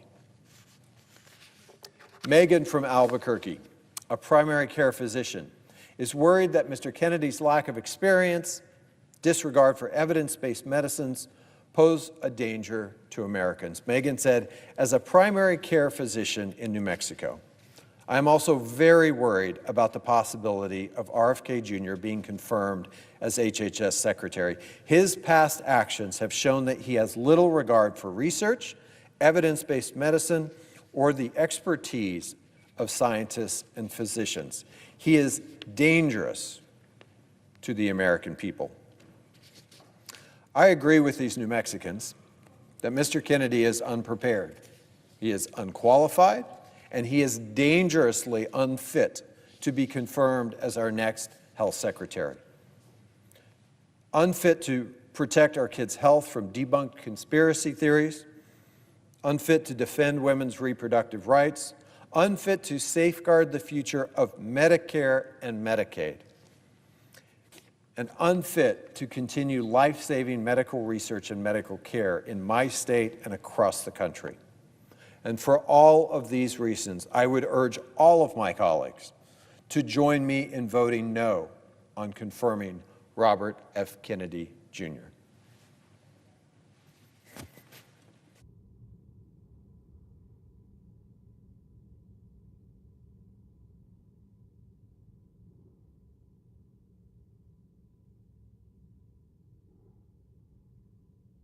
President.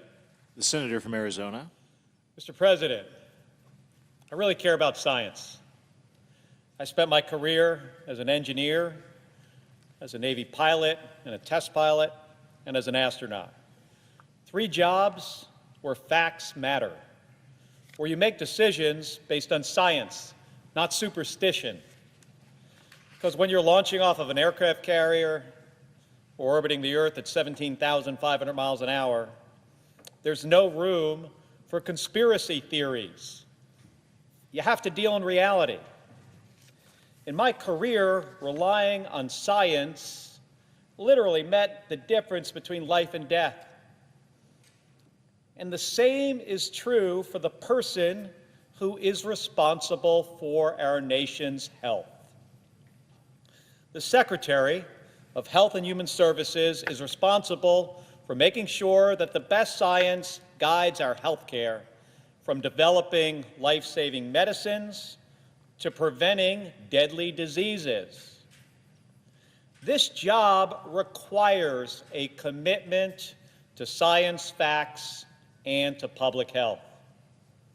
But the nominee before us today, Robert F. Kennedy Jr., has spent much of his career doing the exact opposite, rejecting science, spreading conspiracy theories, and putting public health at risk. That's not someone that I want in charge of keeping Arizonans healthy. And that would be his job, by the way, responding to disease outbreaks, approving new medicines and treatments, overseeing health care coverage for millions of Arizonans and millions more of Americans. So this isn't just some bureaucratic decision that we're about to make. This is about whether the next HHS secretary will protect public health or undermine it with dangerous misinformation. Let's be clear about Mr. Kennedy's record. This is not someone who is simply asking questions about vaccines. Healthy skepticism is one thing, and I always told my space shuttle crew members to tell me when they thought I was wrong, to constantly question the way that we were doing things. We should be doing the same thing here in the Senate. But what Mr. Kennedy has engaged in goes far beyond that, far beyond. Even when presented with definitive science, he's doubled down on conspiracy theories. Because for him, that is what paid the bills. He was the chairman of the most well-funded anti-vaccine organization in the country. The group he led has spread false claims that vaccines cause autism, that vaccines cause cancer, and they cause autoimmune disease. This organization, they filed lawsuits to block children from getting vaccinated. And what happens when people believe that? We get outbreaks of disease that we thought was long gone in the rearview mirror. In America Samoa, he spread misinformation about vaccines during a measles outbreak that killed 83 people. Instead of helping families get life-saving care, Mr. Kennedy sowed fear and doubt. And then he had the audacity to question whether measles was really the cause of those 83 deaths. In Texas, right now today, there is a measles outbreak. It's in a county that has low vaccination rates. So far, all of the cases are in unvaccinated people. Now, we know exactly what causes these outbreaks. It's not science. It's misinformation. It's people like Mr. Kennedy telling parents that they can't trust their doctors. Mr. President, I'm thinking about this nomination, not as a senator, but as a father and a grandparent. I know how much Arizona families care about their kids' health. All they want to do is do what is right for their family and for their kids. And I know what it means to trust doctors, to trust medicine, to trust science. I want my granddaughter Sage to grow up in a world that is safer and healthier than the one before her, where we don't have to worry about diseases that we already know how to prevent. And I think about my daughter, her mom, who, like any first-time parent, is doing everything she possibly can to make the best decisions for her child. And that's already hard enough. The last thing parents need is one more loud voice, especially one in a position of authority, pushing conspiracy theories that make it harder to know what is true. It's bad for kids across Arizona and across the country. And when he spreads these conspiracy theories about vaccines and autism, it has cascading effects. Senator Hassan made this point, I think, better than anybody else could, just last week or the week before. After speaking about her son, who has cerebral palsy, Senator Hassan said, it's a quote, "The problem with this witness's response on the autism case, or the autism cause, and the relationship to vaccines is because he's relitigating and churning settled science, so we can't go forward and find out what the cause of autism is and treat these kids and help these families." She continued, she went on and said, "Sometimes science is wrong, but we do make progress and we build upon the work and we become more successful." And here's, folks, here is what makes this even worse, like a lot worse. Mr. Kennedy, get this, Mr. Kennedy vaccinated his own kids while telling other parents not to. His own cousin, Ambassador Caroline Kennedy, called him a predator for what he has done. That's not leadership, folks. That's hypocrisy. And here is what Ambassador Kennedy wrote. "Bobby preys on the desperation of parents of sick children, vaccinating his own children while building a following by hypocritically discouraging other parents from vaccinating theirs." She went on, "Even before he fills this job, his constant denigration of our healthcare system and the conspiratorial half-truths he has told about vaccines, including in connection with Samoa's deadly 2019 measles outbreak, have cost lives." She continued, "And now we know that Bobby's crusade against vaccination has benefited him in other ways too. His ethics report makes clear that he will keep his financial stake in a lawsuit against the HPV vaccine. In other words," this is Ambassador Kennedy's words, "in other words, he is willing to enrich himself by denying access to a vaccine that can prevent almost all forms of cervical cancer and which has been safely administered to millions of boys and girls." That was a quote from his own cousin. The Senate, Mr. President, the Senate cannot ignore this massive conflict of interest. Mr. Kennedy has personally made millions of dollars from lawsuits attacking vaccines, including the HPV vaccine, which prevents cervical cancer. And if confirmed, he would oversee the FDA, the very agency that regulates the vaccines that he is suing over. That's a direct financial incentive to undermine vaccines, even if it puts people's lives at risk. And he wouldn't commit to removing himself from this equation. And it's not just vaccines. Mr. Kennedy has made a career of embracing conspiracy theories over facts. He claims, it's almost would be funny in another context, but Mr. Kennedy, get this, he claims Wi-Fi and 5G cause cancer. He thinks the COVID vaccine is part of a government plot.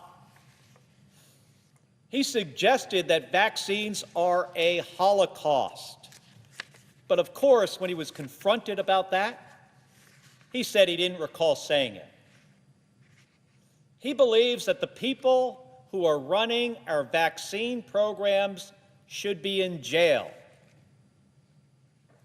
And when asked about 9/11, one of the most defining moments in our nation's history, he refused to say who was responsible. And his response? He said, "It's hard to tell what's a conspiracy theory and what isn't." Well, Mr. President, we cannot put somebody in charge of our nation's health care who doesn't know how to separate fact from fiction. No one in the Senate should be comfortable with that. But the dangerous misinformation, it doesn't stop with vaccines. Mr. Kennedy claimed that antidepressants, not guns, are to blame for school shootings. Let's be clear, folks, there is zero evidence to support that. None. What we do know, and what the data tells us, is that every other developed country, they also have antidepressants. What they don't have is America's level of gun violence. The difference is not mental health treatment. It's easy access to guns for kids, for criminals, and dangerous people who shouldn't have them. Mr. President, my family and I have lived with the consequences of gun violence. My wife, Gabby Giffords, was nearly killed by a gunman when meeting with her constituents outside a grocery store in 2011. 6 people died, 12 were injured.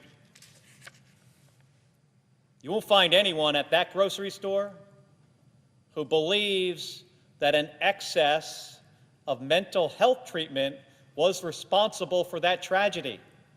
Not one.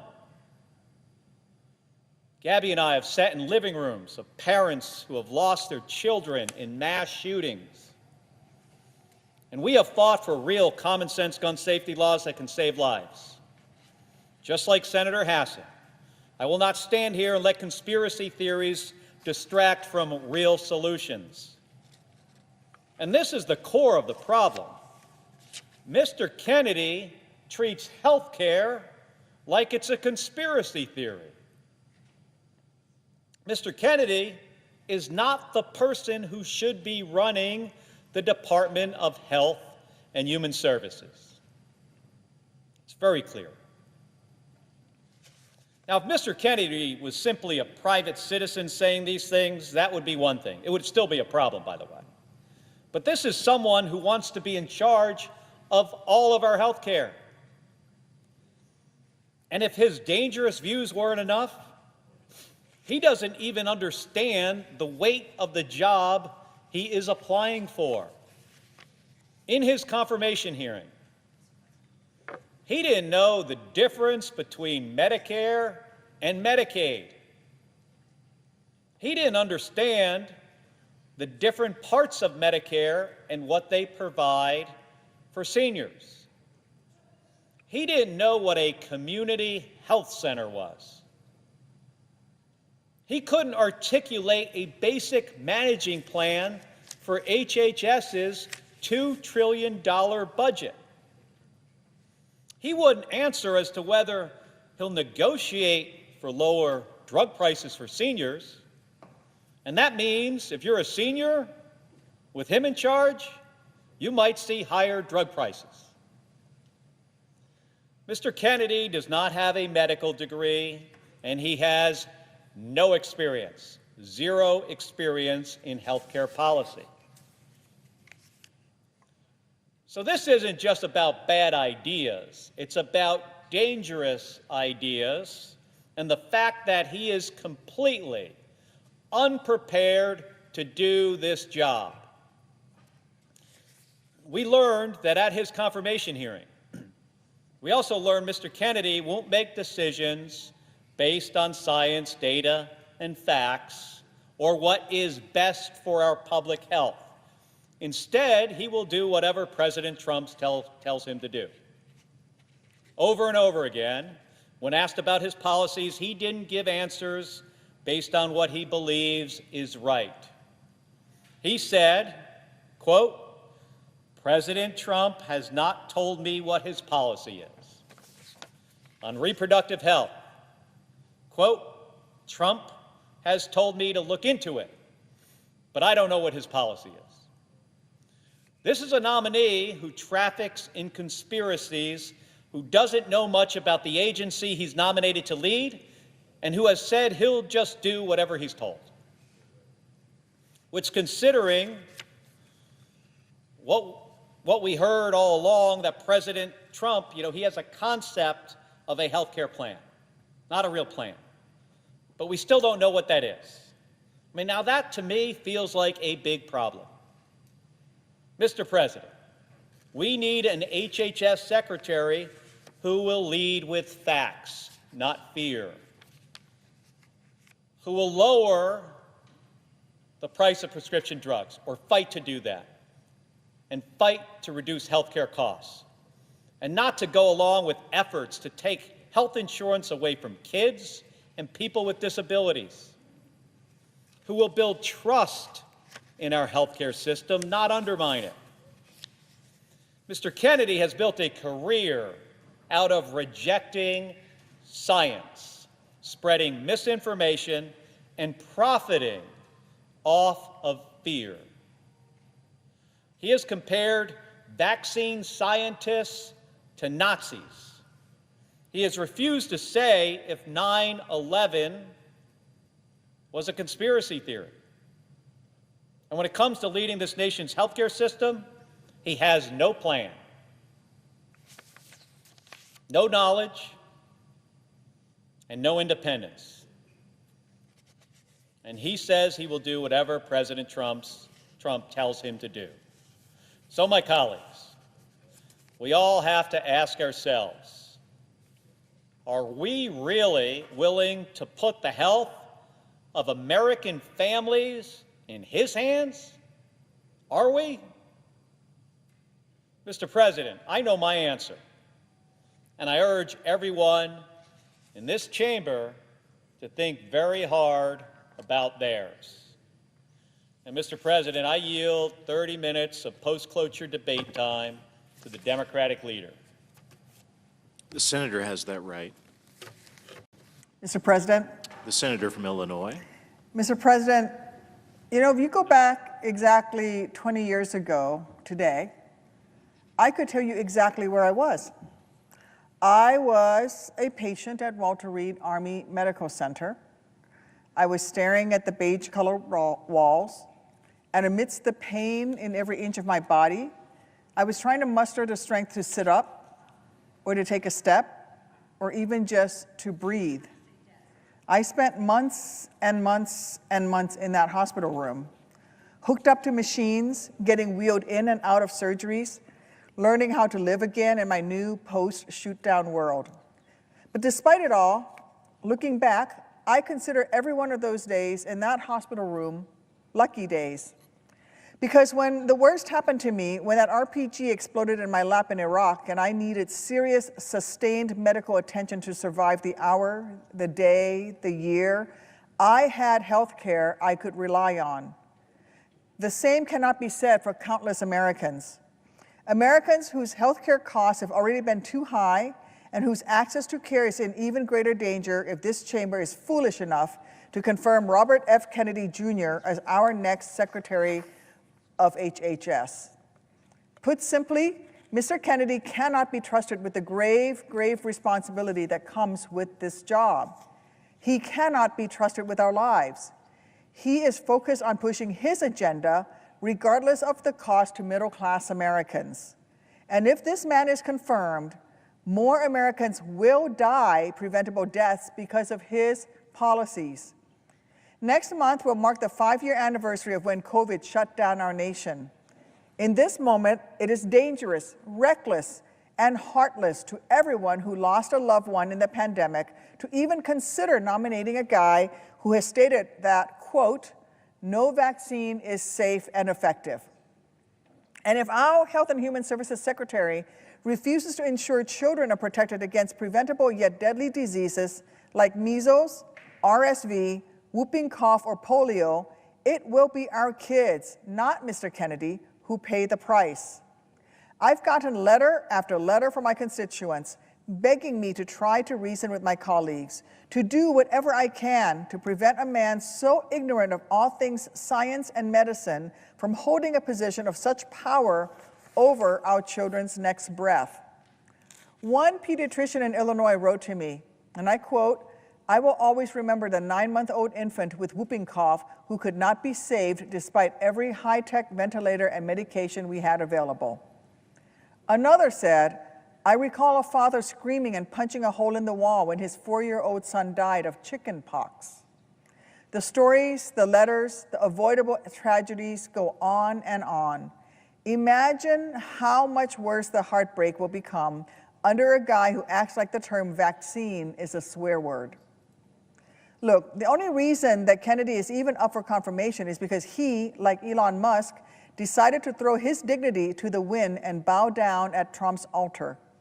And because of that, he gets to be yet another rich guy with too few qualifications and too much power, somehow now charged with leading our government. Trump is running this country like the mob. Kiss his ring, pledge your unyielding loyalty, get made. It's just this time you get made into a cabinet secretary. Well, Kennedy has given Trump his fealty. So why would any of us ever think that he'd have the courage to stand up to Trump if the president issues an order that actively harms everyday Americans? How could any of us actually believe that Kennedy would fight back against Trump's worst instincts when Kennedy himself has proven time and again that he believes more in cacophony than science?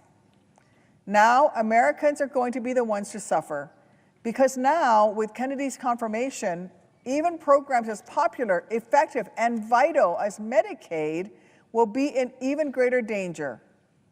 Republicans told us in Project 2025 that they would come for Medicaid.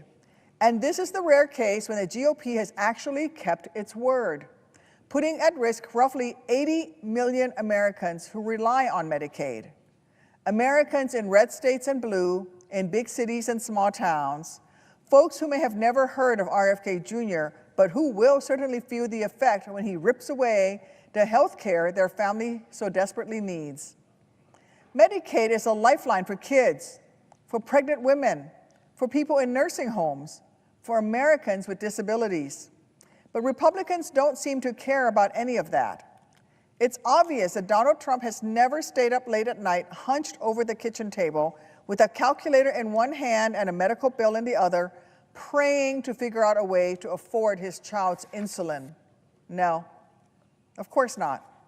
With every passing day, it becomes clearer and clearer that Republicans care more about tax breaks for the billionaires they pal around with on the golf course than prescriptions for the middle-class folks who actually work at Mar-a-Lago. And while that teacher in Peoria lays awake at night trying to work out how she can afford her father's home care now that he can no longer get those services through Medicaid, while that new mom in Chicago who's just learned she has stage 3 cancer is trying to find a second job so she can afford both diapers for her newborn and her own chemotherapy, Donald Trump and Elon Musk will be too busy lining their already full pockets to care. To my colleagues on the other side of the aisle, I am sure many of you have faced health crises of your own. I'm sure many of you have had a parent who's been sick or a nephew who's been in a car crash, a spouse who's been in need of an emergency C-section, or a child who has relied on an autoimmune injector. Imagine if your loved ones hadn't cared, they could rely on, imagine if your loved ones hadn't had care they could rely on in the moment.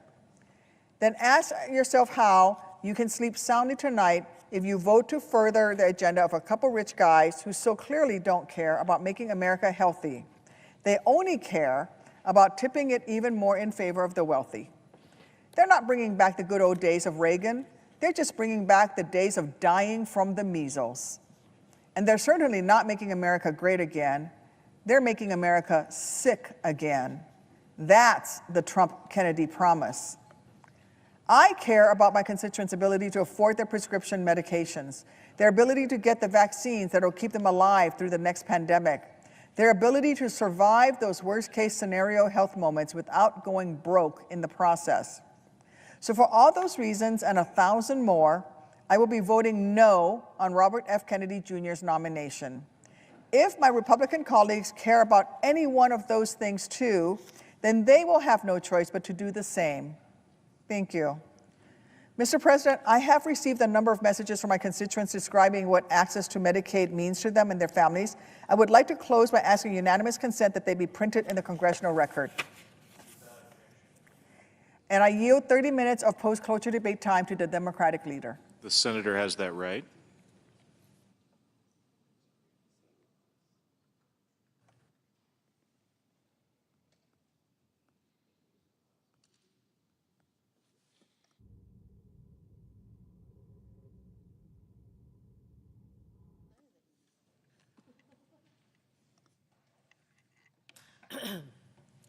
Mr. President. The senator from Nevada. Thank you, Mr. President. Today, we're here to discuss President Trump's nominee to lead the Department of Health and Human Services, Robert F. Kennedy, Jr. If confirmed, Mr. Kennedy would be in charge of a department with power to, well, regulate the food we eat, the medicines we take, and the vaccinations we depend upon. He would oversee agencies that provide health care to almost 170 million Americans, including hundreds of thousands of Nevadans who are on Medicare, Medicaid, and the Children's Health Insurance Program. I'm here today to oppose Robert F. Kennedy Jr. as our next Secretary of Health and Human Services. Confirming him would have disastrous consequences for our public health, for our seniors who rely on Medicare, for our families who get their health care through Medicaid. So let's start out with his lack of qualifications. Well, Mr. Kennedy, he's never worked in health care or federal government. He's probably best known for his skepticism of vaccines and spreading dangerous conspiracies and outright lies. Mr. Kennedy's history of promoting anti-vaccine misinformation, it's well documented and deeply troubling. Vaccines have saved millions of lives throughout history, and they remain one of the most effective tools we have to protect public health. Yet, Mr. Kennedy has spent years promoting debunked claims linking vaccines to autism, cancer, allergies, and autoimmune diseases. He spread lies about vaccine safety, making people fearful and increasing rates of unvaccinated people, which put all of us at risk. He's previously stated, and I'm going to quote, that no vaccine is safe and effective, end quote. He said that the polio vaccine, I'm going to quote again, killed many more people than polio ever did, end quote. And Mr. Kennedy has called the COVID vaccine, again I'll quote, the deadliest vaccine ever made. This rhetoric is just reckless. It's dangerous. If Mr. Kennedy had been around during the first Trump administration, he would have undermined President Trump's Operation Warp Speed and efforts that helped us end the pandemic. And he doubled down during his confirmation hearing, even though he was asked multiple times. Mr. Kennedy refused to acknowledge that vaccines don't cause autism. He's also engaged in Holocaust distortion to push his dangerous views. While attending an autism conference, he was asked why the CDC wasn't acknowledging autism as an epidemic. And he said, I'm going to quote again, these are his words, "To me, this is like Nazi death camps, what happened to these kids. I can't tell you why somebody would do something like that. I can't tell you why ordinary Germans participated in the Holocaust," end quote. And frankly, Mr. President, these aren't the words of someone you want to be in charge of America's public health. These are not the words of someone you want anywhere near the White House, anywhere near our health care, our safety. He's even gone so far as to falsely suggest that certain antidepressants are behind the rise in school shootings, and that certain chemicals in the water might be part of why more young people are identifying as transgender, neither of which is backed by any science. And we can't allow someone who spreads this kind of vitriol and dangerous misinformation to lead the Department of Health and Human Services. But his problematic views are just the start. During his confirmation hearing, Mr. Kennedy was also asked about his understanding of Medicare and Medicaid. Just asked if he knew about it. Well, he struggled, I mind you, to remember which program covered older and disabled Americans. Struggled to remember which program provided for low-income people. This is Medicare and Medicaid. That's something that's so brand new that even Robert F. Kennedy Jr. shouldn't know what it is. Because Medicare and Medicaid are not mere government programs. They are a lifeline for millions of Americans, including our seniors, our parents, our grandparents, people with disabilities, families in need, including half of all children and around 40% of all babies born in this country. Why would we trust someone with the future of Medicare and Medicaid when he doesn't even understand the basics of the system he would oversee? This makes no sense.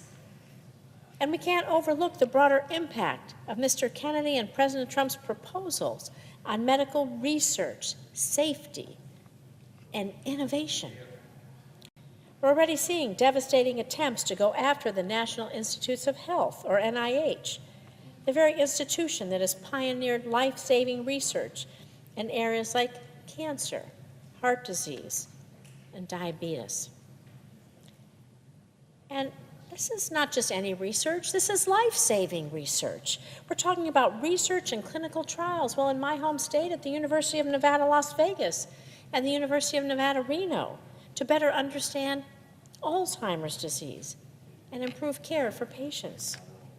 We're talking about advancing breast cancer therapy at the University of Nevada, Reno, and clinical trials on treating and preventing cancers at the Southern Nevada Cancer Research Center. You know, I lost my mother to cancer. I lost my brother to leukemia. I think it's shameful that this administration, enabled by RFK Jr., would target research into these deadly diseases, which cost lives in my family. I don't want anyone to go through what I went through. I want other people's families, their parents, their siblings, their friends, to be able to live.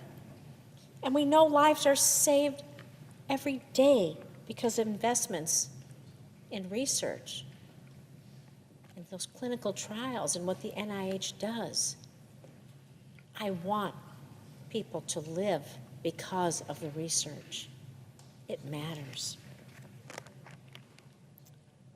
You know, Mr. Kennedy has also proposed radical changes to the Food and Drug Administration, the agency in charge of, well, the food we all eat and keeping it safe. And just like many of the other reforms proposed by Mr. Kennedy, his suggested changes to the FDA, well, they're based largely on the many conspiracy theories he peddles.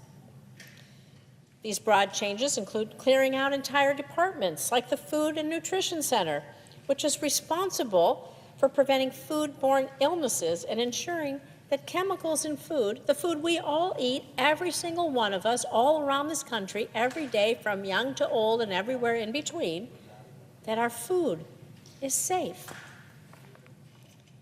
How does dismantling this keep any of us safe? How does it keep any of us healthy? Mr. Kennedy has an overarching plan to gut the funding for FDA, which will severely limit regulation and safe implementation, also of new drug trials, medications. And this could lead to dangerous drugs flooding the market, putting countless lives at risk. You know, Mr. President, the role of the Health and Human Services Secretary It is one of profound responsibility. And Robert F. Kennedy Jr. has undermined the very foundations of our public health system. Mr. Kennedy's vision for the future of our healthcare system, well, he wants to undermine Medicare and Medicaid. He wants to slash cancer research funding. He wants to push dangerous public health conspiracies. These are visions and these are things I cannot support. No one should support. We all want a healthier future for America, one that both prevents diseases and where we can think about curing diseases, where we can do preventative medicine, curative medicine, where we can have that hope for folks whose mother gets lung cancer in the future, that she might live, or leukemia in the future, that their brother might live. Mine didn't, but I hope that they didn't die in vain, because research goes on and will help others. And I want us to be able to cure diseases for the ones that we love. And so that is why I cannot in good conscience support Mr. Kennedy's nomination, and I urge my colleagues to do the same. The stakes couldn't be higher. Our very lives, the lives of our loved ones, they may just depend on it. Thank you. Yes. Post-cloture debate time to the senior senator of Oregon.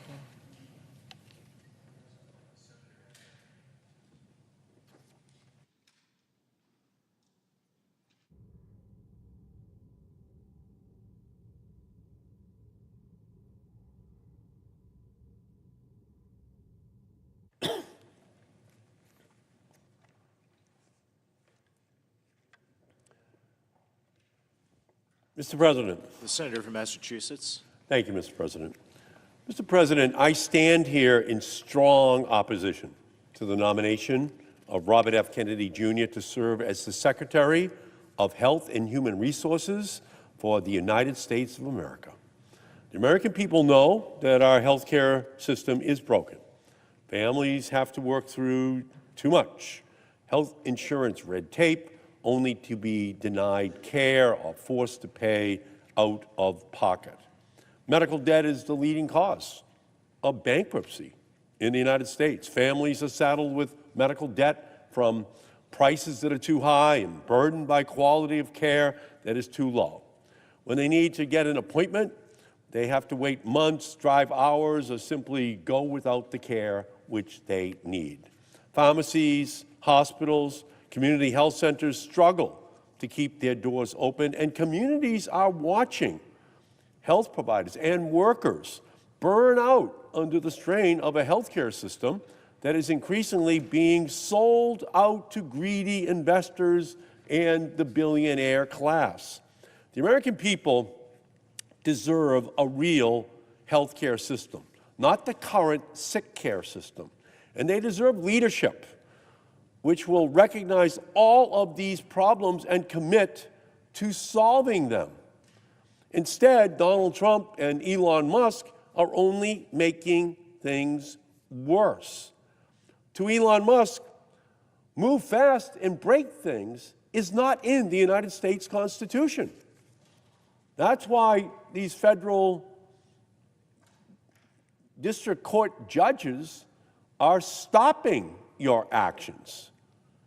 In Trump's first 3 weeks in office, he has taken illegal and unconstitutional action that disrupted life-saving health research, sent Musk and his Doge acolytes to make cuts in Medicare and Medicaid, cut off federal funding for community health centers, used discriminatory fear-mongering to threaten federal funding for hospitals and health providers just trying to provide care for their patients.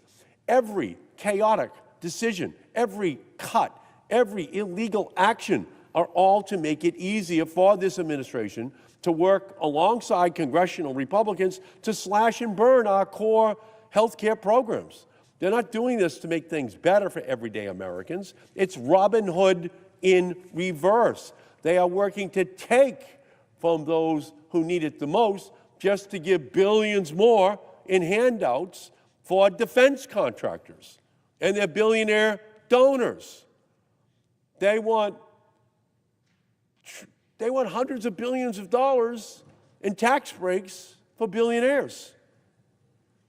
They want to increase defense spending by $150 billion, more nuclear weapons, more.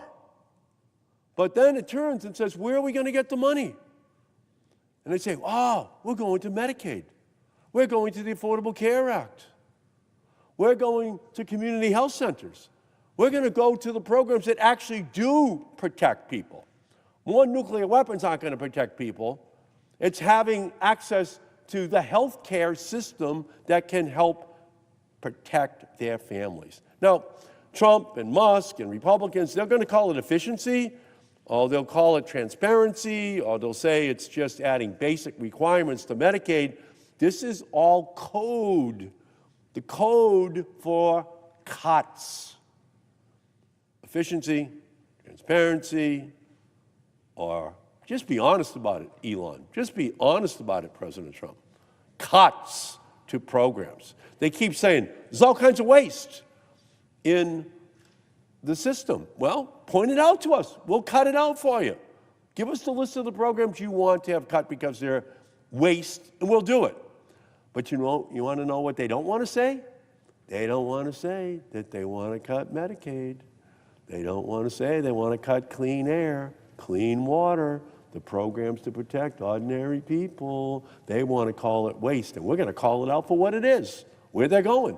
They're going to the programs that help provide the health care for ordinary Americans. Cuts to health care that Americans rely upon. And when Americans have to wait longer for care, when they have to pay more, or watch the only hospital in their community shut down, the blame for what will happen will lay at the feet of the politicians who put self-interest above the interest of the American people. And rather than consider a nominee who would seriously protect and preserve the health of the American people, Donald Trump nominated yet another enabler to his cabinet, Robert F. Kennedy Jr., who instead of standing up to the Trump-Musk chaos, will only add fuel to Donald Trump's Make America Sick Again campaign. Because that's what it is. Make America sick again.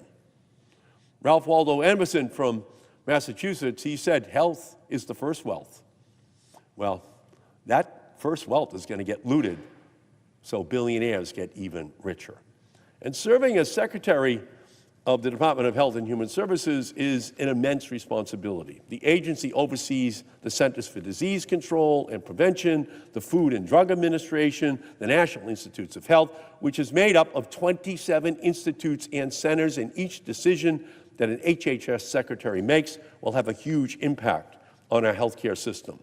Run well, HHS ensures medications are safe and effective, keeps workers and students and seniors safe, protects the public from global pandemics or disease outbreaks, guarantees hospitals, doctors, and community health centers provide safe, quality care, and funds research that will build the foundation to accurately diagnose patients, better treat cancer, cure Alzheimer's, heart disease, diabetes, cancer. That's what it's supposed to be all about. Not freezing that funding, not cutting that funding, but ensuring that the researchers have the funding they need. Because research is medicine's field of dreams from which we harvest the findings that gives hope to families that we will find the cures for those diseases that have run through their family's medical history. And we know that HHS has Health and Human Services, but it also stands for Human Health Security. And the stakes of leadership are life and death. But instead of nominating a serious and qualified candidate, Trump selected a candidate who questioned the well-proven conclusion that HIV causes AIDS, made millions by spreading lies about vaccines, compared vaccine mandates to Nazi Germany, said Wi-Fi and cell phones cause leaky brains, threatened to remove fluoride from drinking water, and made baseless claims about medication for depression, that it would lead to mass shootings. Well, Mr. Kennedy's track record shows that he is a danger to the health of America. He would make America sick again. In June of 2019, he went to Samoa on a trip arranged by anti-vaccine activists. He used that trip to spread lies about the measles vaccine in the Samoan Prime Minister and Director General of Health. He and the organization he led amplified activists who spread false information about the measles vaccine. And after a measles outbreak broke out in Samoa and 16 people died, rather than intervene and help, Mr. Kennedy sent a letter to the Prime Minister to blame these deaths on the vaccine rather than the absence of vaccines. The death count in Samoa grew to 83. Volunteers in New Zealand sent tiny coffins to help bury the dozens of children who died. A New Zealand vaccinologist later said, the impact of Mr. Kennedy's role in the outbreak was devastating. In a moment, when Robert F. Kennedy Jr. could have used his influence for good, he fueled disinformation that cost lives. When Robert F. Kennedy Jr. was asked about Medicare and Medicaid, he could not answer questions in his confirmation hearing about the most basic questions, demonstrating that he would be at HHS only to make whatever cuts that Trump and Musk and Doge dictate at the expense of the health care of the American people. Now he's in line to be the #1 healthcare official in the United States. That would be a disaster. Mr. Kennedy has reportedly given reassurances on his position on vaccines or on his position on food and chronic disease. To my colleagues, I would say this. We cannot address chronic disease if we are slashing Medicare and Medicaid and the Affordable Care Act or recklessly cutting off funding from hospitals and community health centers. If we are battling vaccine misinformation, it will make it much more difficult to take on chronic disease like heart disease or diabetes. The long-term impact of food on children's health doesn't matter if children are dying from preventable infectious diseases because their families believe misinformation spread by the nominee for Secretary of Health and Human Services. And even with the promises he has made on the vaccine misinformation, Robert F. Kennedy Jr. has not demonstrated that he will fulfill his promises. He has used his position to lead people down the dangerous path of vaccine misinformation, and when asked about his role in the Samoa measles outbreak, he lied. The stakes are too high to take a risk on this nominee. I hear from people in Massachusetts who rely on our health care system, single mothers of disabled children relying on Medicaid, also called Mass Health in Massachusetts, to make sure their child gets care. I hear from people living with cystic fibrosis, or parents of children on the autism spectrum or with Down syndrome who could only afford their medication or coverage with Mass Health Medicaid coverage. For them, Medicaid is the lifeline. And when that lifeline is cut, their lives get harder. And that's what this administration is aiming to do with Robert F. Kennedy Jr. in the lead. The American people deserve more than what they have now. They should be able to get health care when they need it, and they should not have to worry that it's available. They should be able to go to their doctor or to their pharmacy without running up their debt or being forced to choose between paying their rent or a medical bill. They should have health providers that aren't too overworked and burned out to provide them quality care. They should have primary care, mental health care, addiction care, dental care, cancer treatment, and more available to them without waiting months or traveling for hours or being left to hope for an available clinical trial. Americans should have unquestioned health care access and quality, and I want to deliver on that for every single American. But Robert F. Kennedy Jr. will only make this harder by embracing Donald Trump, Elon Musk, and the spread of vaccine disinformation. I'm not alone in my concern. I've received over 1,000 calls and emails to my office opposing his nomination. I have also received letters from over 20,000 physicians, including thousands of pediatricians, internal medicine, emergency medicine, doctors representing all 50 states and Puerto Rico, over 800 public health officials, 75 Nobel laureates oppose his confirmation, chairs of pediatric departments across the country, and statements from the Massachusetts Teachers Association representing over 11,000 educators, and from the National Nurses Union representing 225,000 nurses, all opposing Robert F. Kennedy Jr. Every single one of them expressed concern and dismay about having a Secretary of Health and Human Service that doesn't believe in vaccines that save lives. We need to listen to the people on the front lines, the health providers, who have dedicated their lives to serving their patients, the researchers who have committed to finding life-saving treatments and cures, and the educators who care for our nation's children each and every day. They are all saying no to Robert F. Kennedy Jr. He is unqualified, and his confirmation would be dangerous to the health of our nation. And with that, Mr. President, I yield back.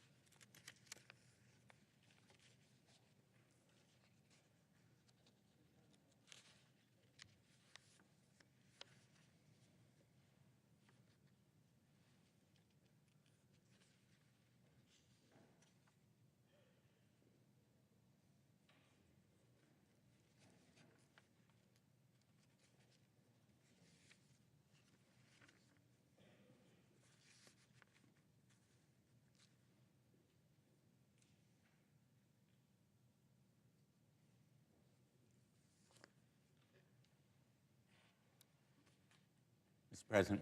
The senator from Connecticut. Mr. President, I come to the floor with sadness and anger because we are here to consider the nomination of a person who very tragically and unfortunately is unworthy and unqualified and unprepared for this position. And Robert F. Kennedy Jr.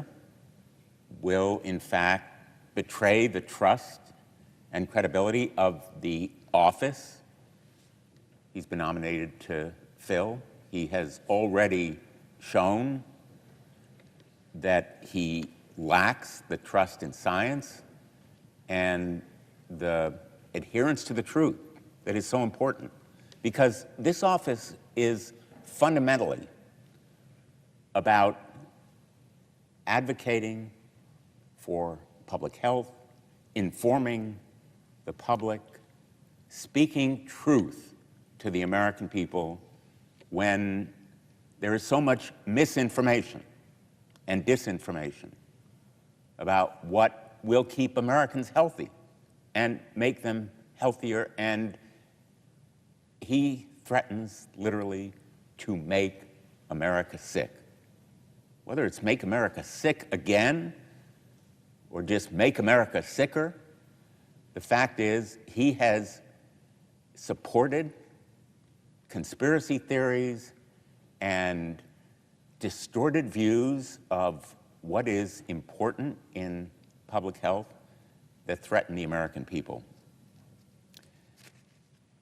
The Nobel laureates, the healthcare professionals, the members of his own family, and in a certain way, I would say, if you have any question about Mr. Kennedy's qualifications, you should listen to Caroline Kennedy and her very powerful comments on his nomination. The fact is that her comments are an indictment. They are literally a warning against his nomination, stating that he is, quote, addicted to attention and power, and that he has already, quote, denigrated our healthcare system by championing beliefs that cost lives.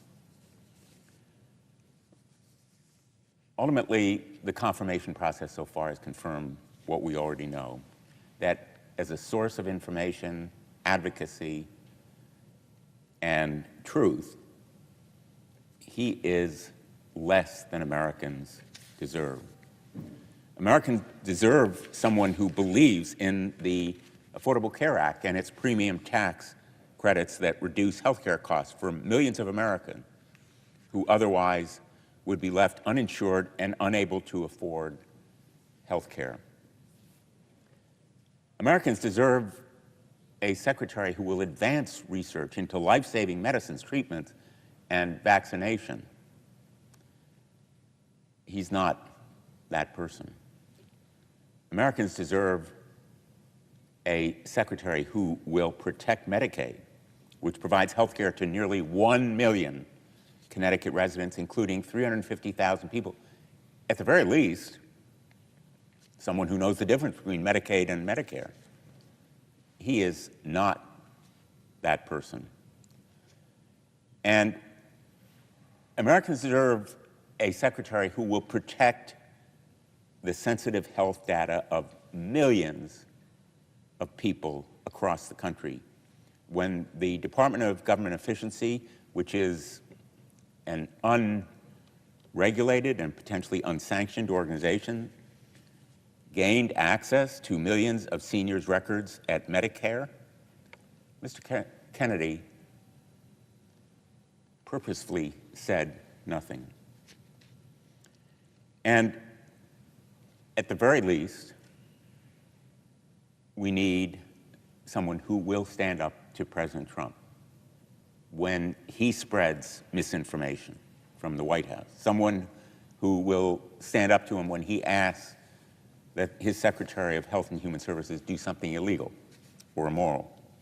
And clearly, Mr. Kennedy is not that person. There's a reason that he lacks support from all these professional organizations and is actively opposed by them, by healthcare professionals, Nobel laureates, and his own family. And that is that he fails the basic test of what Americans deserve, a secretary that believes in science and advances in modern medicine, a secretary who won't profit off the lies he tells about vaccines and science, a secretary who will not instigate fears of life-saving vaccinations, while at the same time ensuring that his own children are vaccinated and protected. A secretary who will protect women and reproductive rights, and someone who knows the difference between Medicare and Medicaid. The kind of leadership that is required from the Secretary of Health and Human Services has never been more important. And that truth-telling, advocacy, informing of the public is more vital than ever. Now, HHS is a massive department. The management challenges alone are fierce. He has no qualifications or experience that would justify his appointment. He would oversee health insurance for millions of people through Medicare, Medicaid, the Children's Health Insurance Program, and the Affordable Care Act. He's responsible for promoting the economic and social well-being of children and families, combating the opioid epidemic, and supporting people with disabilities and strengthening the nation's public health system and emergency response. The HHS Secretary is responsible for advancing innovative medical research through the National Institutes of Health. The Food and Drug Administration, responsible for ensuring our food and drugs and medical devices are safe and effective, and the Center for Disease Control and Prevention, which strengthens our public health system and responds to disease outbreaks. This agency is a sprawling, massive, challenging management task. And his nomination has spotlighted not only his lack of experience in management, but also his long history of dangerous, delusional, and misguided beliefs that would be detrimental to the public, and in fact, a betrayal of public health. The focus has been on Mr. Kennedy's views on vaccinations and his public denial of well-recognized science.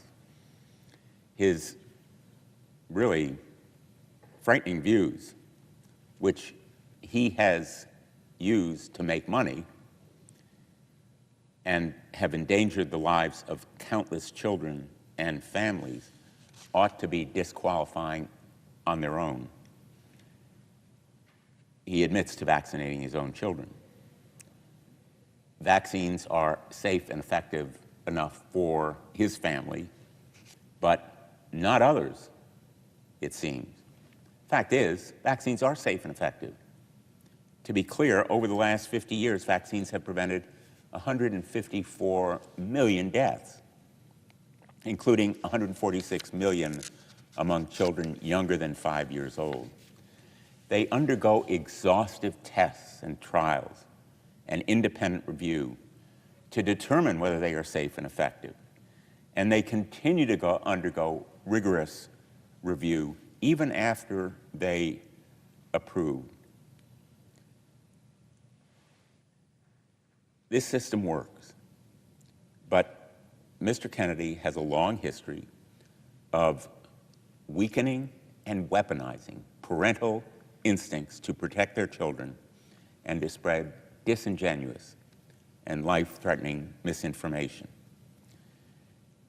These lies are attributable to his bad judgment as well as self-enrichment, exactly the opposite of what a Secretary of HHS should exemplify.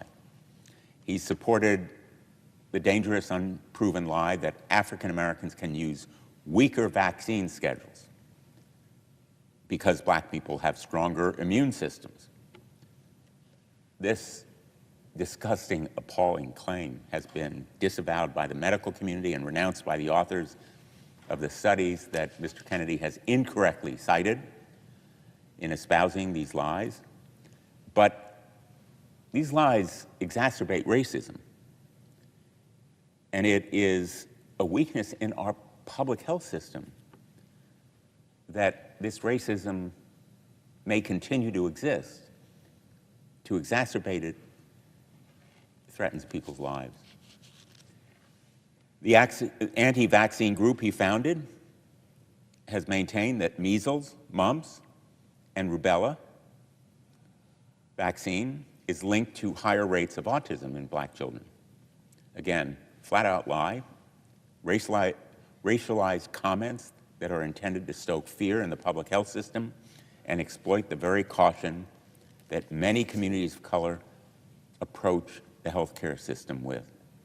His lies will, again, exacerbate the clear disparities that exist in healthcare for different racial groups.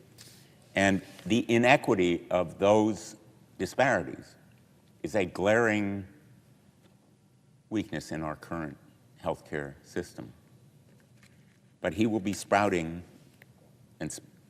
those kinds of disinformation, spouting on podcasts, espousing in the media as the highest-ranking health official in our country.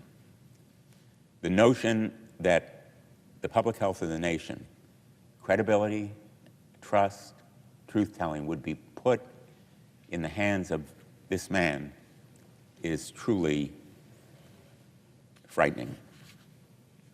Now, he's attempted to backtrack since his nomination. He's claiming he's not anti-vaccine, but when he was asked point blank, under oath during confirmation hearings, in effect, he ducked and dodged. Some of my colleagues have claimed that Mr. Kennedy privately told them he'll work with existing vaccine approvals and safety networks, and that he won't undermine vaccines in his role overseeing them. In private, that's what he said. Why wouldn't he make these commitments during public confirmation hearings? Why couldn't he make them when he was under oath? The threat is that he will do exactly the contrary. The American people deserve more than backdoor, private, confidential conversations and quiet promises about what the HHS Secretary will do. And the fact is, he has pushed these kinds of debunked theories linking childhood vaccinations to autism, claiming that COVID-19 vaccines were weaponized against specific ethnic and socioeconomic groups, and profiting off lawsuits against life-saving vaccines that prevent deadly diseases like cervical cancer, measles, tetanus, and chickenpox. There is no argument from me that there needs to be testing and review and clinical trials for vaccines to be proven safe and effective. But once those tests and trials and independent review take place and are judged to be sufficient to show a vaccine is safe and effective, undermining them is simply contrary to public health. Now, Mr. Kennedy would also threaten reproductive care and reproductive freedom. During his 2024 presidential campaign, he consistently downplayed the importance of reproductive health, claiming that abortion was, quote, just a little issue, end quote. Abortion was hardly a little issue for women across the country, especially women who have literally died or come close to death as a result of denial of this essential health care and freedom. The Americans deserve a Secretary of Health and Human Services who respects women and who works against politicians telling women what they can do with their bodies and trusts women to make decisions about what is right for them. The HHS Secretary, as a matter of fact, oversees the Emergency Medical Treatment and Labor Act, a federal law that mandates that women who need emergency care are entitled to it, whether that emergency care be an abortion or some other treatment. When he was asked if a woman bleeding out in an emergency room is entitled to emergency care under this law, Mr. Kennedy responded, quote, "I don't know," end quote. He should know, whether it's sheer incompetence, utter confusion, or just an unwillingness to agree to uphold federal laws protecting women. That comment and response alone should be disqualifying. It's dangerous, and confirming him in this position could be deadly to women who depend on that program. He's refused to say that he'll protect access to medication abortion. Instead, he has said he would reevaluate the drug. Now, this drug has been safely and effectively used by millions of women for decades. His response is code for making it harder to access or ban it altogether. He won't commit to protecting women who need emergency medical care. He will not commit to keeping safe and effective abortion medication available. He will limit access to abortion services, and his confirmation poses the danger of catastrophic consequences for women. How can women trust him to protect their interests and safeguard their health? the women of America deserve better. Mr. Kennedy has a long history of making baseless and damaging claims about the LGBTQ+ community, including the absurd lie that environmental chemical exposure somehow causes children to become gay or transgender. Boggles the mind. Incredibly dangerous to the health and safety of LGBTQ+ youth. But it is his stated belief, or it has been at various times in the past, and adding to those harmful ideas is his belief that HIV does not cause AIDS. He has supported bans on gender-affirming health care for transgender individuals and spread information about what gender-affirming care actually looks like in the real world. And if he continues to spread this unscientific rhetoric as Secretary of HHS, he will cost people's lives. Members of the LGBTQ community already experience significant health disparities, and Mr. Kennedy's false views on health, sexual orientation, and gender identity would make these disparities, like racial disparities, even worse. To serve in this position, Mr. Kennedy need not be the world's greatest scientist or the most erudite professor or the most astute researcher, but he needs to have a respect for science and medical professionals. He lacks it. He made abundantly clear during his confirmation hearing he has none of those qualities. And, in fact, demonstrated an inadequate understanding of the very programs that he is supposed to be administering if he's confirmed, like Medicare and Medicaid. You know, we have reviewed a lot of nominees as senators, and we know that they're prepared, they're extensively murder boarded, as they say, ask questions in preparation. You would expect that the nominee to be HHS Secretary would understand the difference between two of the most important and largest health insurance programs in the country that serve millions of Americans every day. He didn't. The American people deserve better. His decisions, if he is confirmed, will have long-lasting impacts, and he lacks the expertise to lead this agency and lead Americans as an advocate, as an informer, as a truth teller. And lest you think that he will rely on good people who will help him in administering this agency, he's pledged to fire hundreds of National Institutes health employees. He told the Food and Drug Administration workers to, quote, pack their bags, end quote, and he'd like to clear entire departments of the federal government, including the nutrition department at the FDA. He is in no way going to rely on career professionals who truly understand the policy behind the programs that he knows so little about. Mr. Kennedy has claims to support improving nutrition and combating chronic diseases. And many of us support those programs to eliminate additives, for example, or provide better nutritional information, front of package labels showing nutritional content, and enabling Americans to be healthier by eating better and by being better informed.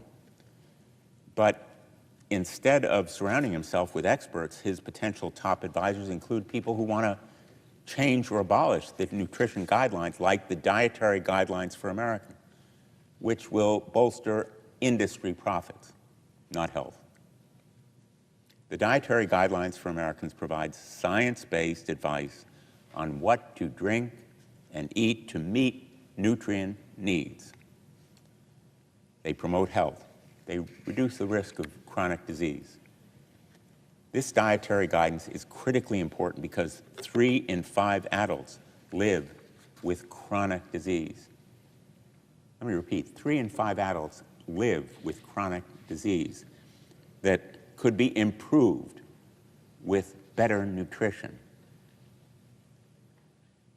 And it informs all federal nutrition programs, meaning that these dietary guidelines impact 1 in 4 Americans through programs like the National School Lunch Program, the Supplemental Nutrition Assistance Program, known as SNAP, the Child and Adult Care Food Program. These programs follow those dietary guidelines because they are based on science.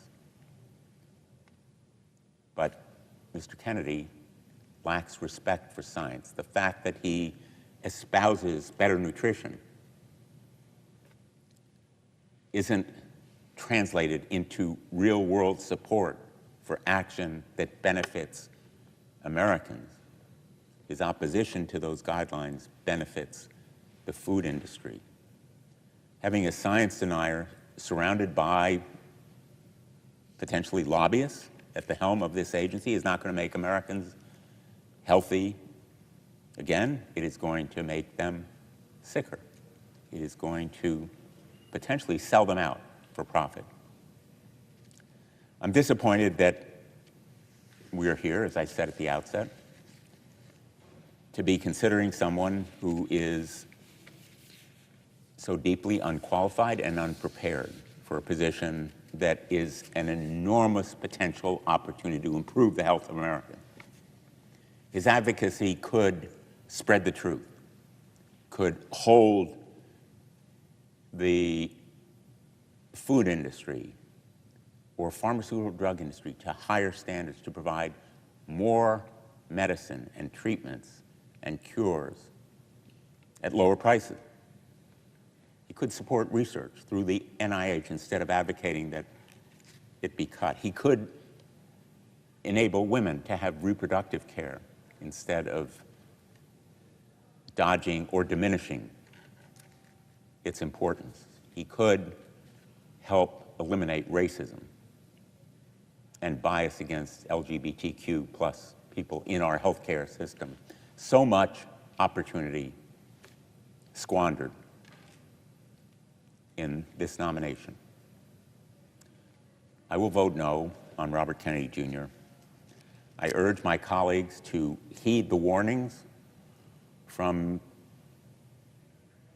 Americans, much better qualified than I am to make this judgment. Those Nobel laureates, the professional organizations, the healthcare experts, and of course, his family, who know him best. Caroline Kennedy, who spoke with such eloquence and insight. Her incisive and heartbreaking video should be watched by everyone who is about to vote on this nomination. Thank you, Mr. President. I yield the floor.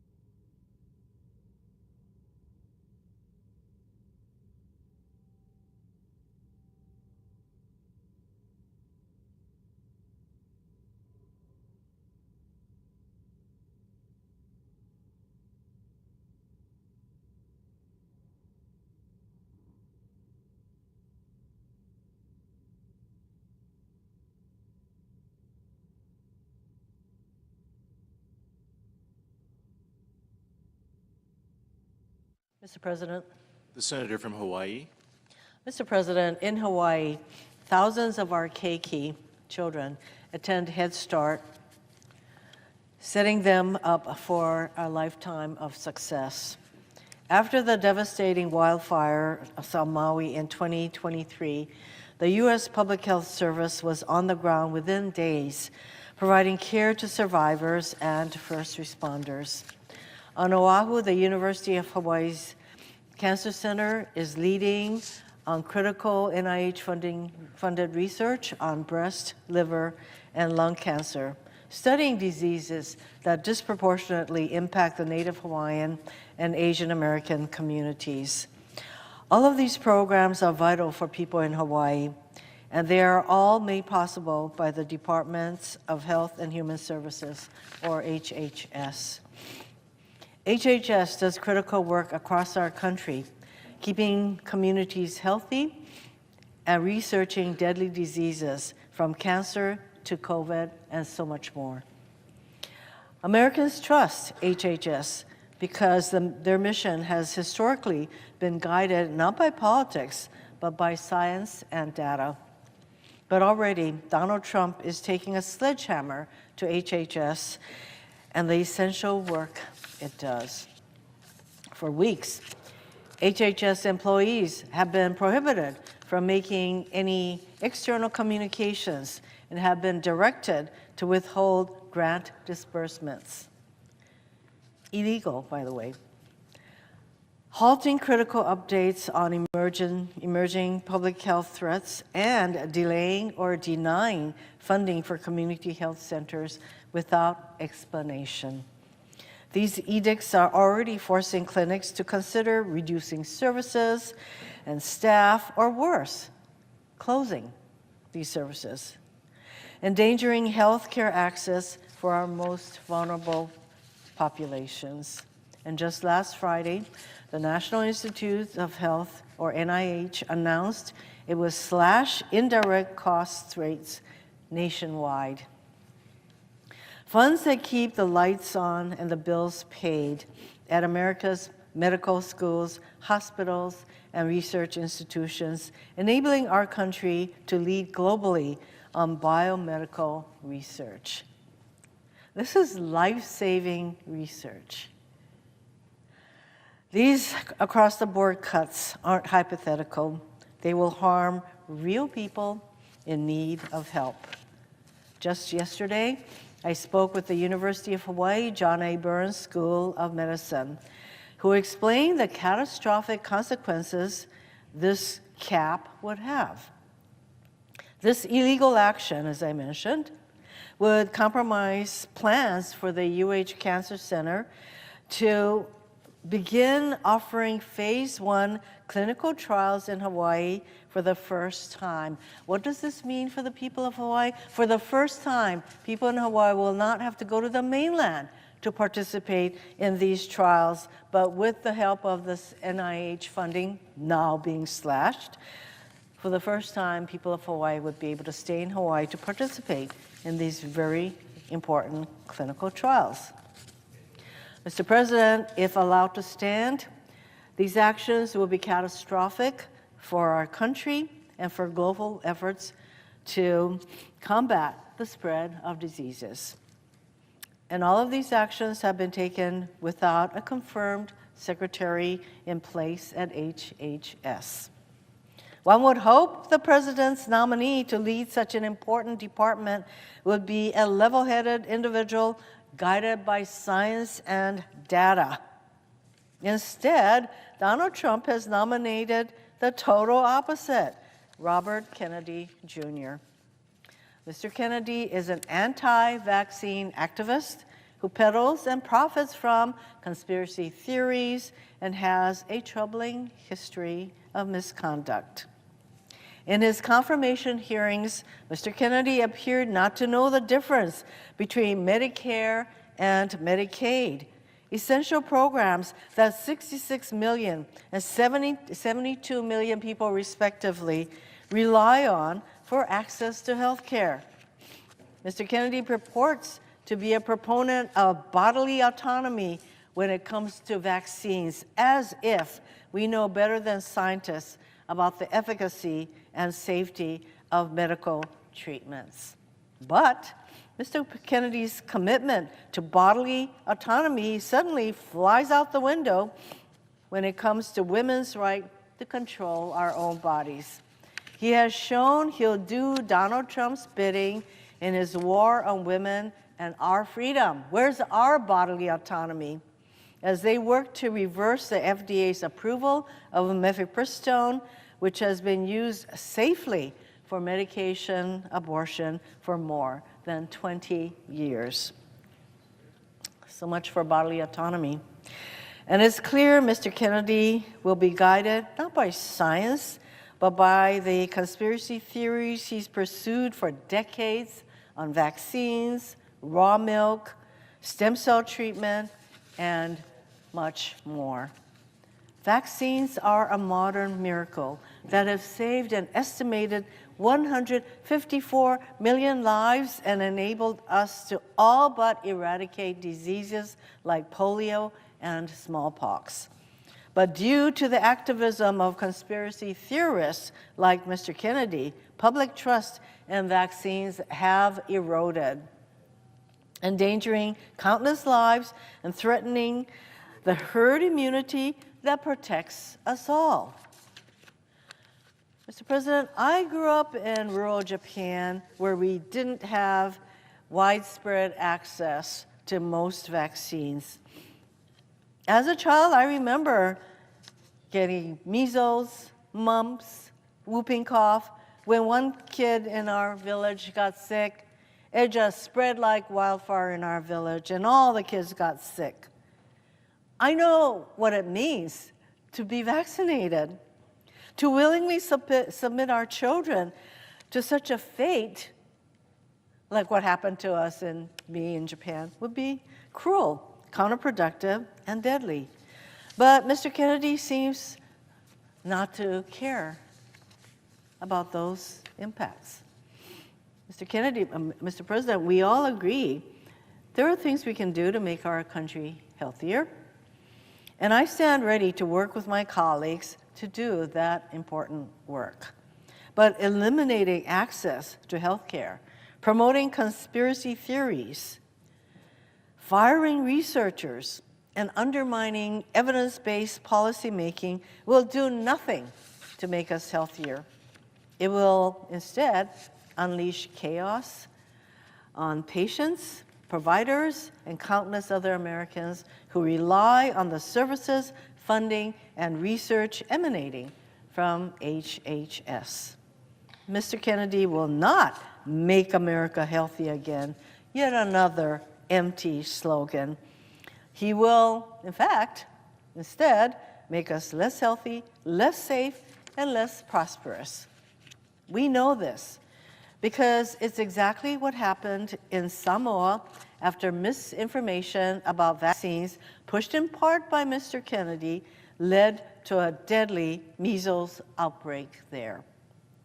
Hawaii's Governor Josh Green is also a physician, and he traveled to Samoa at the invitation of the country's health minister to help stem the consequences of this deadly misinformation. He recently wrote about his experiences in an op-ed in the New York Times, and I'd like to read portions of that op-ed now. Our governor wrote, quote, "When vaccination rates fall, preventable diseases can gain a foothold and pose a new danger. And that's precisely what happened in Samoa after misinformation spread by anti-vaccine activists eroded trust in vaccines and led to the 2019 outbreak.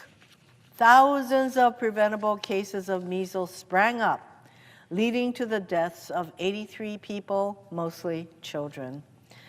One of the most prominent voices behind the anti-vaccine campaign was Robert F. Kennedy Jr. Governor Green goes on to say that we witnessed the deadly consequences of the anti-vaccine campaign. We arrived at one home just minutes after a toddler girl had died from measles, her mother bursting into tears as we approached. The child was lying on a makeshift bed in the middle of the family's one-room house, her face still red from fever. I put my hands on her face and could feel the warmth in her skin, but her eyes were fixed and glazed over. My stethoscope confirmed she was no longer breathing. Governor Green went on to write, Mr. Kennedy and others fanned the flames of fear with misinformation.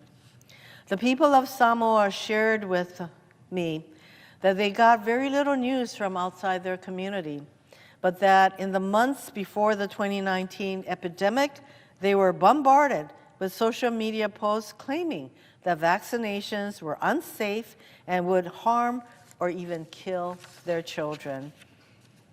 Activists from other countries, including Mr. Kennedy, claimed vaccines were dangerous.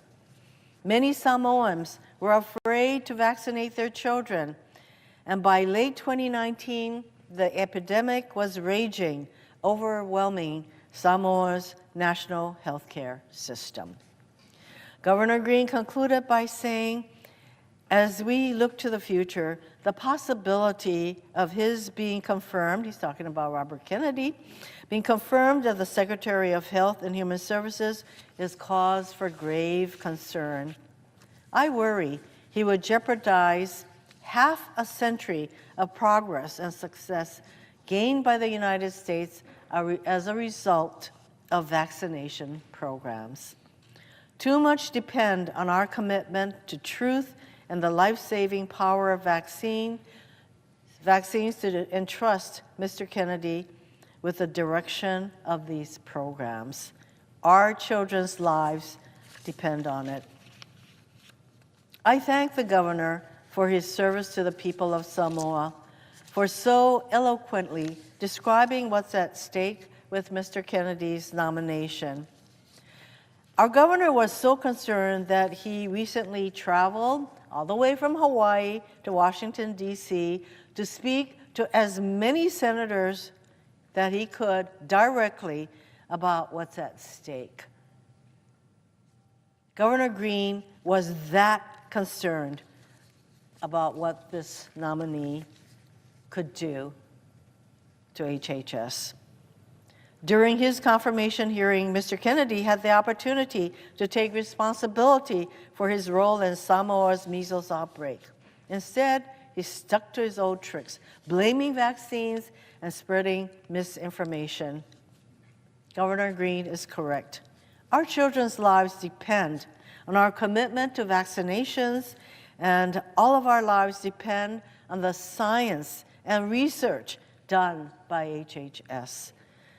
Mr. Kennedy poses a dire threat to that science and indeed to the American people. For those reasons, I urge my colleagues to vote no on his forthcoming nomination. I yield back.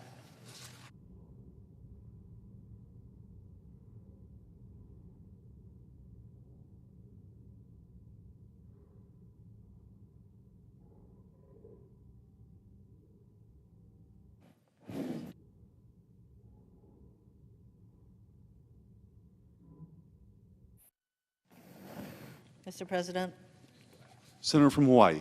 I yield 30 minutes of post-cloture debate time to the senior senator of Oregon.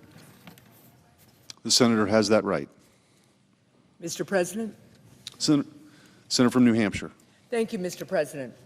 I rise today to join my colleagues, to join the many Granite Staters who have written my office and expressed their grave alarm in opposing the nomination of Mr. Kennedy as the next Secretary of Health and Human Services. Robert F. Kennedy Jr. is without experience or qualification for this post. He is uninformed about and apparently uninterested in the most basic elements of healthcare policy.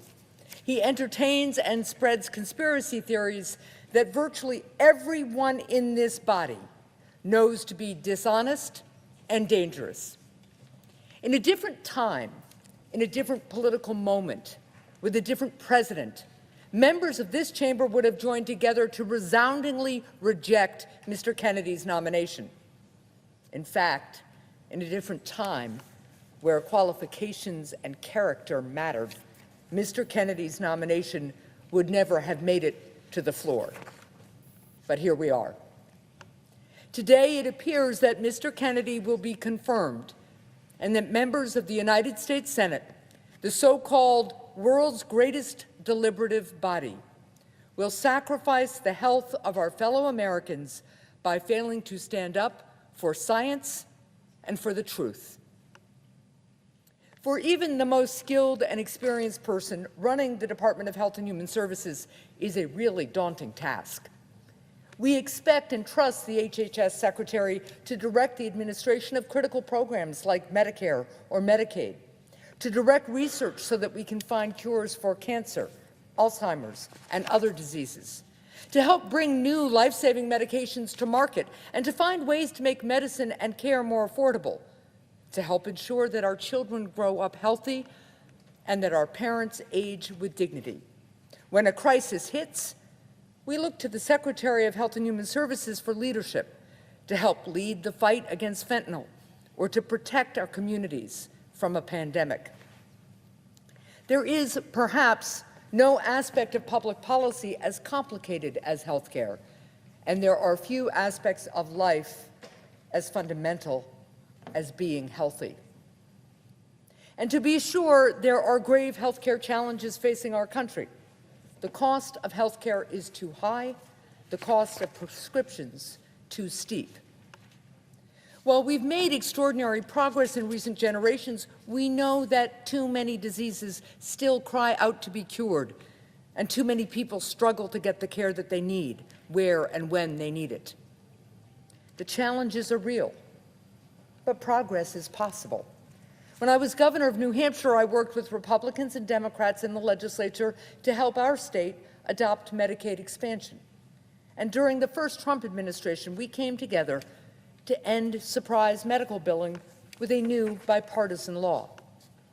Of course, there is much more work to do. The point is that when we work together, embrace common sense solutions, and have the right leadership, we can forge progress. But it takes hard work. It takes seriousness to tackle a challenge as daunting as healthcare. It takes experience, talent, and ability. We're talking about the health of our country and of our children. This is a job that requires us to search far and wide across our country to find the right person, someone who is informed, capable, and forthright, someone who has a proven track record of leadership, and someone willing to tell the truth in service to the goal of helping every American to be healthy. Instead, the President of the United States offered us Mr. Kennedy. It's entirely unclear to me what qualifications Mr. Kennedy brings to this office. He's never run an organization or a business even 1/100th of the size of the Department of Health and Human Services. He has no background in medicine, science, health policy, or government. Most concerning, though, is his complete and utter lack of even the most basic knowledge of the department he is supposed to lead, or the health policy debates and challenges that our country has been grappling with over the last several decades. It's not simply that we have been asked to hope that Mr. Kennedy learns on the job. It's not simply that we're being asked to grade Mr. Kennedy on a curve. It's worse than that, because even for his confirmation hearings, Mr. Kennedy couldn't be bothered to even do his homework. During his confirmation hearing, I asked Mr. Kennedy some fairly basic questions about Medicare and Medicaid, the most well-known health programs overseen by the department he seeks to lead, programs which tens of millions of Americans count on for their care. He couldn't accurately identify a single part of Medicare. He got every question I asked wrong. When it comes to Medicaid, which among other things provides coverage for about half of the births in the United States, he wrongly said it was fully federally funded, which it isn't. Let me be clear, the administration is asking the American people to place these critical health programs in the hands of a man who has no idea what they even are. That's a big ask. And it's an ask we wouldn't make of our own constituents.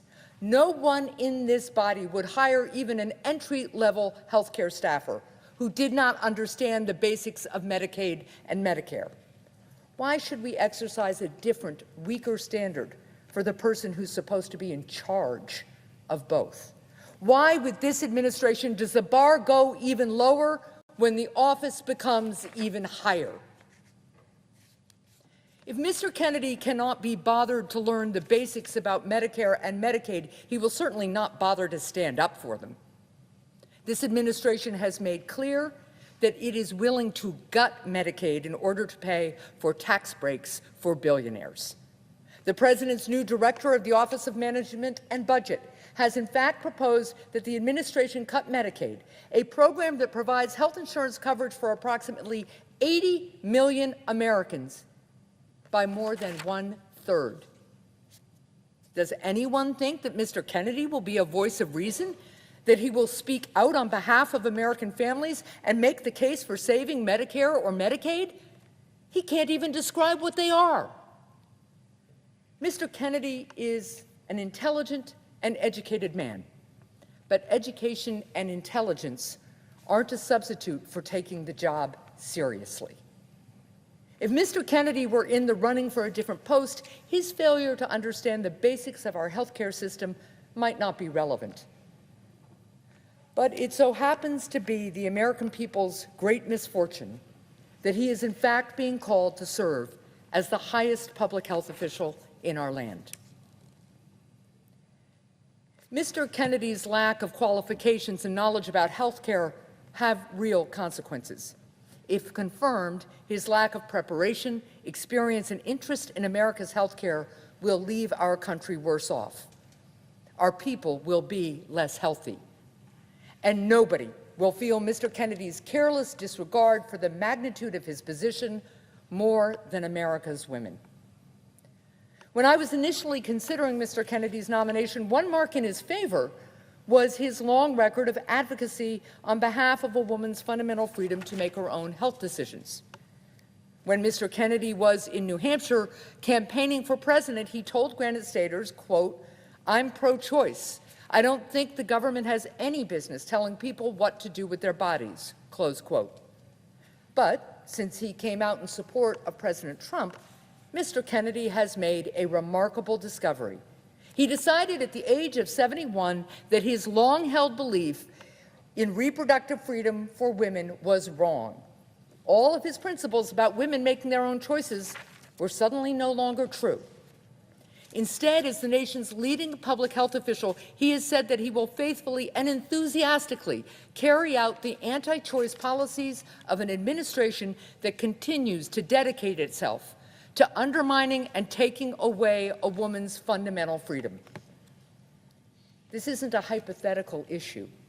In his confirmation hearing, Mr. Kennedy said that he and the Trump administration would be examining the safety of the drug mifepristone, which is used for abortions and in miscarriage care.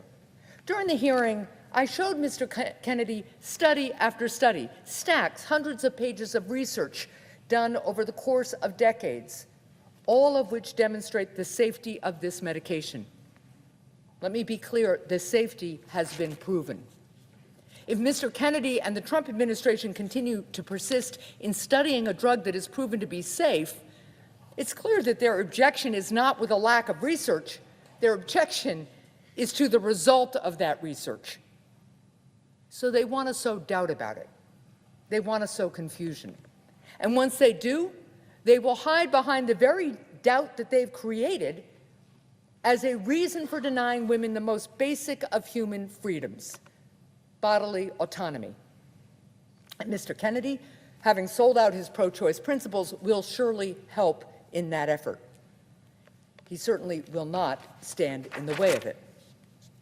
The debate about reproductive freedom is fundamentally a debate about whether one believes in the basic promise of our Declaration of Independence, that all of us are free and equal. The question for Mr. Kennedy and all those who would deny women this basic freedom is whether they believe that women have the capacity and judgment to make their own health care and reproductive decisions just as men do.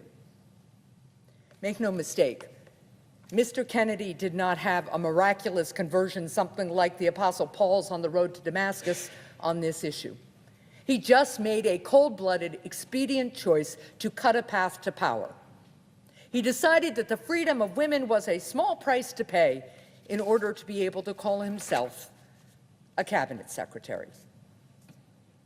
I have had good faith disagreements with friends and colleagues on the issue of abortion. But Mr. Kennedy is different. Mr. Kennedy has spent his lifetime arguing for a woman's reproductive freedom. But he now abandons what he used to refer to as a core value for a title and for what he apparently thinks is more important than freedom, being in Donald Trump's orbit. Americans have a particular disdain for those who sell out the freedom of their fellow citizens in pursuit of power. We call such people many things. We seldom call them Mr. Secretary. Even if Mr. Kennedy was not inexperienced, even if Mr. Kennedy had basic knowledge regarding our health system, even if Mr. Kennedy was not willing to imperil freedom for women, members of both political parties should reject his nomination. Because Mr. Kennedy, who has forged a career of peddling cynicism and conspiracy regarding vaccines, is perhaps the most uniquely dangerous man ever nominated to head America's Department of Health and Human Services. Vaccines are among the greatest achievements in human history, and America has been at the center of that success. Our doctors and scientists were instrumental in helping vanquish smallpox and banish polio. Because of vaccines, more than 20 million people walk today who otherwise would have been stricken with polio. Hundreds of millions of people are alive today because of vaccines. I'm reminded of the words of a previous HHS secretary, quote, "Vaccines are some of the most thoroughly tested medical products we have. Vaccines are safe, effective, and life-saving," close quote. HHS Secretary Alex Azar, who was appointed by President Trump, said those words during his first term. He was right when he said this 6 years ago.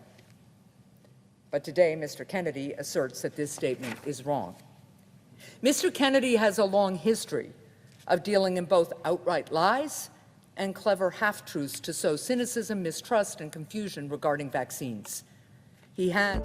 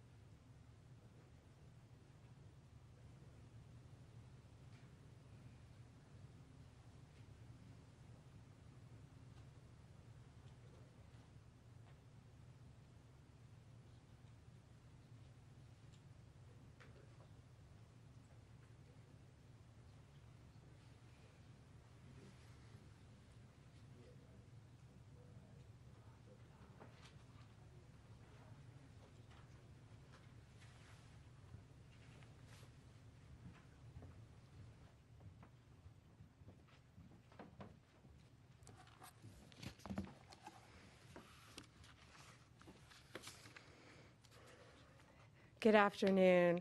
I'm sorry we were a little bit late. I was in the West Wing swearing in Tulsi Gabbard, and so I just came straight back here. So thanks for being patient with us with the delay. We're here today because we have filed charges against the state of New York. We have filed charges against Kathy Hochul. We have filed charges against Letitia James and Mark Schroeder, who is with DMV. This is a new DOJ, and we are taking steps to protect Americans, American citizens, and angel moms, like the mom standing right behind me, who you're going to hear from in a moment. New York has chosen to prioritize illegal aliens over American citizens. It stops today. As you know, we sued Illinois, and New York didn't listen. So now you're next. Millions of illegal aliens with violent records have flooded into our communities, bringing violence and deadly drugs with them. With me today, I'm so proud to be joined by Tammy Nobles. Tammy is an angel mom. Her beautiful daughter, Kayla Hamilton, was murdered by an MS-13 member in 2022. Kayla had just turned 20 years old, and she was raped and murdered by someone who should not have been in our country. Yet, he was released, flown to Maryland, where he committed this violent murder. I just want you to hear from,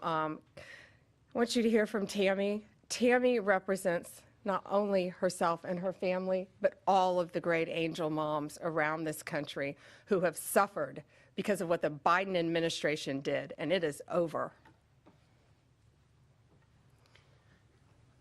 Thank you for having me here today and being able to share Kayla's story. Her murderer was able to come across the border knowing that he was flagged as an MS-13 gang member, and he had a criminal record in 2020 in El Salvador for illicit gang activity. He came over as an unoccupied alien child, saying that he was afraid of gang activity in his country. Health and Human Services called him a nice boy, and he showed age-appropriate behavior. That fell so wrong when he murdered my daughter. He ended up in Maryland, where he was able to rent a room in the same mobile home as her. We thought it was a legit company that were renting out these rooms, but it turned out that it was another illegal immigrant who owned these mobile homes. And he knew Walter from El Salvador. He knew him and allowed him to rent a room with my child. Kayla just turned 20 years old 3 days before she was murdered. Her murderer was only living there for 5 days before he viciously strangled her, raped her, and left her on the floor like trash and robbed her of $6. I have been sharing her story for over 2.5 years to bring change, because this should have not have ever happened to Kayla, and it shouldn't be happening to other families being hurt by the border. Homeland Security did not do their jobs. They did not check his background. You know, they did say that he was processed. So if they processed him, they knew that he was a gang member and still allowed him here. Health and Human Services did not verify the sponsor and allowed him to go with a sponsor that they don't even know if it was his cousin or his aunt. And he was able to leave the sponsor's house to go live wherever he wanted. And I am going to continue sharing Kayla's story to help save others and to bring awareness of what was happening under the Biden-Harris administration. And I'm so thankful for Pam having me here today. And I'm so thankful for the opportunities I got from Trump and any other platform, you know, people who allowed me to share her story, because this is going to end. No other parent should suffer by having their child murdered by somebody that shouldn't be here. And I'm going to continue, sharing it, and for Kayla, and also for others. Thank you. And it's my understanding that he also admitted to other murders, correct? Multiple murders. Yes, he wrote a letter, and it was intercepted in jail that he committed 4 murders and 2 rapes. And that's who we were letting walk into our country. And that's why President Trump has directed this to stop. And if you don't comply with federal law, we will hold you accountable. We did it to Illinois. Strike 1. Strike 2 is New York. And if you are a state not complying with federal law, you're next. Get ready. And the great men and women of law enforcement are standing behind me today. We have FBI, DEA, ATF agents. They put their lives on the line every single day to protect us. And what New York has, they have green light laws, meaning they're giving a green light to any illegal alien in New York, where law enforcement officers cannot check their identity if they pull them over. Law enforcement officers do not have access to their background. And if these great men and women pull over someone and don't have access to their background, they have no idea who they're dealing with. And it puts their lives on the line every single day. Violent criminals, gang members, drug traffickers, human smugglers will no longer terrorize the American people. And that is why we are here today. You will be held accountable if you do not follow federal law. It's over, it ends, and we're coming after you. Questions? We have time for a few questions. David Spott with Fox News. Madam Attorney General, thank you and welcome to the Justice Department. Thank you. I have a quick on-topic and a quick off-topic Sure. question. On-topic, in your executive order or in your orders on the first day you were here, you talked about working with the Justice Department, or these sanctuary cities, as you say, will be Yes. punished. Today you're putting people on notice. Right now, we're just lawsuits. Is this going to go further? What kind of punishment are we talking about? Is there any grounds to charge individuals, charge politicians? How far is this going to go? Well, we're going to see what they do next, David. We have sued them all. We've personally sued the governor, the Attorney General, Letitia James, and Mark Schroeder with DMV because he has the green light laws. So what they have to do, they have to start complying with federal law. If they don't, we're going to appeal it, and we will win. They have to comply with federal law. Did you have a second question? I did have a second off-topic question in this regard to the judiciary. Today, Elon Musk, who has enormous influence in the Trump administration, posted on X, quote, "There needs to be an immediate wave of judicial impeachments, not just one." As the Attorney General of the United States, how do you respond to that? Shouldn't the process work out in the courts before we talk about judicial impeachments? I mean, these are just TROs now at this time. Shouldn't these just play out? Yeah, I haven't seen Elon Musk tweet. He is a friend of mine. He is a great man. I think he's very frustrated with what's happening in our federal government. You know, at USAID alone, they're giving out billions of dollars that should not be distributed. We're going to back him up. You know, we work our whole lives in this country, and we all pay taxes in this country. And for people to find out that $2 million is going to Guatemala for sex changes is outrageous. And we're going to back up Elon Musk every way we can. That includes lawsuits against these people who are doing that, and we will be successful. Do you have concerns about judicial impeachments? That's not going to happen now. We're going to look at everything. We're going to follow the law right now. We're going to follow the process. These are federal judges with lifetime appointments, but they will be struck down ultimately by the Supreme Court of the United States if the appellate courts don't follow the law as well. Wanda Richer with the AP. Hi. Hi. Thank you so much. I also have an on-topic and an off-topic. Sure. First of all, can you just briefly walk us through what the legal claims are you're making in this lawsuit? Yeah, absolutely. So the green light laws are that this is what the green light law says. It's a green light to illegal immigration, which says they can comply. That law is unconstitutional. They can't do that. And what they've done is they have a tip-off provision that requires New York's DMV commissioner to promptly inform any illegal alien when a federal immigration agency has requested their information. So think about the men and women in law enforcement behind me. That's basically, that's not basic. It's tipping off an illegal alien, and it's unconstitutional. And that's why we filed this lawsuit. And that's why we charge Mark Schroeder, too, because he runs DMV. Oh, I'm sorry, you had a second question. Yeah, my off-topic question. I wanted to ask about Mayor Eric Yes. Adams' case. As of at least a few moments ago, SDNY still has not dropped that case. Have you or other DOJ leadership spoken to the acting U.S. attorney in SDNY since the memo was sent earlier this week? And what will you do if she refuses to drop the case? I have not spoken to her. I know our acting DAG, Emil Bove, has spoken to her, and Chad Mizell may have spoken to her, but that case should be dropped. It was done at the directive of Emil, so that case should be dropped. I did not know that it had not been dropped yet, but I will certainly look into that. Reagan, Daily Caller. Hi, Hi, thank how are you? Tom Homan suggested this week that someone from within the FBI may be leaking information about the ICE raids and that such could be putting officers' lives at risk. Has the DOJ gotten any closer to determining if these leaks are coming from within the FBI? And what will the consequences be if they can identify the leakers from the FBI? Excuse me. Well, first, I can't talk about anything that is ongoing, and that is ongoing. And it's really for the similar reasons of what I said earlier.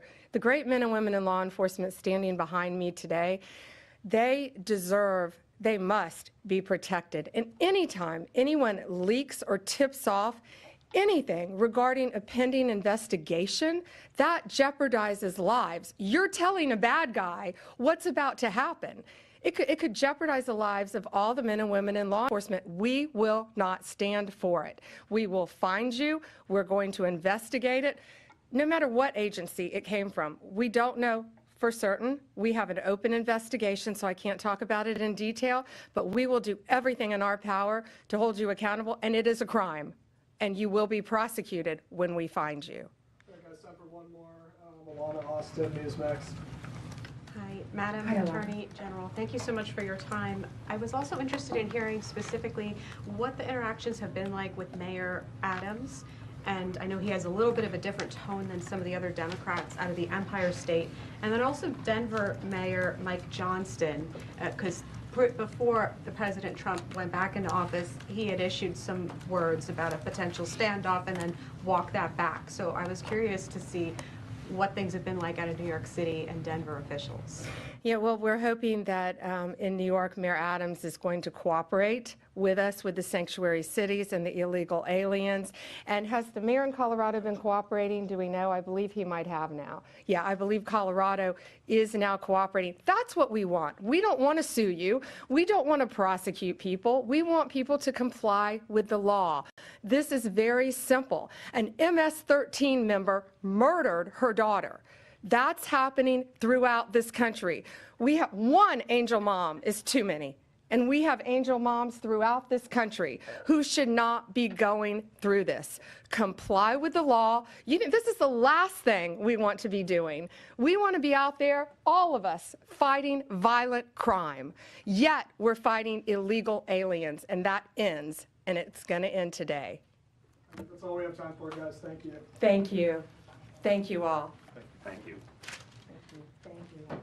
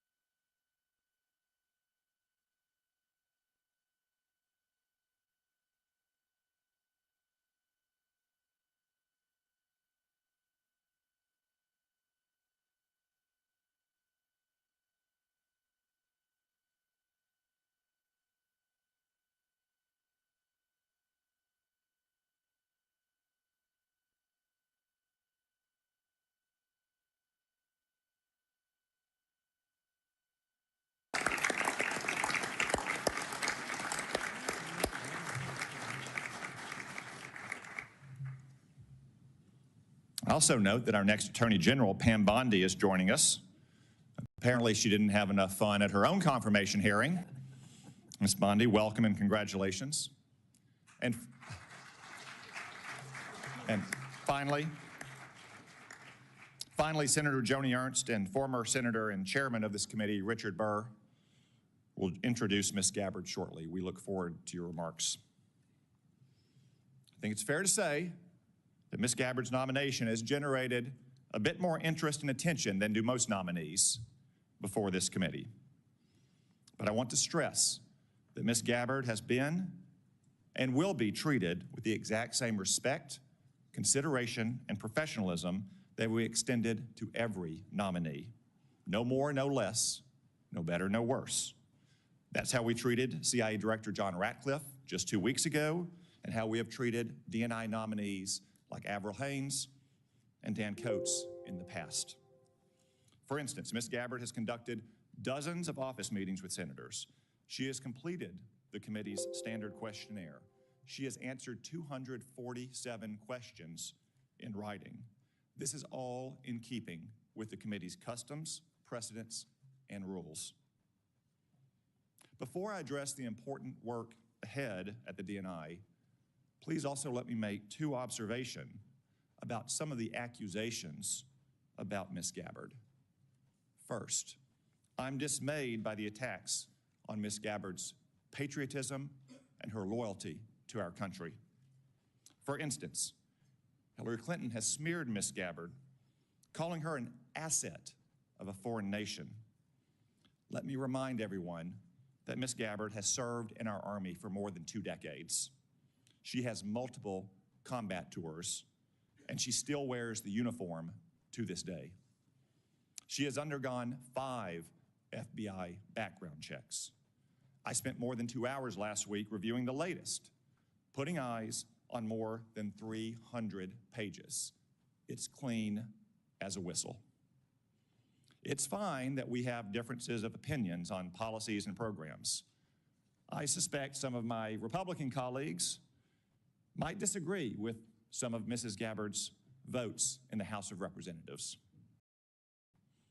Just as I suspect that some of my Democratic colleagues might criticize Ms. Gabbard's statements and actions since she saw the light and left the Democratic Party. But I sincerely hope that no one today will impugn Ms. Gabbard's patriotism and integrity. Second, I can only laugh at some critics who say that Ms. Gabbard has unconventional views. No doubt she has some unconventional views, like her criticism of Barack Obama's regime change interventions in Egypt and Libya. But guess what? I opposed the disastrous interventions in Egypt and Libya as well. Mubarak was a longtime American partner, and Egypt was a linchpin of our security system in the Middle East. Gaddafi had been scared straight after we toppled the Taliban and Saddam Hussein. He turned over his weapons of mass destruction and cooperated against terrorists. In return, we had lifted sanctions and reestablished diplomatic ties. But President Obama intervened to topple both regimes. And what came next? The Muslim Brotherhood in Egypt and dangerous chaos in Libya to this day. No one ever mistook Mubarak or Gaddafi as the little sisters of the poor. But let's not kid ourselves. The world is a dangerous place, not a church picnic. Ms. Gabbard understands this, which is why she also saw the problem with regime change interventions in these places. The vast number of governments throughout history and still today are not democratic.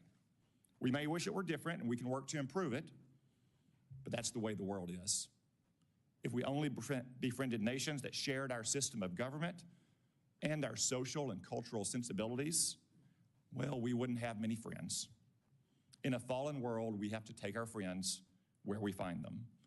No question, stable democracies make the most stable friends, but what matters in the end is less whether a country is democratic or non-democratic, and more whether the country is pro-American or anti-American. I'll confess that those views may be somewhat unconventional, but look at where conventional thinking has got us. Maybe Washington could use a little more unconventional thinking. And I'm sure that the Office of the Director of National Intelligence could use more unconventional thinking. Ms. Gabbard, I submit that if confirmed, the measure of your success will largely depend on whether you can return the ODNI to its original size, scope, and mission. When Congress created the ODNI, we intended to put one office in charge to manage the different agencies of the intelligence community. Congress intended the ODNI to be a very lean organization that would use small staffs to execute specific tasks. Congress in no way wanted yet another unruly bureaucracy layered on top of an already bureaucratic intelligence community. Unfortunately, 20 years later, that's exactly what the ODNI has become. Incredibly, the ODNI now is now larger than any agencies it was established to manage. It has 15 offices and centers, which have many subunits within them. The ODNI staff is measured in the thousands, when it should be measured in the dozens, or maybe a few hundred. I promise that's going to change. I intend to get personnel at the ODNI back to their home agencies doing real intelligence work, not bureaucratic make work.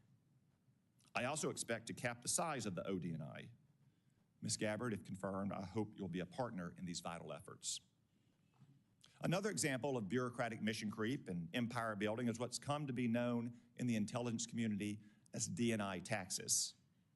The ODNI levies these so-called taxes on other agencies, shifting and directing funds away from the intelligence community's core mission to the whims and fancies of any particular DNI. That practice, which seems to have grown and run rampant under Director Haynes, is also going to stop. Ms. Gabbard, if confirmed, you have a lot of work ahead of you. And as chairman of this committee, I'm committed to ensuring that we see it all the way through. At this moment, I'll now recognize Senator Risch for a brief statement. Well, thank you very much, Mr. Chairman. I appreciate that. And I want to thank Ms. Gabbard for meeting with me and having the candid conversation we did on the issues. Unfortunately, I have to chair the Foreign Relations Committee. We have our first substantive meeting today on malign influence of China here at home and abroad. So I'm not going to be able to stay for the hearing. I'm not going to get a chance to ask questions. However, we are going to have a closed session immediately following, and the questions I have trespass upon the security of the country, and as a result of that, they need to be done in a classified setting in any event. So if I beg indulgence to be excused to preside over the other committee, good luck. I know you'll do well. Thank you. You are excused. I was going to leave whether you excuse me or not, but thank you very much. I will now recognize the Vice Chairman, Senator Warner, for his opening remarks. Well, thank you, Mr. Chairman, and particularly thank your comments at the top. I've spent most of the morning at National Airport. I know Senator Moran was there last night. It's a horrible tragedy. The victims' families are still being notified. For those of us who live in this region, you know, it's always kind of complicated. We've got Virginia, DC, Maryland, and a host of local jurisdictions. But last night, when this tragedy took place, and I happened to be driving by National on the way home, and saw all the first responders rushing to the scene. People came from as far away as Baltimore, Fairfax County. We had DOD and federal officials there. And these first responders, as always, ran towards the tragedy. There'll be a time to figure out what happened and how we rectify it. But today, our thoughts and prayers ought to be with the families, and again, thanking our first responders. Ms. Gabbard, welcome, and congratulations on your nomination to be the next Director of National Intelligence. I'd like to begin by thanking you, literally, for your decades of public service, both in uniform and as a member of Congress from Hawaii. I applaud your continuing commitment to serve should you be confirmed. Now, the President has nominated you to be Director of National Intelligence. Most folks probably don't understand the importance of this position. If confirmed, you would lead 18 agencies of the IC. You'll also serve as the principal advisor to the President, the National Security Council, and the Homeland Security Council for all intelligence matters related to national security. And in this role, you'll be responsible for over $100 billion between the National Intelligence Program and the Military Intelligence Program, or the NIP and the MIP as we call them here. It's a position of great importance and significance to our national security, created after one of our worst national security failures, 9/11. For that reason, when Congress established this position, thanks in large part to our colleague and our friend Susan Collins, it mandated in law that any individual nominated for this position must have, and I quote, extensive national security expertise. Now, I appreciated you taking the time to meet with me, and as I noted in that office, both before and after, I continue to have significant concerns about your judgment and your qualifications to meet the standards set by law. First, as I noted previously, the DNI was created in part to make sure we had appropriate intelligence sharing, which prior to 9/11, obviously we haven't.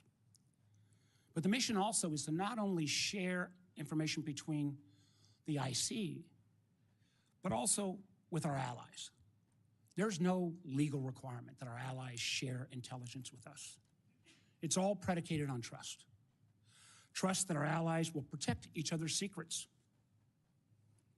Yet it appears to me you have repeatedly excused our adversaries' worst actions, and instead often blamed them on the United States and those very allies.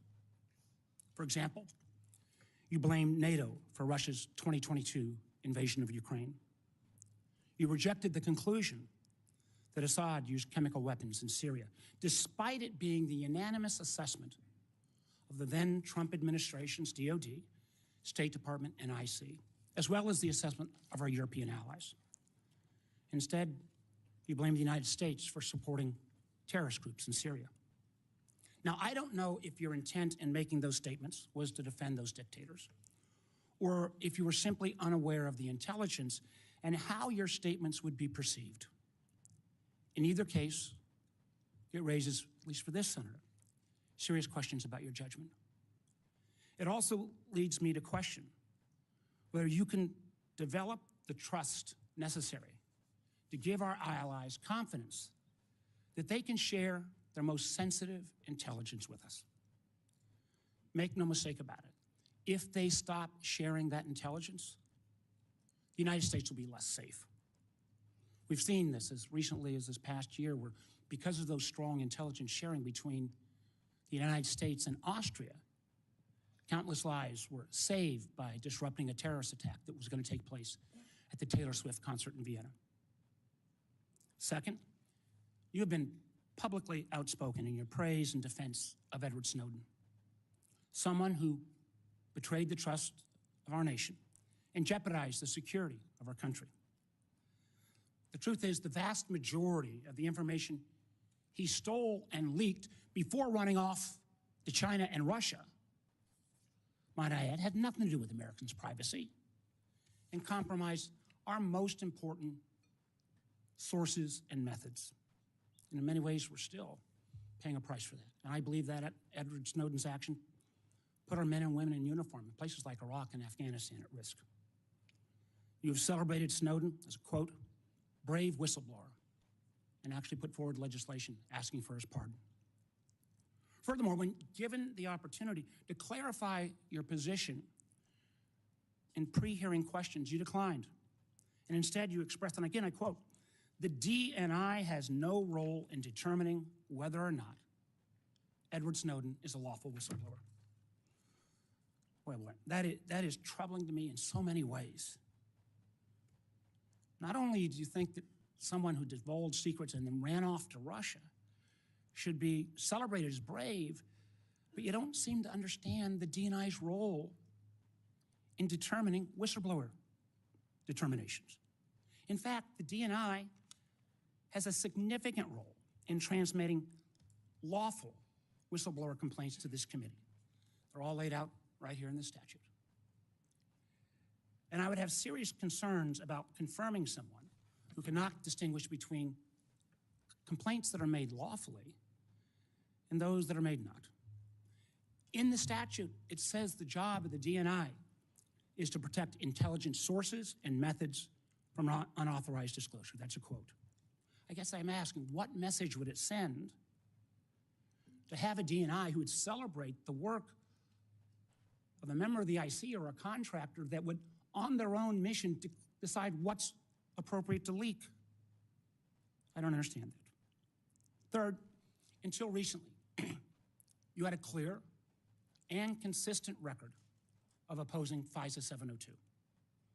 I know members on this committee already understand how important this is, but for folks who don't, this law is critical to our national security. Literally 60% on average of what goes into the president's daily brief, what President Trump will read each day in assessing what's going on in the world, comes from this important piece of law that allows us to seek out those foreigners abroad for coverage. And it's helped prevent terrorist attacks. It helps us prevent foreign cyber attacks. It helps us on a topic that a lot of folks are looking at, fentanyl trafficking. Now, many in this Congress and many on the committee have tried to reform this legislation to better balance security and civil liberties. However, you have consistently gone further. Not only did you vote against reauthorizing 702, you actually introduced legislation to fully repeal the whole thing, calling it again, quote, a blatant disregard for our Fourth Amendment constitutional rights. Now, I understand that since you've been nominated to be DNI, you've expressed a change of heart. I think that's welcome, but I have to tell you, as I view this as a job interview, as I try to make my judgment on whether you should be confirmed, I don't find your change of heart credible. Because the world today is more complex and more dangerous than ever before. And we need serious people with sufficient experience to be able to navigate that complexity. I hope you use this opportunity to address my concerns and all of the members of this committee. I appreciate again your service, and I'm looking forward to a thorough discussion. Thank you, Mr. Chairman. Thank you, Mr. Vice Chairman. We welcome back Senator Richard Burr, the former chairman of this committee who has emerged from retirement to introduce Ms. Gabbard. Yet still in retirement, he still seems unable to find a pair of socks. Nonetheless, we say thank you and welcome you back, Senator Burr. Some things are very predictable, Mr. Chairman. Mr. Chairman Cotton, Vice Chairman Warner, members of this distinguished committee, I want to thank you for allowing me to join you today to provide my thoughts and support on behalf of Tulsi Gabbard's nomination to be Director of National Intelligence. This is my first visit back to the Senate in slightly over 2 years. Permit me to say, from this side of the dais, you're not as intimidating as I thought when I was on your side of the dais. When I was chairman of this committee, Senator Warner and I stuck to a single refrain with our staff: follow the facts wherever they lead. Today, an anonymous person or group launching a campaign using rumors as sources and accusations as fact can drive the outcome of an election and of public opinion. I know it to be true. Remember, I sat in your chair for the Russia investigation, where we found much of the influence to be the result of fictitious narratives driven by Russia.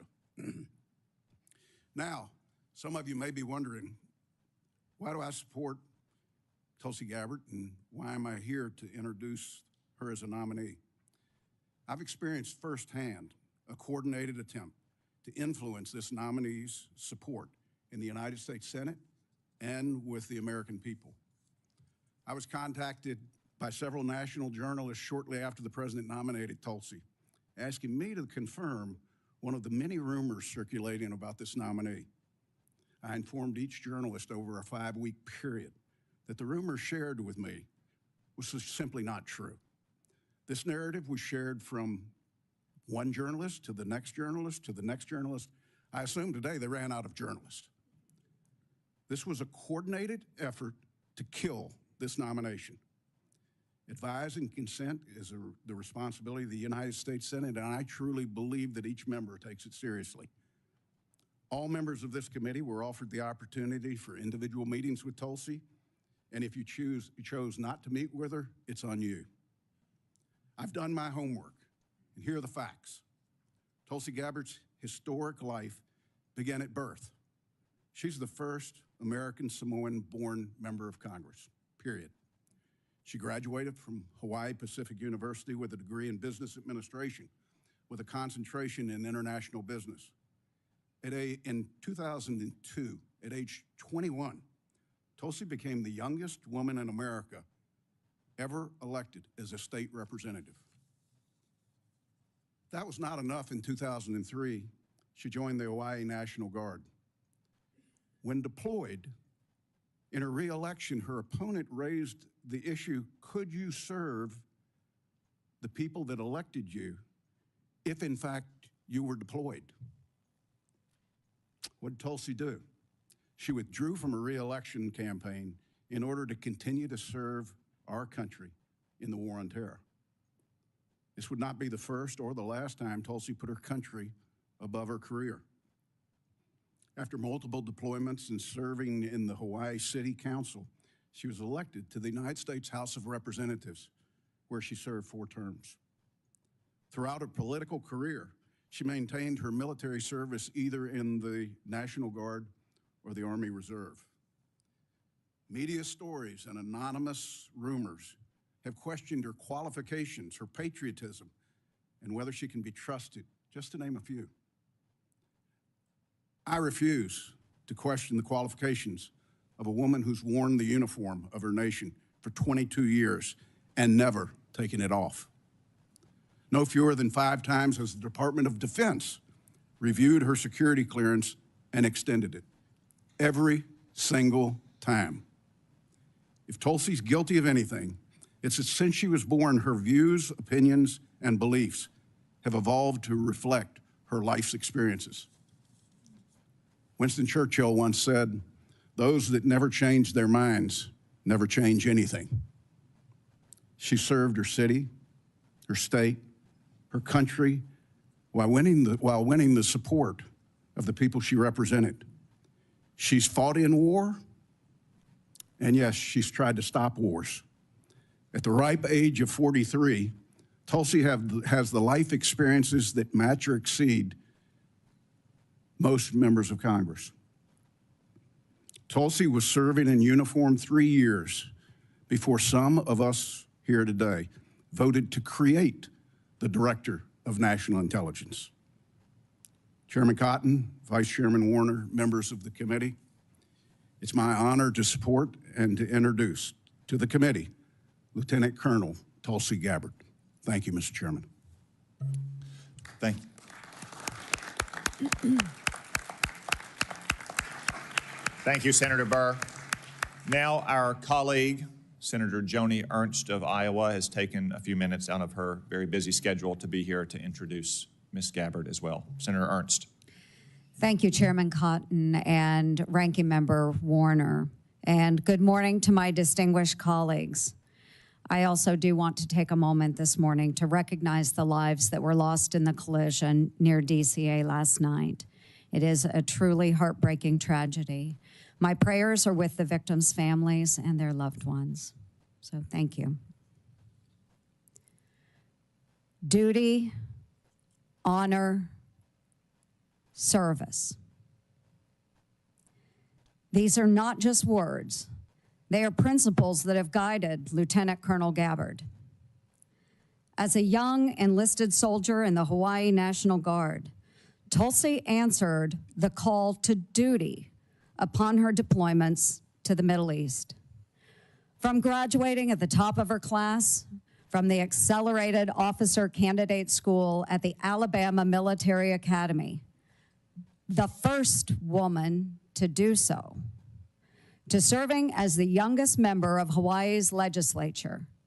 She upheld honor while breaking barriers both in uniform and in her civilian leadership roles. And today, Lieutenant Colonel Gabbard demonstrates her commitment to service by sitting before this committee, prepared to answer the nation's call yet once again, this time as the next Director of National Intelligence. Tulsi and I share similar backgrounds, both to our nation and to our communities. We've worn the same uniforms, serving in the Army National Guard and Army Reserves, leading battalions and deploying to Iraq and Kuwait. We've both had the privilege of serving in our state legislatures and in Congress, representing the people who shaped our lives and our communities. Tulsi exemplifies what it means to rise above partisanship, putting the needs of the American people over political divisions. She put her own life on the line in combat operations and now has set aside partisan differences as a former Democrat member of Congress to answer the call to serve in a Republican administration. The mainstream media has fought to paint their own picture of Tulsi Gabbard. But let's talk about the real Tulsi Gabbard, the woman and the soldier who I've come to know and respect. And I've known Tulsi for the past decade. Relationships matter. In 2015, then Congresswoman Gabbard met my dear friend Owen, who was a dear friend of mine from Iowa State University. Owen was a wounded special operations warrior who embodies the resilience and strength of our military community. Owen was the subject of an attack in Afghanistan where he lost his leg and his left eye serving in the war. After this attack, or during this attack, Owen was tossed into the dead pile. Owen, bleeding and in excruciating pain, cried out to his teammates, "I'm not dead." Thankfully, his fellow warfighter attended to Owen, but the road to recovery was long and hard, including a stint at Walter Reed Medical Center. During this time, Owen met a fellow warrior and patriot, Congresswoman Tulsi Gabbard, who became a friend, and today they remain in touch. Owen prides himself in being a very good judge of character. And Tulsi, he speaks volumes of your character. Owen's final message to me before this hearing was, Tulsi has maintained her integrity throughout her career. She's the same gal I met in 2015. She always makes time for our old, broken warriors. And colleagues, I will leave you with this. You know me. I trust Tulsi Gabbard. She will be honest with you. She will listen to your concerns. She will be receptive to your feedback. And rest assured, Lieutenant Colonel Gabbard loves this country, a fact proven by her willingness to put her life on the line to defend it. For over 20 years, she has put on the uniform and checked her political views at the door with one mission in mind: to protect and defend our great United States of America. Tulsi, duty, honor, and service have marked your life. Thank you for your extraordinary dedication to our nation, for embodying the values that make our military the best in the world, and for stepping up to serve yet once again as President Trump's Director of National Intelligence. Relationships matter. I urge my colleagues to support this nomination. My best wishes to you, Tulsi, and to your family. God bless our country. Thank you, Mr. Chair. Thank you, Senator Ernst. I know that Senator Ernst has a busy schedule to include a hearing for Dan Driscoll, the Secretary of Army nominee at the Armed Services Committee. I'm sure Senator Burr has to go on a fishing trip or something. So we will excuse both senators from the witness table.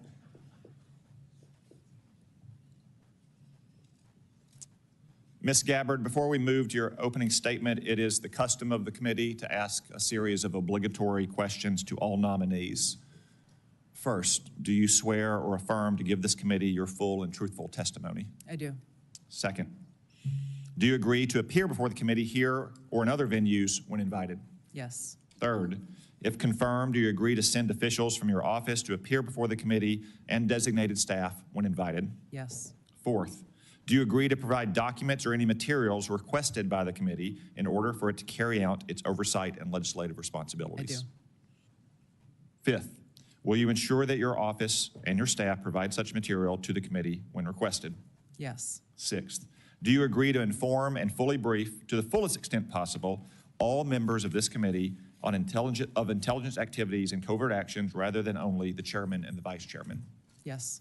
Thank you for those answers, Ms. Gabbard.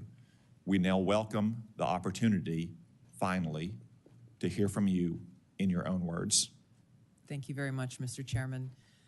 Before I begin, I too would like to start by offering my prayers and condolences to those who were killed in last night's horrific crash.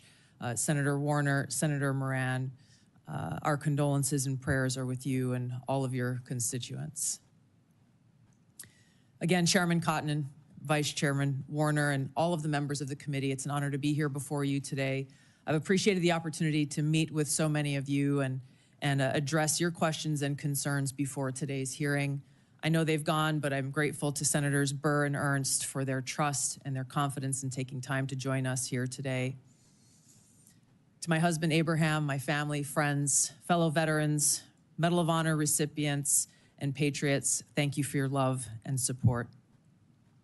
I'm honored and grateful to President Trump for his trust and confidence in nominating me to serve our country as the Director of National Intelligence at a time when trust in the intelligence community, unfortunately, is at an all-time low.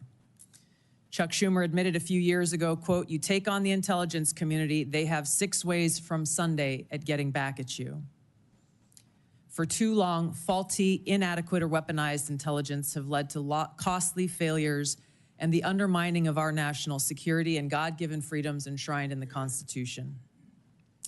The most obvious example of one of these failures is our invasion of Iraq based upon a total fabrication or complete failure of intelligence. This disastrous decision led to the deaths of tens of thousands of American soldiers, millions of people in the Middle East, mass migration, destabilization, and undermining of the security and stability of our European allies, the rise of ISIS, strengthening of Al-Qaeda and other Islamist jihadist groups, and strengthening Iran. Here are just a few other examples. The American people elected Donald Trump as their president not once but twice, and yet the FBI and intelligence agencies were politicized by his opponents to undermine his presidency and falsely portray him as a puppet of Putin.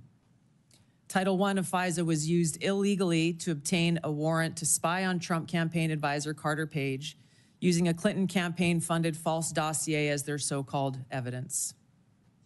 Biden campaign advisor Tony Blinken was the impetus for the 51 former senior intelligence officials' letter dismissing Hunter Biden's laptop as disinformation specifically to help Biden win the election. Former DNI James Clapper lied to this committee in 2013, denying the existence of programs that facilitated the mass collection of millions of Americans' phone and internet records, yet was never held accountable. Under John Brennan's leadership, the CIA abused its power to spy on Congress, to dodge oversight, lied about doing it until he was caught, and yet has never been held responsible. Under Biden, the FBI abused its power for political reasons to try to surveil Catholics who attend traditional Latin Mass, labeling them as quote-unquote radical traditionalist Catholics. Personally, just 24 hours after I criticized Kamala Harris and her nomination, I was placed on a secret domestic terror watch list called Quiet Skies. Sadly, there are more examples. The bottom line is this must end. President Trump's re-election is a clear mandate from the American people to break this cycle of failure, end the weaponization and politicization of the intelligence community, and begin to restore trust in those who've been charged with the critical task of securing our nation. If confirmed as DNI, I will do my very best to fulfill this mandate and bring leadership to the intelligence community with a laser-like focus on our essential mission, ensuring the safety, security, and freedom of the American people. As the President's principal intelligence advisor, I'll begin by leading by example, checking my own personal views at the door, and committing to delivering intelligence that is collected, analyzed, and reported without bias, prejudice, or political influence. I enlisted in the Army because of the horrific terrorist attack on September 11th and volunteered to deploy to Iraq in 2005, where I served in a medical unit. After nearly 22 years in uniform with 3 combat deployments to the Middle East and Africa, I'm now a lieutenant colonel in the U.S. Army Reserve, where I serve as a battalion commander of soldiers in Oklahoma, Missouri, and Arkansas. I served in Congress for 8 years on the Homeland Security, Foreign Affairs, and Armed Services committees. And it's my experience in the military and in the halls of Congress that have given me a deep understanding of the complex challenges that our nation faces, in both roles engaging with world leaders, in both roles being privy to highly classified intelligence. So I know firsthand how essential accurate, unbiased, and timely intelligence is to the President, to Congress, and to our warfighters. I also know the heavy cost of intelligence failures and abuses. Senator Collins, you led the creation of ODNI specifically to address those intelligence failures of 9/11 and Iraq's so-called WMDs. The need for the ODNI under strong leadership still exists today. If confirmed, I'll bring my experience and fresh eyes to leading the intelligence community. And my day one priorities will be to assess the global threat environment, identify where gaps in our intelligence exist, integrate intelligence elements, increase information sharing, and ensure that unbiased, apolitical, objective collection and analysis to support the President and policymakers' decision-making occur. I'll work to end the politicization of the intelligence community and ensure there is a clear mission focus in the IC on its core mission of this unbiased, apolitical collection and analysis of intelligence to secure our nation. I'll work to rebuild trust through transparency and accountability. This is a national security imperative. And I'll work to assess and address efficiencies, redundancies, and effectiveness across ODNI to ensure focus of personnel and resources is on our core mission of national security. Now, in my meetings that I've had with many of you, you expressed bipartisan frustration about recent intelligence failures as well as the lack of responsiveness to your requests for information. Whether it's the surprise October 7th Hamas terrorist attack, to the sudden takeover of Syria by Islamist extremists, failures to identify the source of COVID, anomalous health incidents, UAPs, drones, and more. If confirmed, I look forward to working with you to address these issues. Ensuring the safety, security, and freedom of the American people is a mandate of leadership that rises above partisan politics. If confirmed, my commitment to the President, to you, and to the American people is this: I will do my very best to find the truth, no matter where it leads, and share that truth with President Trump, his advisors, and you in Congress, providing you with that unbiased, timely, and accurate intelligence as you make the tough decisions that'll impact the safety, security, and freedom of the American people. Now, before I close, I want to warn the American people who are watching at home. You may hear lies and smears in this hearing that'll challenge my loyalty to and my love for our country. Those who oppose my nomination imply that I am loyal to something or someone other than God, my own conscience, and the Constitution of the United States, accusing me of being Trump's puppet, Putin's puppet, Assad's puppet, a guru's puppet, Modi's puppet, not recognizing the absurdity of simultaneously being the puppet of 5 different puppet masters. The same tactic was used against President Trump and failed. The American people elected President Trump with a decisive victory and mandate for change. The fact is, what truly unsettles my political opponents is I refuse to be their puppet. I have no love for Assad or Gaddafi or any dictator. I just hate al-Qaeda. I hate that we have leaders who cozy up to Islamist extremists, minimizing them to so-called rebels. As Jake Sullivan said to Hillary Clinton, quote, al-Qaeda is on our side in Syria. Well, Syria is now controlled by an al-Qaeda offshoot, HTS, led by an Islamist jihadist who danced in the streets on 9/11 and who was responsible for the killing of many American service members. Democrat senators in the past resorted to anti-Christian bigotry against some of President Trump's judicial nominees like Amy Coney Barrett and Brian Boucher. I condemn those actions as a Democrat in Congress at the time, as religious bigotry must be thoroughly condemned by all of us, no matter the religion. Unfortunately, there are some Democrat senators who still don't understand the principle of freedom of religion and Article 6 of the Constitution. Quote, no religious test shall ever be required as a qualification to any office or public trust under the United States. Unfortunately, they're once again using the religious bigotry card, but this time trying to foment religious bigotry against Hindus and Hinduism. If anyone is sincerely interested in knowing more about my own personal spiritual path of Hinduism, I welcome you to go to my account on X, where I'll share more on this topic. If confirmed as Director of National Intelligence, I will continue to live by the oath that I have sworn at least 8 times in my life, both in uniform and as a member of Congress.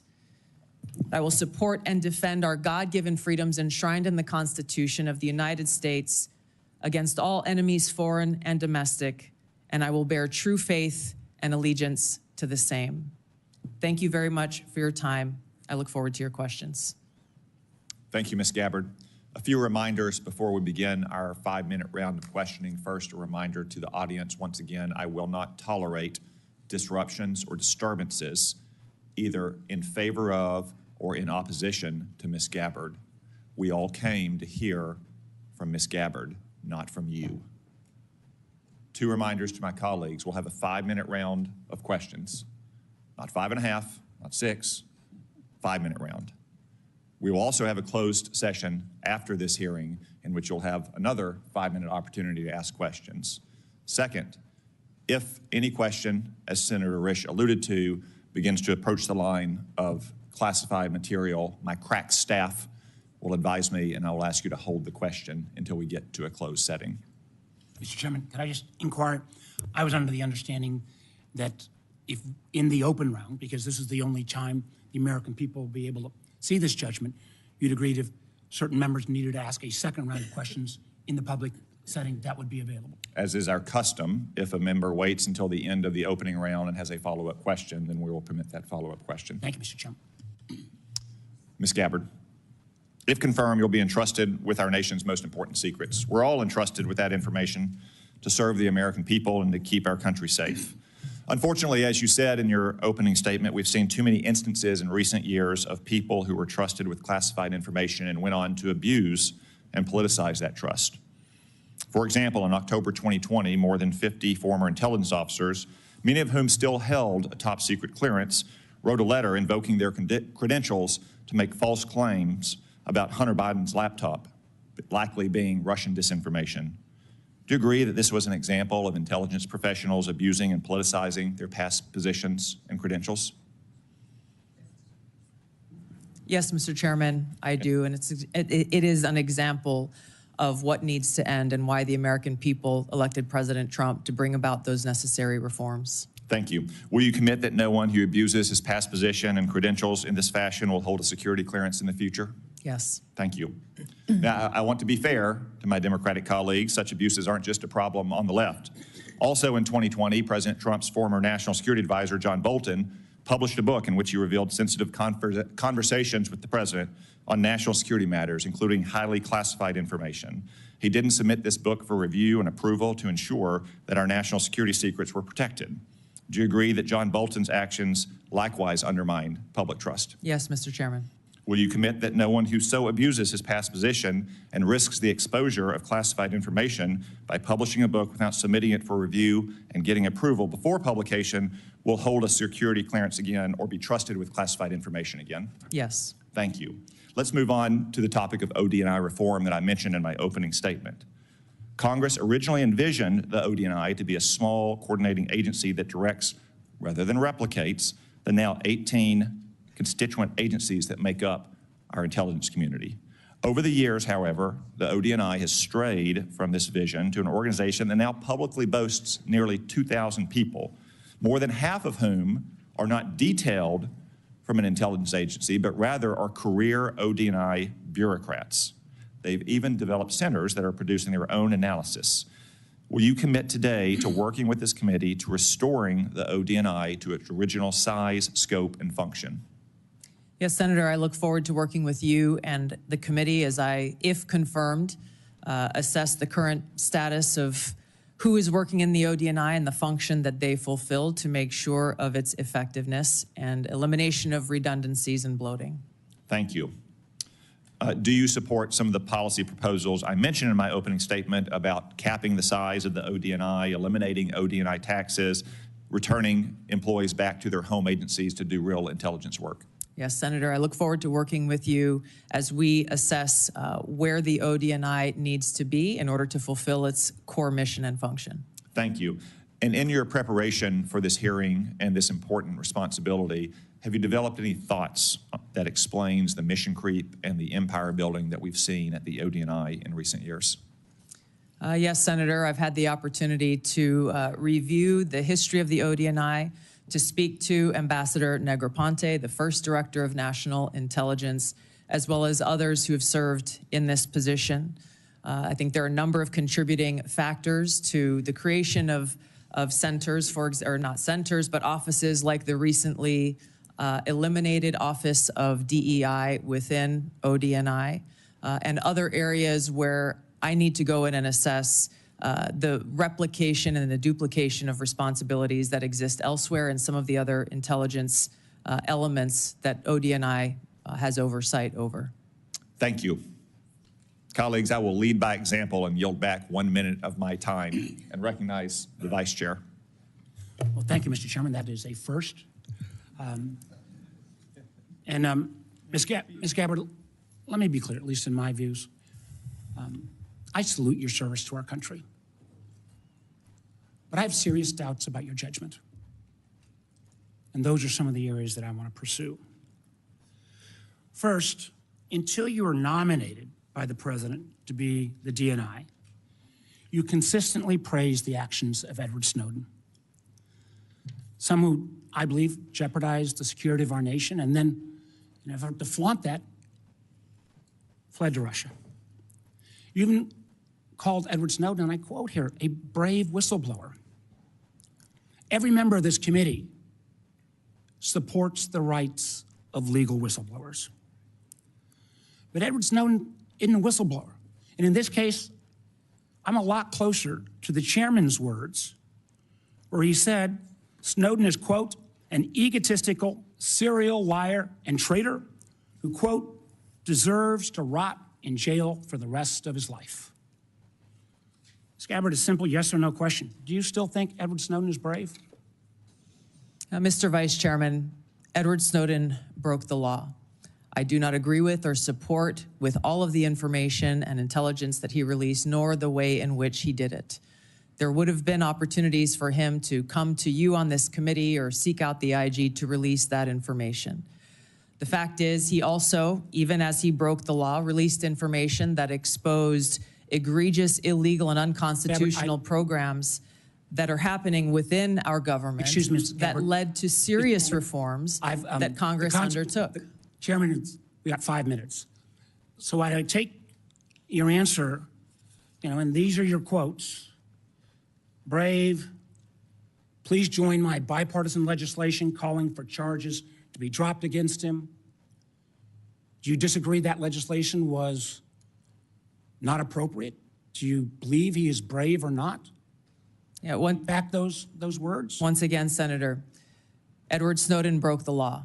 He Ms. Gabbard, also I'm not released talking- information we agree that Edward Snowden that broke the exposed law. the United I'm States asking you a government's question whether illegal your programs. legislation and your words are still your beliefs. Yes or no, please. I'm making myself very clear. Edward Ma'am. Snowden didn't like leak. Ma'am, I would simply ask you again. I don't think you're going to answer. I agree with Tom Cotton. He's a traitor. You, for years, until you got chosen by President Trump, have celebrated this guy as brave. You've called for him to be pardoned, for his charges to be dropped. I cannot imagine a director of national intelligence that would say that kind of behavior is okay. How would we maintain the trust of the IC and the contractors who work for it? How would we maintain the trust of our Five Eye partners? I find it very troubling. Let me move to 702. I know other members are going to raise this. Remember, the 702 is critical to our national security. 60% of the president's daily brief, 60% of the information President Trump gets every day in a PDB will come from this. You've had a long history of opposing 702. Many members of Congress have. But one of the things you actually done that not many have is not to reform it, but you actually said you wanted to repeal it.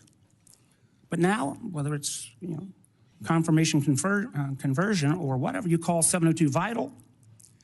And I'm quoting, because of significant FISA reforms have been enacted since you left Congress. Ms. Gabbard, what are the reforms that have led you to now support 702? In the short time that I have, Senator, I will just note that my actions in legislation in Congress were done to draw attention to the egregious civil liberties violations that were occurring at that time. Ms. Gabbard, Ms. Gabbard, I ask you a question. Please give me the courtesy of responding. You said the reforms now make you support it. What can you cite? Which reforms? There are a number of reforms to include getting rid in the new law, that, right? that all of you and your wisdom. Ms. Gabbard, my time is getting short, but I got to just tell you, after the reforms were passed into law in April of 24, you went on Joe Rogan's podcast in May. The bill is now law. And you said, quote, this bill took an already bad problem and made it many, many times worse.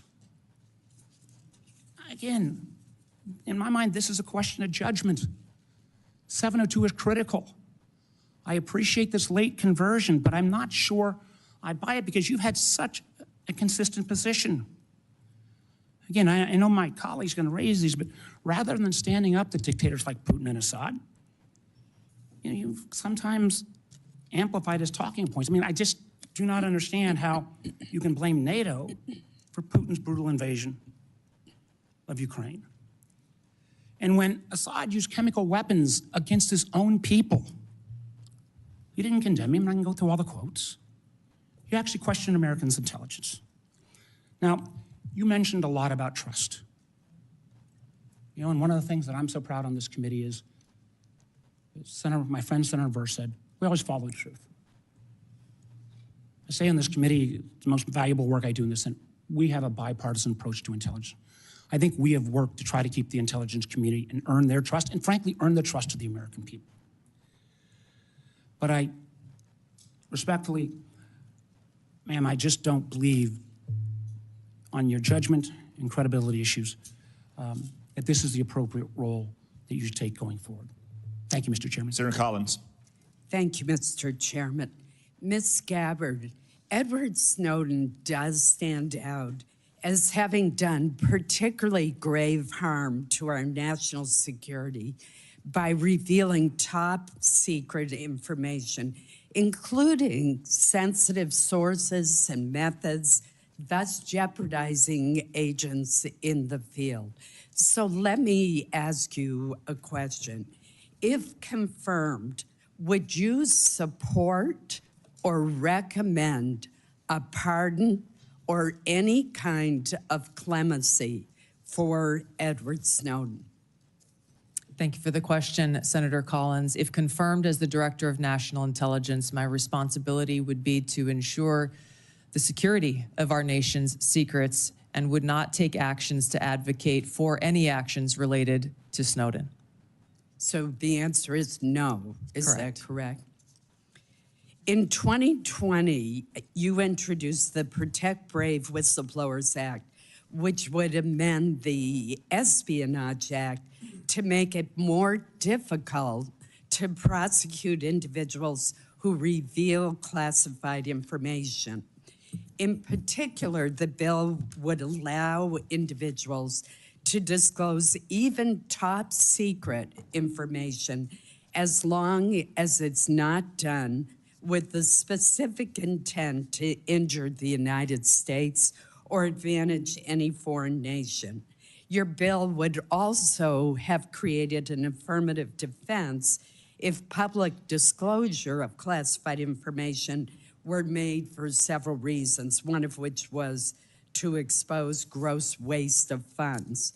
I strongly oppose this legislation, which would hamper our ability to prosecute people who give our adversaries classified information.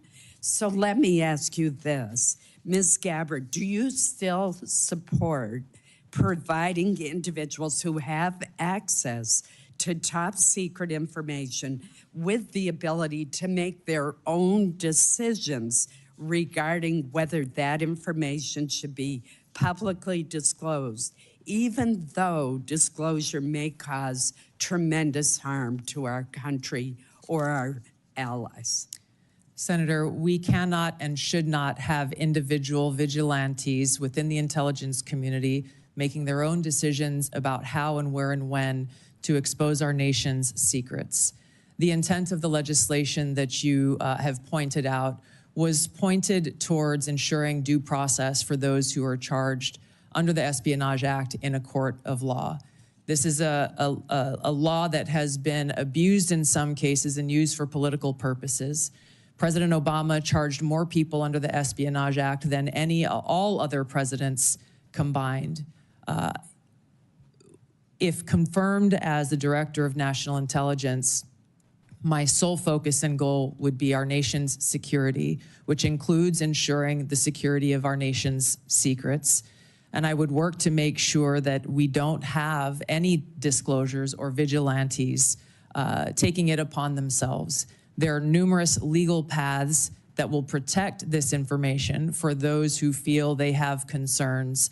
And I look forward to working with you and this committee on making sure that those protections are known by every single person in the workforce and effectively implemented. So you do not support allowing individuals to make their own decisions without authorization to disclose secret information, classified information? Yes, and I believe we have the legal structure in place for those who have concerns to address them. As you know, there has been speculation in the press that you met with Hezbollah, a terrorist organization affiliated with Iran. Have you ever knowingly met with any members, leaders, or affiliates of Hezbollah? No, and it is an absurd accusation. Let me ask you one final question in the short time we have left. With Hamas, ISIS-K, the Houthis, all the Iranian proxies in Syria and Iraq, Yemen, and Al-Qaeda all posing general resurgences in the Middle East, Africa, and Central Asia, I'm alarmed at the lack of focus by the IC on this threat to our safety. We don't want to have to call you back to this room after a terrorist attack and ask, how did the IC miss this? Great power competition, China, Russia, definitely pose threats to our country, but the terrorist threat is arguably the most imminent threat, according to former FBI Director Chris Wray. If confirmed, what would be your strategy to refocus the IC on the terrorist threat to our country and to Americans abroad? Thank you, Senator. I agree with your assessment, and this speaks to the need for the ODNI to exist, to redirect those resources, identifying the gaps in intelligence so that we are able to get ahead of these threats instead of coming around after the fact and trying to assess why did we not know about this sooner so that we could have taken action to prevent it. Thank you. Senator Wyden. Thank you very much, Mr. Chairman. Welcome, Ms. Gabbard. Thank you. I am going to try to get 4 questions in, so I'll be brief, and if you can reciprocate, that would be very much appreciated. We've been talking about Section 702, the Foreign Intelligence Surveillance Act, and I believe it's critical that the DNI support additional reforms to protect the privacy of law-abiding Americans. In your written response to committee questions, you wrote, and I quote, "Warrants should generally be required before an agency undertakes a U.S. person query of Section 702. Is this your current position?" Yes, it is, Senator. And as you'll note in that written response, I noted some exigent circumstances with which there may be other options. But I also want to make a note that a simple warrant requirement is ultimately going to be a policy decision that all of you will make. I would point to history, to some examples. Time is short. I'm glad you answered in line with your written answer that you support a warrant. Section 702 also involves a huge loophole now that was included recently that could allow the government to force anyone with access to a Wi-Fi router or cable box to secretly participate in the warrantless surveillance program. Do you support, as I do, eliminating this language? Senator, I would have to look more into that and assess, if confirmed, what the impacts of the implementation of the existing safeguards are and come back to you in Congress as you look at reauthorization. It is a massive loophole, and I hope to hear after you've looked at it that you'll be supportive of my efforts. Let me turn now to the question of the Inspector General situation. Can the President of the United States refuse to fund the Inspector General for the intelligence community despite appropriations from Congress? And here I'd like a yes or no. Senator, I don't know about the legal authorities, but I understand the essential role that the inspectors general play. And if confirmed, look forward to empowering our Inspector General to fulfill their responsibility. Good, because Congress either has the power of the purse or it doesn't. And I think in your answer to me, you recognize that you have an independent obligation to follow the law. I think that's a constructive answer. Let me turn now to the matter of spying on journalists. You wrote in your response to the committee questions that you support the Biden administration Department of Justice's policy restricting the collection of reporters' records, and you called for the codification of those restrictions. Will you reconfirm that position this morning? I believe strongly in the First Amendment, which protects a free press. So you will, in effect, say that you will continue to support the Biden administration policy to protect journalists?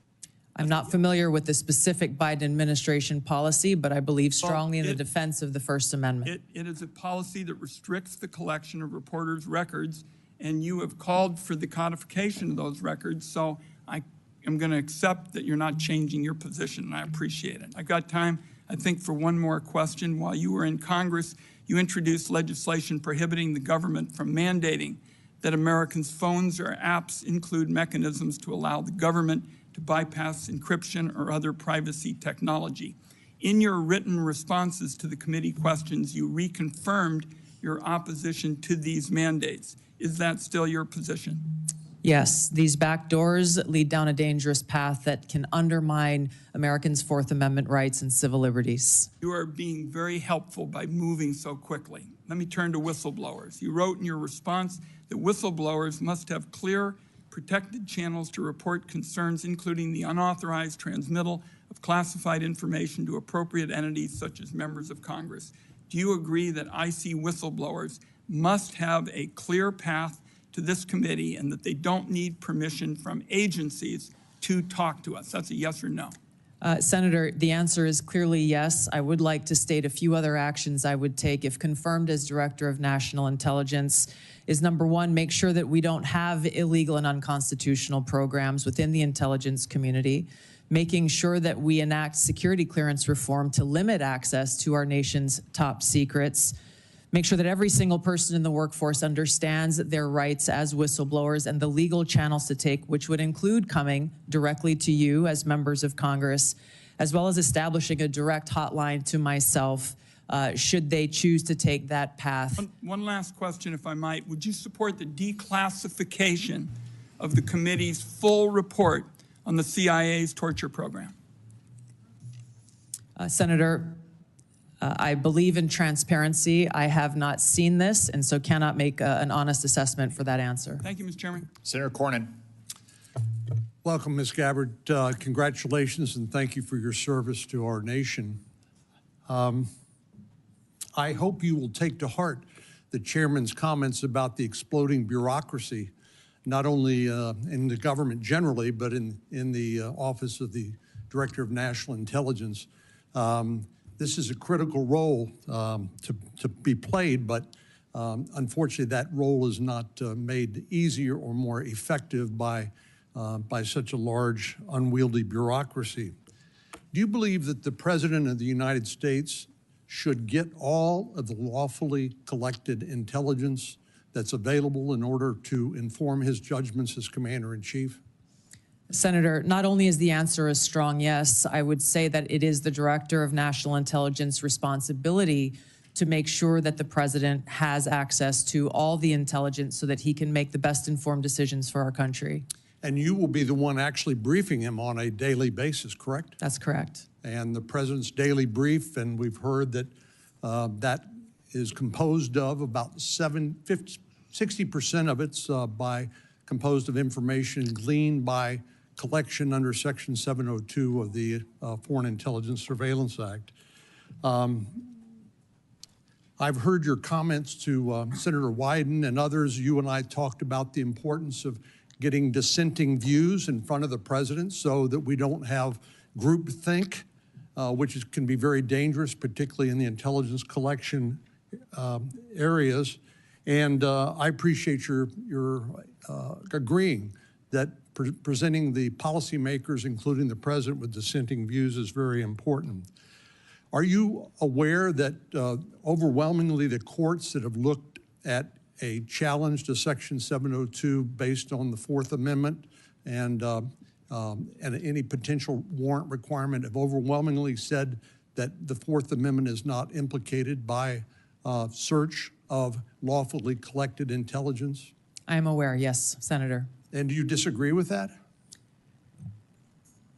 What I began to say in answer to Senator Wyden's previous question on this issue is, number one, the decision about a warrant requirement will be yours to make, not mine as the Director of National Intelligence. You'll be the Director of National Intelligence, and people will be wanting to hear from you about what we should do as policymakers. Admittedly, you're not going to be a policymaker, but you certainly will inform us.